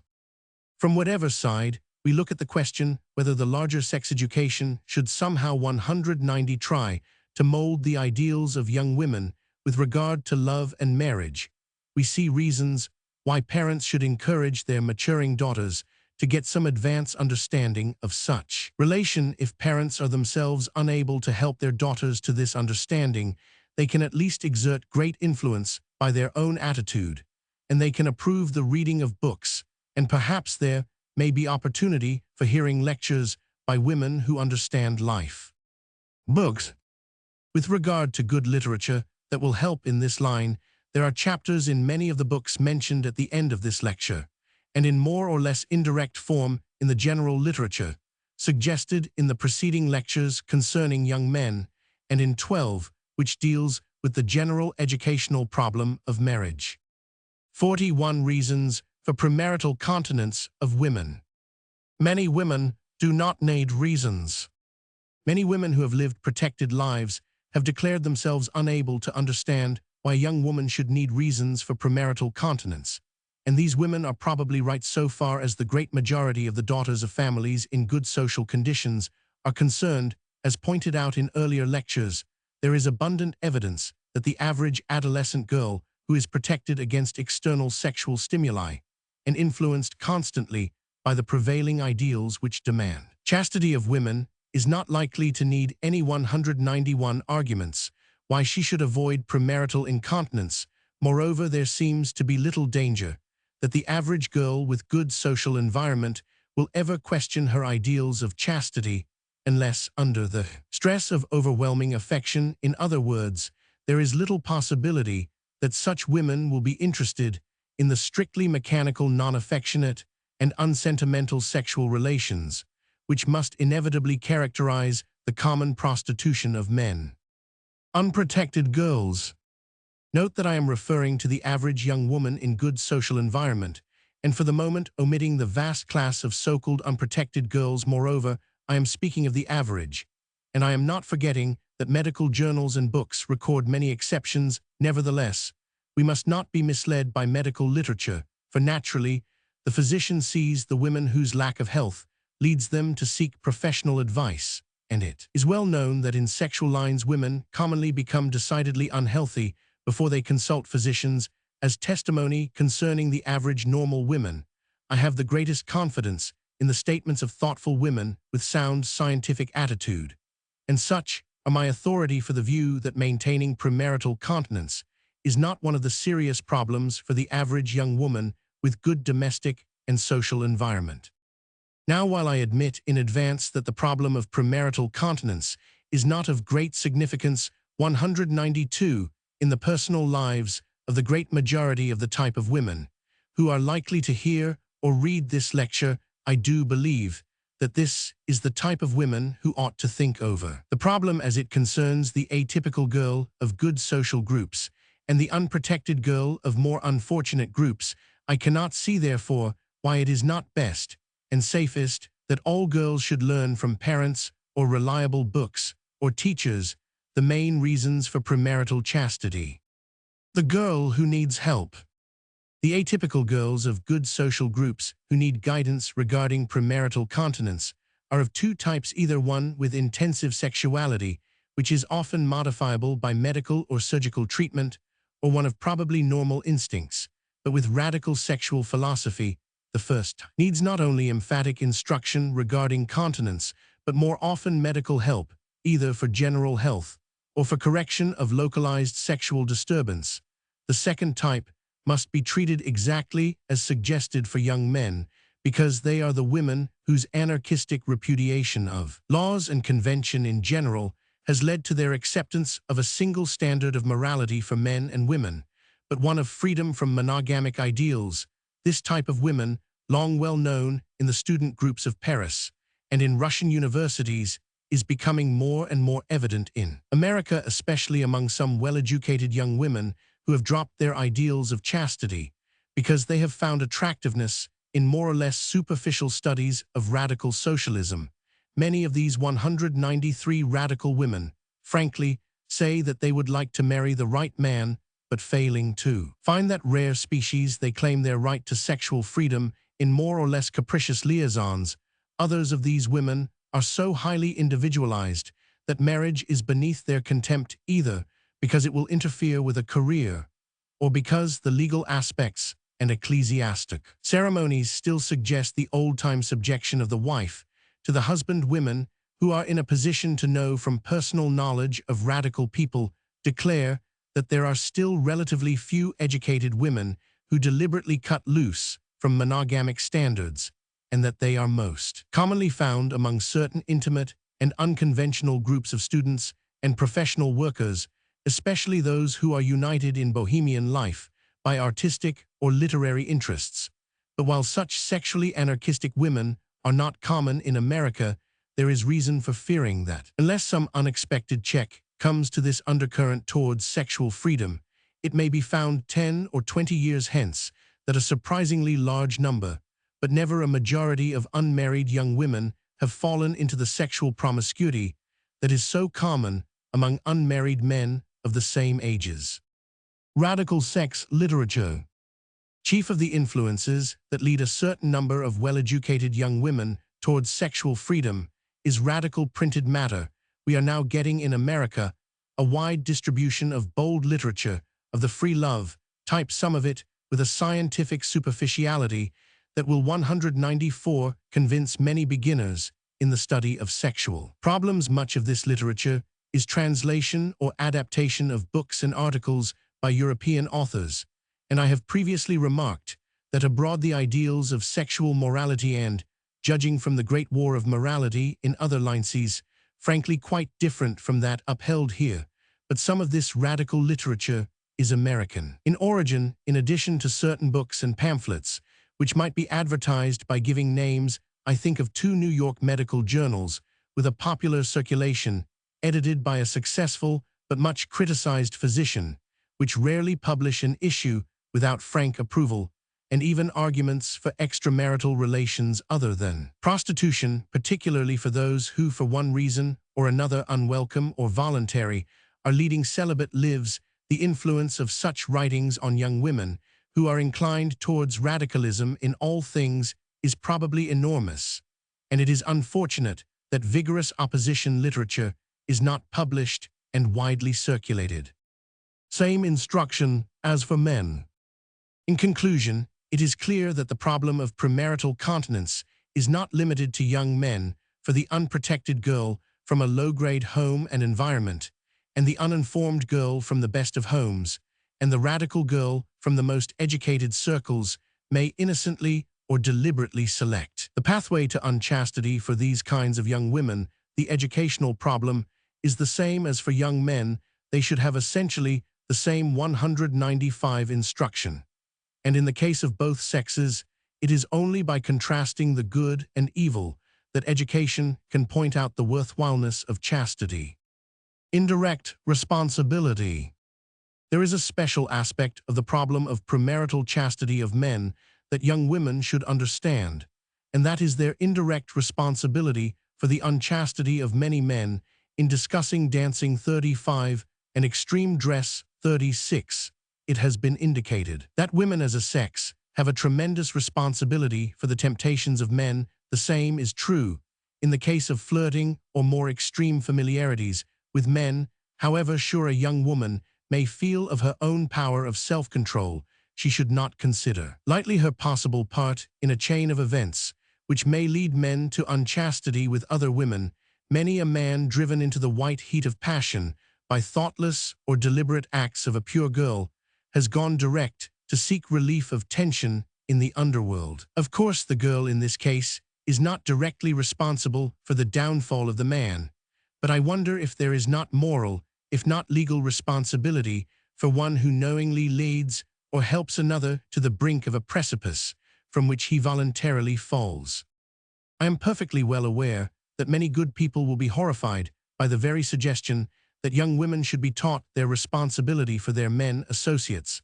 Some will declare that the advocates of sex education propose to destroy the innocence and romance in young women's lives. Others of the horrified ones will remain complacent. 196, because they believe that unchastity is caused by innate depravity of men. I am sorry to disagree with such people who are sincere, but the established facts point clearly to the conclusion that it is the duty of the mothers and teachers of girls to make them understand their relations to men and their responsibility for helping young men avoid sexual temptations.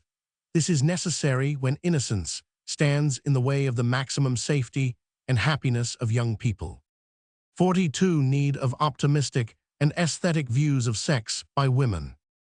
Many women pessimistic concerning sexuality. The most significant point in the sex education movement at present is the fact that numerous women of the most intelligent groups are tending rapidly towards accepting an optimistic and aesthetic view of sexual relationships, so far as these are normal and ethical and guided by affection. However, this higher philosophy of sexual life is still very far from being universal among educated women, and it is probably true that to the great majority of them sexuality has no aesthetic meaning but is simply a very troublesome physical function and an animal method for perpetuating the human species. That such an attitude should be common is not surprising, for in recent years, numerous educated women have gained abundant information concerning abnormal sexuality, while very few have caught glimpses of the higher possibilities of the sexual 197 functions. The truth is that it has been, and still is, difficult for most women to get well-balanced knowledge of sexual normality. There are hundreds of books and pamphlets that deal with amazing boldness with the sexual mistakes of human life. But there is not in general circulation today any printed matter which deals with normal sexual life with anything like the frankness and directness that is common in widely circulated literature on social vice and its concomitant diseases. Likewise, it is difficult for women to get the true view of sexual life from personal sources for the vulgar side. Sexuality is the one usually discussed by most people, some of whom revel in obscenity, some have had personal experiences that have caused ineradicable bitterness, and some more or less sincerely believe that knowledge of vice is of value as a safeguard or an antidote. The bright side of the sexual story is rarely told in conversation, either because it is unfamiliar or because it is the sacred secret between pairs of individuals who together have found life in all its completeness. Aesthetic outlook.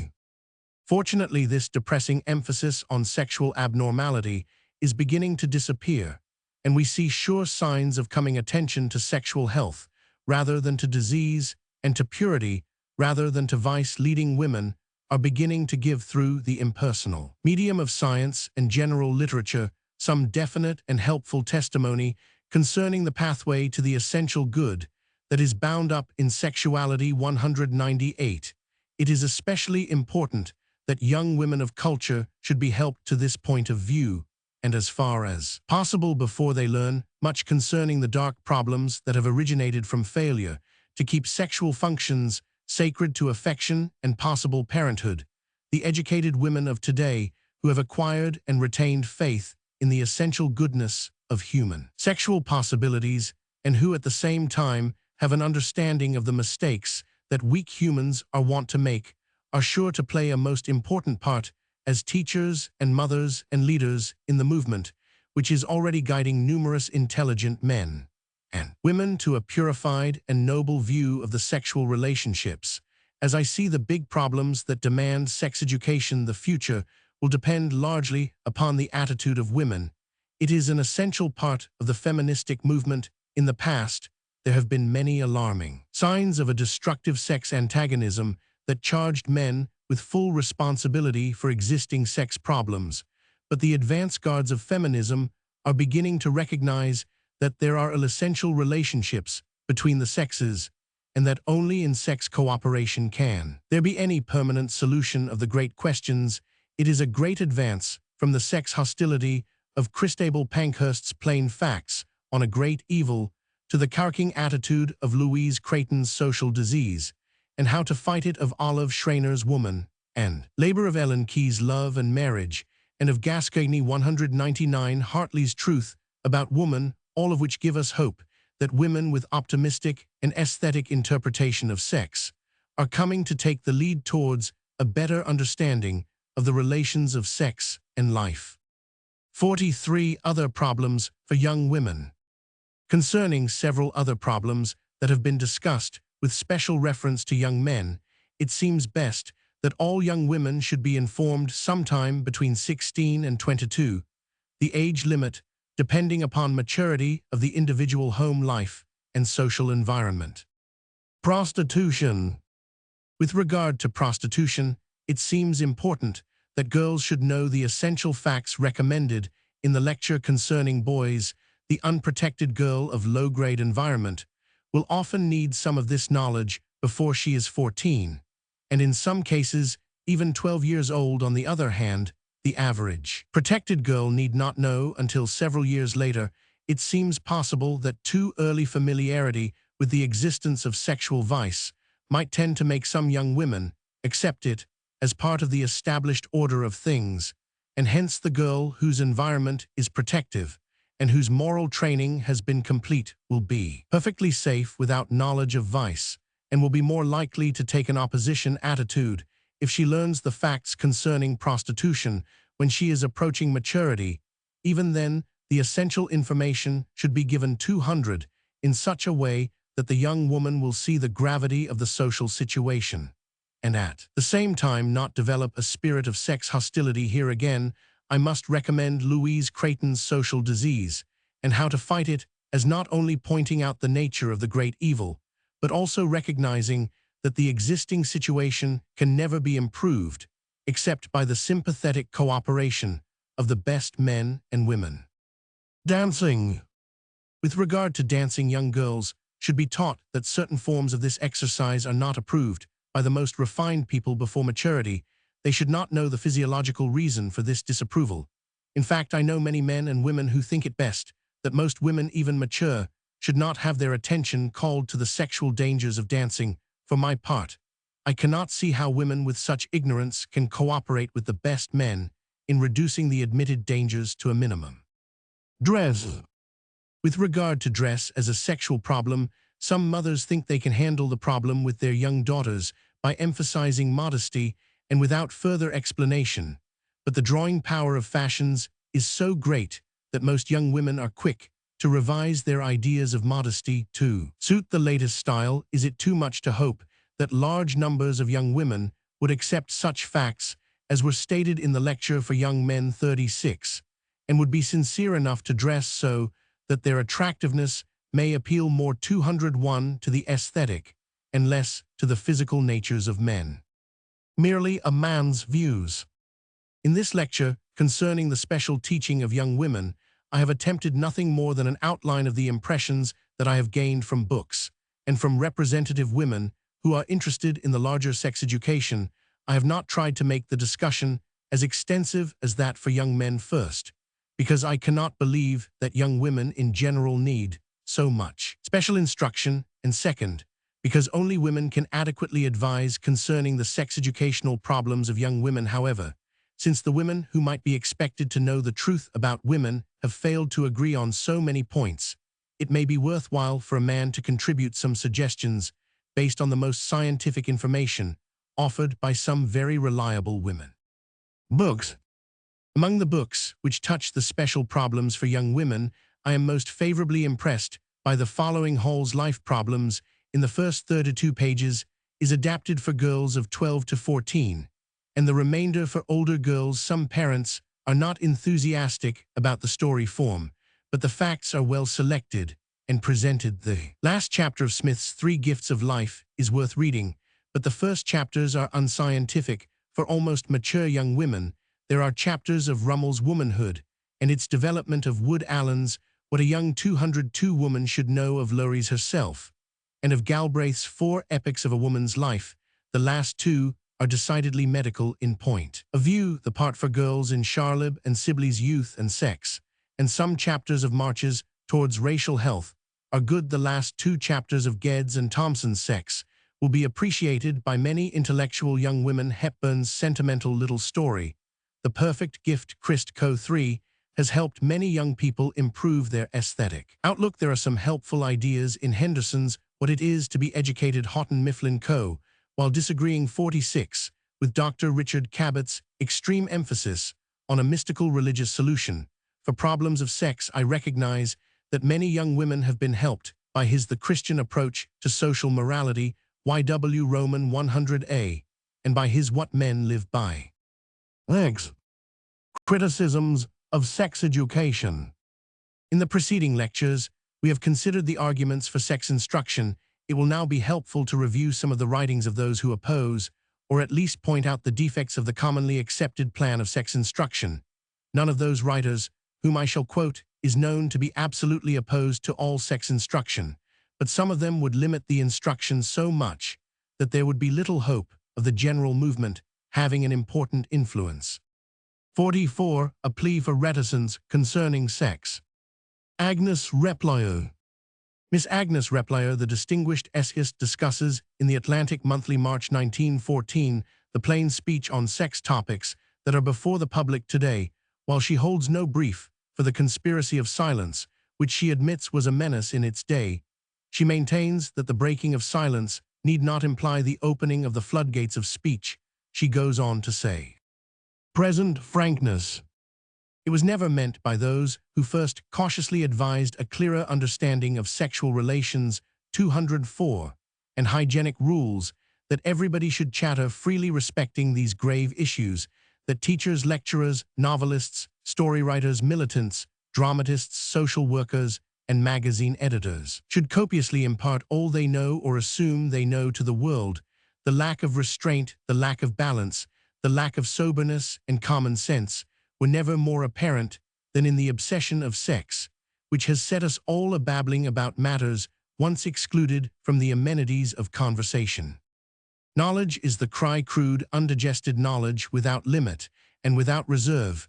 Give it to boys, give it to girls, give it to children. No other force is taken account of by the visionaries' worn defiance, or in ignorance of history believe that evil understood is evil conquered. We hear too much about the thirst for knowledge from people keen to quench it. Dr. Edward Roman 50 Keyes, president of the Society of Sanitary and Moral Prophylaxis, advocates the teaching of sex hygiene to children because he thinks that it is the kind of information that children are eagerly seeking. What is this topic, he asks, that all these little ones are questioning, over mulling, over fidgeting, over worrying, over? Ask your own memories. One child's life. I do ask my memory in vain for the answer. Dr. Keyes anticipates a child's life is so full, and everything that enters it seems of supreme importance. I fidgeted over my hair, which would not curl. I worried over my examples, which never came out right. I mulled, though unacquainted with the word, over every piece of sewing put into my incapable fingers, which could not be trained to hold a needle. I imagined I was stolen by brigands and became by virtue and intelligence a spouse of a patriotic outlaw in 205 a frontierless land. I asked artless questions which brought me into discredit with my teachers, as for example, who massacred St. Bartholomew, but vital facts, the great laws of propagation, were matters of but casual concern. Crowded out of my life and out of my companions lives in a convent boarding school by the more stirring happenings of every day. How could we fidget over obstetrics when we were learning to skate, and our very dreams were a medley of ice and bumps? How could we worry over natural laws in the face of a tyrannical interdict, which lessened our chances of breaking our necks by forbidding us to coast down a hill covered with trees? The children to be pitied, the children whose minds become infected with unwholesome curiosity, are those who lack cheerful recreation, religious teaching, and the fine corrective of work. A playground or a swimming pool will do more to keep them mentally and morally sound than scores of lectures on sex hygiene. Personal teaching approved. The world is wide, and a great deal is happening in it. I do not plead for ignorance, but for the gradual and harmonious broadening of the field of knowledge, and for a more careful consideration of ways and means. There are subjects which may be taught in class, and subjects which commend themselves to individual teaching. There are topics which admit of plain-air handling, and topics which civilized man, as apart from his artless brother of the jungles, has veiled with reticence. There are truths which may be and should be privately imparted by a father, a mother, family doctor, or an experienced teacher, but which young people cannot advantageously acquire from the platform, the stage, the moving picture gallery, the novel, or the ubiquitous monthly magazine. Current frankness, not due to sex education.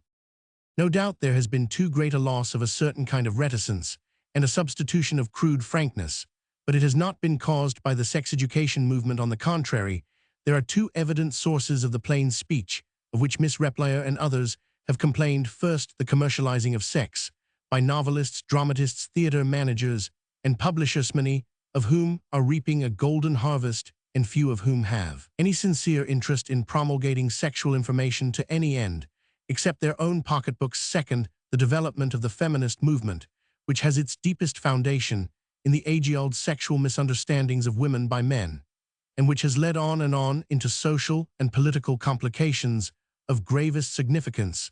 The very nature of the feminist revolt from masculine domination made plain speaking on sex matters inevitable. Reaction against sensational frankness.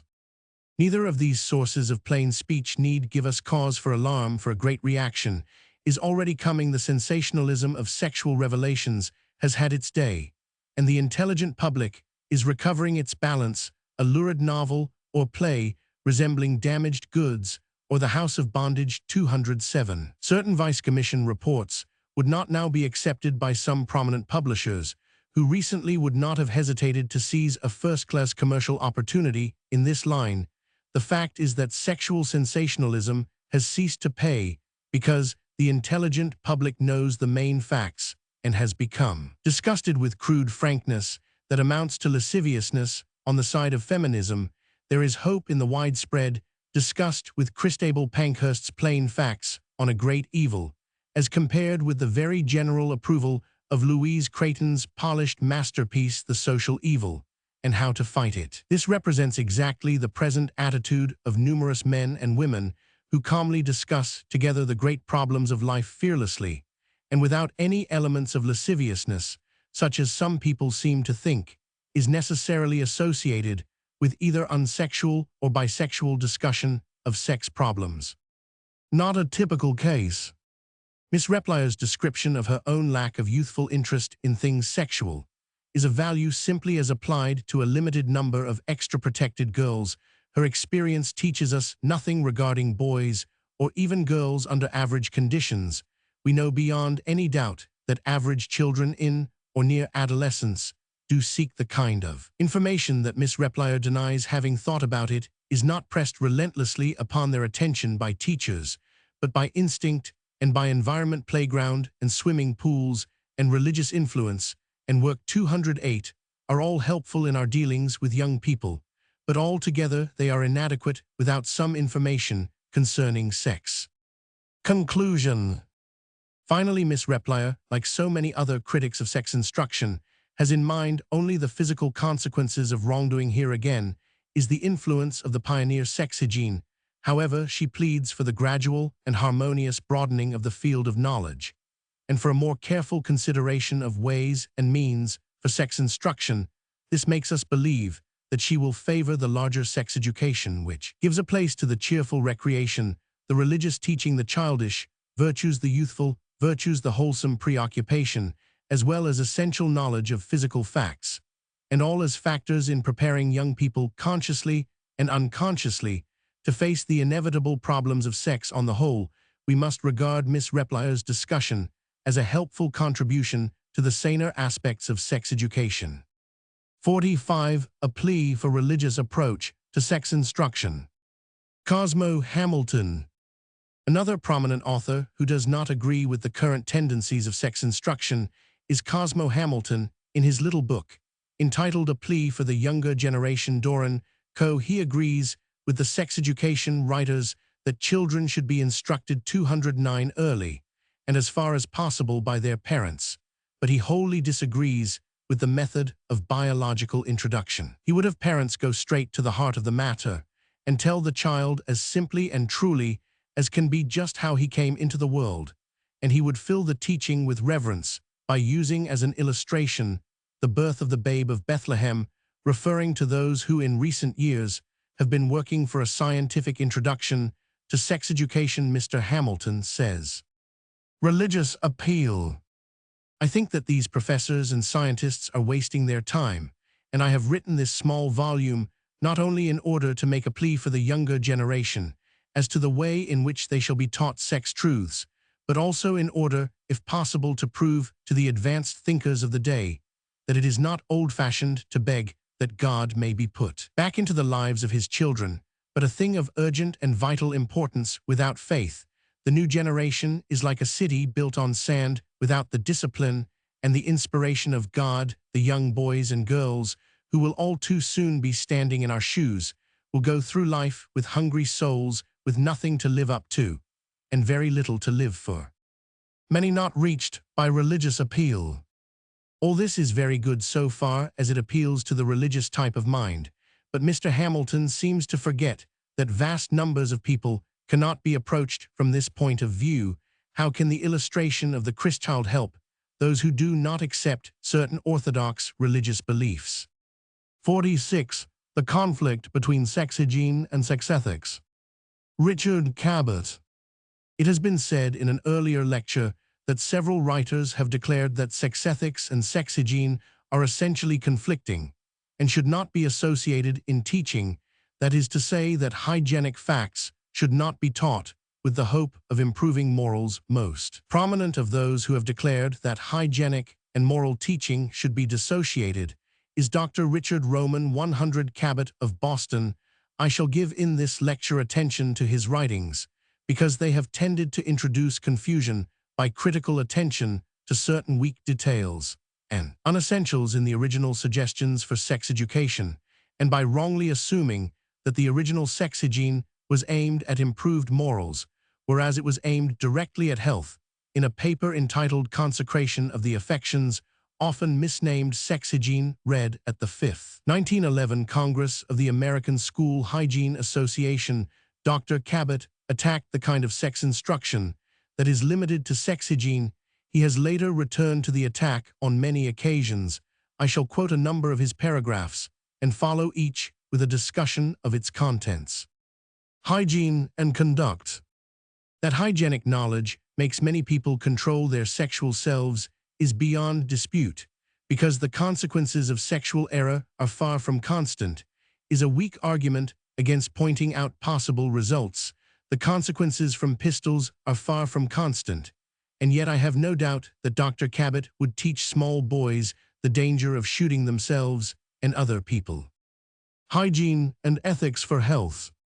The last quoted sentence suggests Dr. Cabot's whole basis of contention against sex hygiene.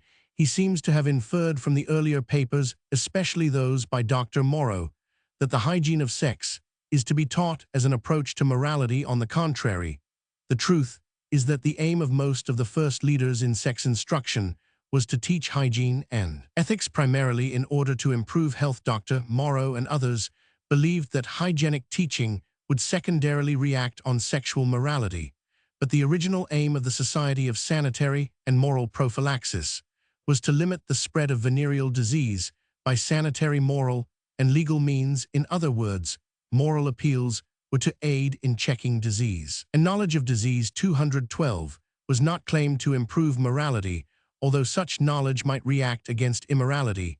It is this misunderstanding or overlooking of the real reasons for teaching concerning sex health that seems to have led Dr. Cabot into apparent opposition to the general movement for sex instruction. One infers from all his lectures that he believes it good to teach hygiene for health, ethics for morality, and biology for science, but that these should not be correlated, because to him they are unrelated. It seems to me that he has simply been misled by the overenthusiasm of some of the first writers on sex hygiene, and by the widespread use of that limited term instead of sex education. Is sex hygiene immoral? If insomnia often follows lying, then it should be taught as one reason why falsehoods should be avoided. This is not opposed to ethical teaching, for at the same time, we can teach the other reasons for not telling lies. Likewise, sex hygiene offers certain reasons for conduct and may be supplemented by sex ethics. Information and morality. It is not proposed to consecrate affection or to safeguard morality by hygienic knowledge, but simply to protect health. Of course, information will not restrain everybody, but if physicians did not know the dangers of morphine, many more would be victims of the drug. Dr. Cabot overlooks the fact that physicians know how to use and obtain morphine, while other professional men do not. Teaching concerning maternity and birth will not directly meet the moral problems of sex, but it will develop an attitude, a consecration of the affections that will guard against the dangers of sex. Such teaching to children is only one of 214 many steps in the scheme of sex education. No responsible advocate of sex instruction claims that teaching children concerning the reproduction of animals and plants does anticipate and prevent sexual temptations, but it is a foundation for practical knowledge of human sex problems. I have elsewhere referred to the effect of such studies on attitude. Contagion of personality. We must admit that perhaps positive moral qualities are not obtainable through warnings, but in this pragmatic age, we must have good social results gained by any honorable means. Many people are kept from crime by warnings of the law. Of course, this is not a positive moral result for the unethical individual who must be restrained by fear of legal consequences, but we do not worry about the individual when society gains. Likewise, a man kept from sexual promiscuity by fear of disease is not more positively moral, but he is a better member of society. No one will deny the importance of personality in its influence on positive 215 moral qualities, but there are many people who are not influenced by personality, either human or divine. Other kinds of control, such as hygienic and legal, are necessary for such people. Good and evil. Here again, Dr. Cabot seems to misunderstand the aim of hygienic teaching regarding sex. It is not expected to conquer the lower passion by hygiene, but to help keep it under control to the end that personal and social health will be improved. The opium evil, certainly a positive one, is being driven out of China by military methods that are good only in their results in suppressing the drug. Likewise, hygiene of sex will be a practical good insofar as it may reduce the venereal curse. Positive good, in Dr. Cabot's moral sense, is only of limited application so far as the majority of people are concerned. In fact, the whole idea of solving the sexual problems by consecration of the affections makes its strong appeal only to those who have already grasped the higher view of sex and do not need sex instruction. Other people cannot understand the phrase, "We must find some more direct and practical attack on the sex problems for the masses," and I believe that this means scientific teaching, which improves attitude, and hygienic teaching, which protects personal and social health. 216. It is worthwhile to get these results, even if we do not succeed in improving morals, that I believe is another and quite independent problem. Dissociation of hygienic and moral teaching. In an address published in the Journal of the Society of Sanitary and Moral Prophylaxis, Vol. V, No. 1, January 1914, Dr. Cabot contended that the hygienic and moral aspects of sex education should not be associated. It is possible that the following review and criticisms may be based upon misinterpretation, but if so, I shall not feel lonely, for at the close of the discussion, Dr. Cabot said to his audience, "It is evident that I have not succeeded in touching even the surfaces of your minds, and have not made an atom of impression in making the distinction which I desired to make." Dr. Cabot's main points are quoted below, and my comments follow each quotation. Teaching morals. It is certainly true that sanitation can be taught by words. That words concerning moral things have no value is a proposition which Dr. Cabot did not clearly and convincingly support. Immoral or unmorals. Moral value of biology. But it may have moral influence, just as literature and history and biography may have. Of course, pure biology alone will not make people more sexually moral, but no responsible biologist has ever claimed that it will. Knowledge and will. It does not follow that to know what is right is to do what is right. All depends upon the relative weight of opposing factors. A medical student may know the facts regarding venereal disease, but he also knows the fact that his sexual instincts are insistent. The fact of his passion may be more weighty than his scientific knowledge, and his will may be guided by intelligent choice based on comparison of the two opposing facts. Hence, it is illogical to contend that knowledge may not influence moral conduct, and that the will is not guided by intelligence. Cultivation of morality. This is sound, but it is in no logical way opposed to any other aspect of sex instruction discussed in this series of lectures. Influence of individuals. This is Dr. Cabot's strongest point. He believes in the moral influence of individuals. So do all leading advocates of sex instruction or of any other form of moral education. This is in no sense opposed to any accepted proposition of sex education. Morals rather than health. Right here is the basis for Dr. Cabot's repeated attacks on the sex education movement. He believes that morality and sanitation are decidedly 219.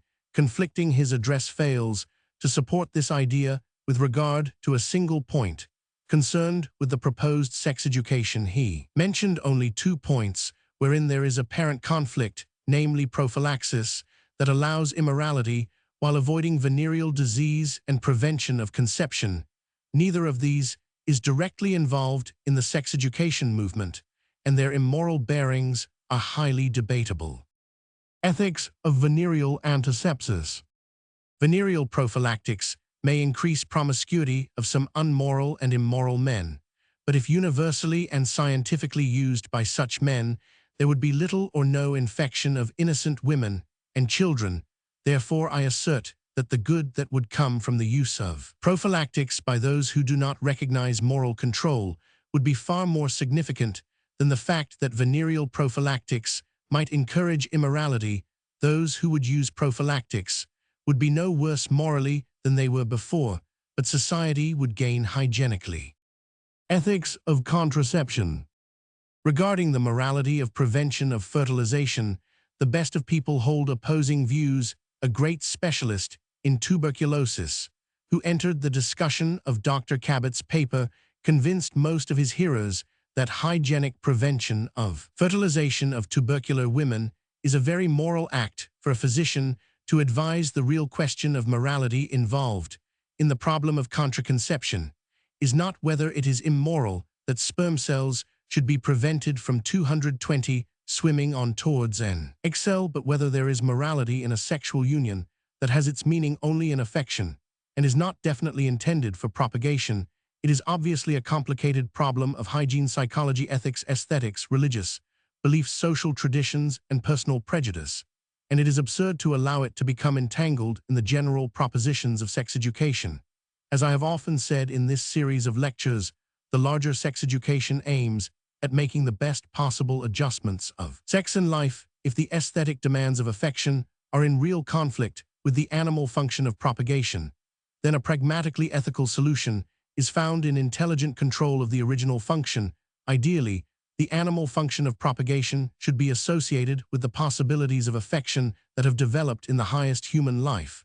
But there are numerous cases in which there must be dissociation of the functions of affection and propagation, or the alternative, sexual asceticism, which is moral. This is a question concerning which the individual must weigh his personal views and decide. Only the bigoted victims of arrogance will see immorality in the one who disagrees with him on this question. I insist, then, that even if advanced sex education for adults should someday come to involve the problem of contraception, there will be no conflict between hygienic knowledge and ethics if the teaching leads to more perfect adjustment of sex and life. Dr. Newman's view. Problems of hygiene, whether of sex or nutrition or temperance, and the like, are no less moral problems. They are problems of habit, and habits are impossible without strong incentives to start them and keep them going. Ethical instruction is often misunderstood to be barren preaching. It is nothing of the sort. It consists in clarifying views of life. It begins with the fact that there are certain tendencies in our nature which may work ill or good. Then it tries to show to what these lead. It uses what is best in us to make over what is worst. That is why problems of sex hygiene should be regarded as at bottom problems of sex morality. 47. The arrogance of the advocates of sex education. In an article in the Educational Review, February 1914, Superintendent Maxwell of New York City writes concerning what he calls the teaching of child hygiene as follows. Dr. Maxwell's criticisms. There are those today who claim that sexual information and problems should be thrust upon the attention of boys and girls by the teachers in the public schools, that this teaching is necessary for the protection of virtue and the prevention of disease, and that if anyone hesitates to encourage the spread of such 222 literature and the teaching of such knowledge, he is an errant and presumptuous blockhead. The arrogance of the extreme advocates of child hygiene blinds them to certain all-important truths. The first is that our teachers are not prepared, and in too many cases are not the most suitable persons to teach the subject. The second is that to bring the adolescent mind face to face with sexual matters engenders the habit of dwelling upon the sexual passion, and in that may lie spiritual havoc and physical ruin. A premature interest in the sexual passion debases the mind and unsettles the will. The third is that parents have no right to ask the teacher to do the work that is peculiarly theirs. And yet some good may emerge from this discussion. Parents may be incited to do their duty in placing sex information before their children, whenever conditions demand such knowledge, and principals and teachers, particularly principals, whenever they have the acuteness to detect the tendency to wrongdoing, will no longer hesitate to utter the word of warning in season. As for the extravagant claims made for the teaching of sex hygiene, I have too much faith in the good sense of the American people to believe that it will ever be generally and regularly taught in American schools. Surely, we have learned something since the law compelled us to teach the untruths regarding the effects of stimulants and narcotics that were published in the early school manuals of physiology and hygiene. Reply to Dr. Maxwell. I comment as follows. 1. Dr. Maxwell refers only to the extreme advocates. They did exist in abundance a few years ago, but are already rare in the group of well-known educators. 2. Most 223 teachers are not prepared and never can be prepared to teach the human aspect of sex problems, especially the hygienic, in the strict sense. 3. Conservative sex instruction, such as was advocated by the advisors of the American Federation for Sex Hygiene. See report by Morrow and others, 1913. Aims to guard against premature interest in the sexual passion. 4. While I sympathize with Dr. Maxwell's view that teaching the elementary hygiene of sex is the parent's duty, I am forced to recognize the futility of advocating that all or even a respectable minority of parents should undertake their duty. C. For the truth is that most of them will not and cannot, if they will try to do so. 5. Dr. Maxwell's idea that sex hygiene should be taught only when an astute principal or parent detects wrongdoing is, to say the least, an educational theory that will astonish one who knows even the elementary facts regarding the secrecy of the sexual life of young people in general. Will he next be logically consistent and advocate that all moral education should be given only after children show signs of wrongdoing? 6. Sex hygiene, as Dr. Maxwell understands it to be concerned directly and solely with human sexual problems, will never be taught in American schools controlled by people of good sense, but sex instruction from the larger viewpoint is taught in some of the best of Dr. Maxwell's high schools. 7. All advocates of sex instruction who have a national reputation for educational sanity, 224, agree that legislation is most undesirable. 8. It is obvious that, like so many others who have become confused regarding the sex education movement, Dr. Maxwell has been impressed chiefly by the pioneer work that emphasized only hygienic teaching regarding sex. 48. Lubricity in education. Ex-President Taft has expressed his views against the sex education movement. The newspapers quote as follows from an address delivered in Philadelphia in 1914. There is another danger in our educational influences and environment. I refer to the spread of lubricity in literature on the stage, and indirectly in education, under the plea that vice may be avoided by teaching the awful consequences by dwelling on its details and explaining its penalties. Sexual subjects are obtruded into discussion between the sexes. Lectures are delivered on them. Textbooks are written, and former restraints of modesty are abandoned. Mr. Taft's alarm. The pursuit of education in sex hygiene is full of danger if carried on in general public schools. The sharp, pointed, and summary advice of mothers to daughters of fathers, to sons of a medical professor, to students in a college, upon such a subject is of course wise, but any benefit that may be derived from frightening students by dwelling upon the details of the dreadful punishment of vice is too often offset by awakening a curiosity and interest that might not be developed so early, and is likely to set the thoughts of those whose benefit is at stake in a direction that will 225 neither elevate their conversations with their fellows nor make more clean their mental habit. I deny that the so-called prudishness and the avoidance of nasty subjects in the last generation has ever blinded any substantial number of girls or boys to the wickedness of vice, or made them easier victims of temptations. Evident misunderstanding. The above requires little comment, for its misunderstandings are obvious to one who has followed the sex education movement. Clearly, Mr. Taft has been impressed by the social hygiene side of the problems and does not realize the existence of a larger outlook for sex education. Like so many other writers who seem to know little concerning the sexual life of children, especially of boys, Mr. Taft fears the awakening of curiosity and interest. This, of course, depends upon the facts taught and the age of the learner, but it hardly applies to children in or near adolescence who are taught along the lines suggested by the Committee of the American Federation for Sex Hygiene 1913. The last paragraph quoted from Mr. Taft will be denied completely by all who are familiar with the problems of adolescent education. To say the least, it is unfortunate that a man prominent in law and statesmanship should have lent the weight of his name to such superficial conclusions that are so obviously based on exceedingly limited information regarding both the established facts of sex and the most approved methods of sex instruction. 49 Conclusions from the criticisms of sex education. I have selected for discussion the criticisms of several of the most prominent people who have expressed opposition to the sex education movement. I think that all the important lines of arguments against the movement are represented in the extracts that I have quoted. We have seen that all of the criticisms have decidedly vulnerable points. Most of them refer to the discarded sex hygiene of 10 years ago, but some of them prove that the authors are quite ignorant of the sex problems that must be faced by numerous young people. Criticisms important.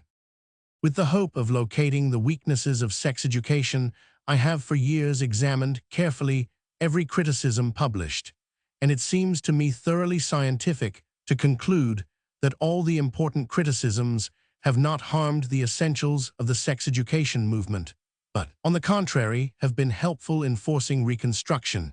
In fact, the present-day conception of the larger sex education must be credited to the severe critics more than to the friends of the original narrow movement for reducing venereal disease by hygienic instruction. The past and the future of the sex education movement. 50. The American movement. Dr. Morrow, leader in America. In America, the movement for sex education began with the organization of the American Society of Sanitary and Moral Prophylaxis on February 9, 1905, under the leadership of Dr. Prince A. Morrow. It is true that before this time, there were various local and sporadic attempts at instruction concerning sexual processes, but such teaching was chiefly personal, and there was no concerted movement looking towards making sex instruction an integral part of general education. 1892, 13 years before the organization of the Society of Sanitary and Moral Prophylaxis, a group of members of the National Education Association considered briefly the importance of instructing young people. However, this meeting was of ephemeral significance and had no genetic relation to the present-day movement. Other early interest in sex instruction is indicated in Professor Earl Barnes' bibliography, which was published in his Studies in Education, Vol. IP 301, 1897. Original aim for sanitary ends. The sex education movement, both in Europe and America, had its origin as an attempt to check the spread of the venereal or social diseases. The idea that education should work for sexual morality for its own sake, and not simply for protection against venereal diseases, has only recently begun to appear in the literature of sex education, and so far it seems to have made only a limited impression on many of those who have been active in the prophylactic campaign against social disease. In fact, the tardy recognition of the moral aim of sex education makes it seem probable that very little interest would have been aroused in the movement if it had been organized on purely ethical grounds, and without any reference to the sanitary problems of social diseases. To one who looks at sexual morality as a question of right conduct, which brings its own rewards, it is a shock to find so many thinking people who accept calmly the traditional views of the relation of the sexes, and seem to take no interest in the immorality of men, except as it is likely to lead to venereal disease or to illegitimacy, which 229 demands forced marriage or monetary payments. The truth is that the civilized world at large is very far from a working code of sexual morals which will be practiced because of promised rewards rather than because of probable punishments. It is natural, then, that the sex education movement should have started with a proclamation of physical punishments for immorality rather than an offer of ethical and psychical rewards for morality, both sanitary and moral. However, the fact that sex education under the name of sex hygiene was at first a sanitary propagandism need not interfere with the larger development of sex education. It now seems probable that before many years pass, we shall learn how to make a satisfactory combination of both the sanitary and moral sides of sex education, and so it is best that the educational movement started on the foundation of the undisputed facts of sanitary science, which have made a powerful impression on the people who do and who do not recognize a code of sexual morals. Medical interest. The deep interest of the medical profession is directly responsible for the close association between the beginning of the sex education movement and the diseases of immorality at the organization meeting of the American Society of Sanitary and Moral Prophylaxis. Dr. Prince Morrow, in the opening paragraph of his address, said, "We have met for the purpose of discussing the wisdom and the expediency of forming a society of sanitary and moral prophylaxis. The object 230 is to organize a social defense against a class of diseases which are most injurious to the highest interests of human society. Thus, the American Society of Sanitary and Moral Prophylaxis started as an avowed enemy of the social diseases, and so it has continued to the present.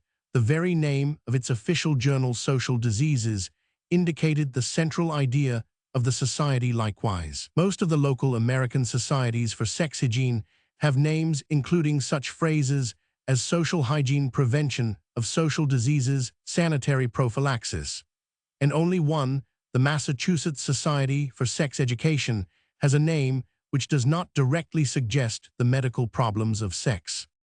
In Europe, the sex instruction movement has been concerned chiefly with spreading information concerning the social diseases. In 1902, an international congress for consideration of the venereal diseases was held in Brussels, and this congress recommended that in all countries there should be organized sanitary, social, moral, and legal societies for the prophylaxis of these diseases. As a result of this recommendation, prophylactic societies were formed in France, Germany, Italy, Holland, the United States, and other countries. Of these, the German Society for the Prevention of Venereal Disease became the strongest, with over 5,000 members and 20 branch societies. National societies. 51 important steps in the sex education movement in America. May 23, 1904, Dr. Prince Morrow's plea for the organization of a society of sanitary and moral prophylaxis, read before the Medical Society of the County of New York. March 1906, Pennsylvania Society for the Prevention of Social Diseases organized. October 1906, Chicago Society of Social Hygiene organized. December 1907, Portland or Social Hygiene Society organized. October 1908, Spokane Society of Social and Moral Prophylaxis organized.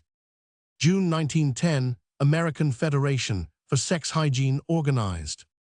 Oregon Social Hygiene Society organized. July 2019, 12 Resolution of the National Education Association favoring training of teachers with the view, ultimately, of sex instruction in schools. September 23, 28, 1912, meeting of subsection on sex hygiene, 15th International Congress on Hygiene and Demography, Washington, Roman 500 Roman 100 February 1912, Organization of American Vigilance Association. October 1913, merging of the American Federation for Sex Hygiene and the American Vigilance Association into the new American Social Hygiene Association. Organization of Pacific Coast Federation for Sex Hygiene, changed to Pacific Coast Social Hygiene Association in June 1914. July 1914, the National Education Association at Minneapolis adopted the following resolutions in line with the latest principles of the Society of Sanitary and Moral Prophylaxis and the American Social Hygiene Association. The association, reaffirming its belief in the constructive value of education in sex hygiene, directs attention to the grave dangers, ethical and social, arising out of a sex consciousness stimulated by undue emphasis upon sex problems. And 233 Relations. The situation is so serious as to render neglect hazardous. The association urges upon all parents the obvious duty of parental care and instruction in such matters, and directs attention to to the mistake of leaving such problems exclusively to the school. The association believes that sex hygiene should be approached in the public schools conservatively, under the direction of persons qualified by scientific training and teaching experience in order to assure a safe moral point of view. The association therefore recommends that institutions preparing teachers give attention to such subjects as would qualify for instruction in the general field of morals, as well as in the particular field of sex hygiene. 52. The future of the larger sex education. Public has lost interest in sensationalism. I hear many questions as to the probable future of sex education. I am asked, is it moribund? Is it a disappearing fad? Has not the high tide of interest passed? No doubt. Such questions are inspired by the oft-repeated statement that public interest in sexual questions has waned decidedly in the last few years. This is true, and it is a most fortunate indication of approaching sanity. The public interest in the last decade has been most deplorable because it has centered in the abnormal and sensational aspects of sex. Authors have vied with each other in presenting the most lurid cases of social diseases, white slavery, sexual perversions, and every other available aspect of sexual degeneracy. Of course, the reading public was bound to grow tired of this just as it wearies 234 of a horrible murder trial or of a sensational divorce case. It is certainly true that there is a marked decline of general interest in sexual abnormality and sensationalism, but that does not mean that the sex education movement is moribund. Sex education permanent. The wave of sensational revelation has passed, but the intelligent public is no longer ignorant of the nature and causes of the great problems of sex, and is well aware that young people need definite guidance for facing the facts of life. It is unthinkable that intelligent parents who are now well informed concerning sex will ever again stand for the old policy of mystery and silence. It is therefore impossible to believe that there is any danger of sex education disappearing. Of course, we have not reached a permanent system of sex education. There certainly will be vast changes in our approved subject matter and methods of teaching, but the main idea of the sex education movement is gaining support every day. Sex education fundamental. There is another reason why sex education will be permanent, in addition to the great need of educational help with information and influence, which will mold the individual life. With regard to the problems of sex, it must be evident to all that even the legislative, sanitary, social, administrative, religious, ethical, and other attacks upon the problems depend upon knowledge and attitude. At least of the leaders look at the problems of sex, outlined in the earlier lectures, from whatever angle we will, and it appears 235 that in the final analysis education offers the only key to a possible solution.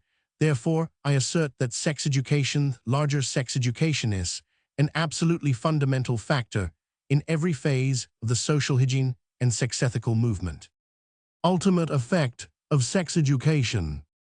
In closing the last lecture of this series, let me state my confession of faith in sex education.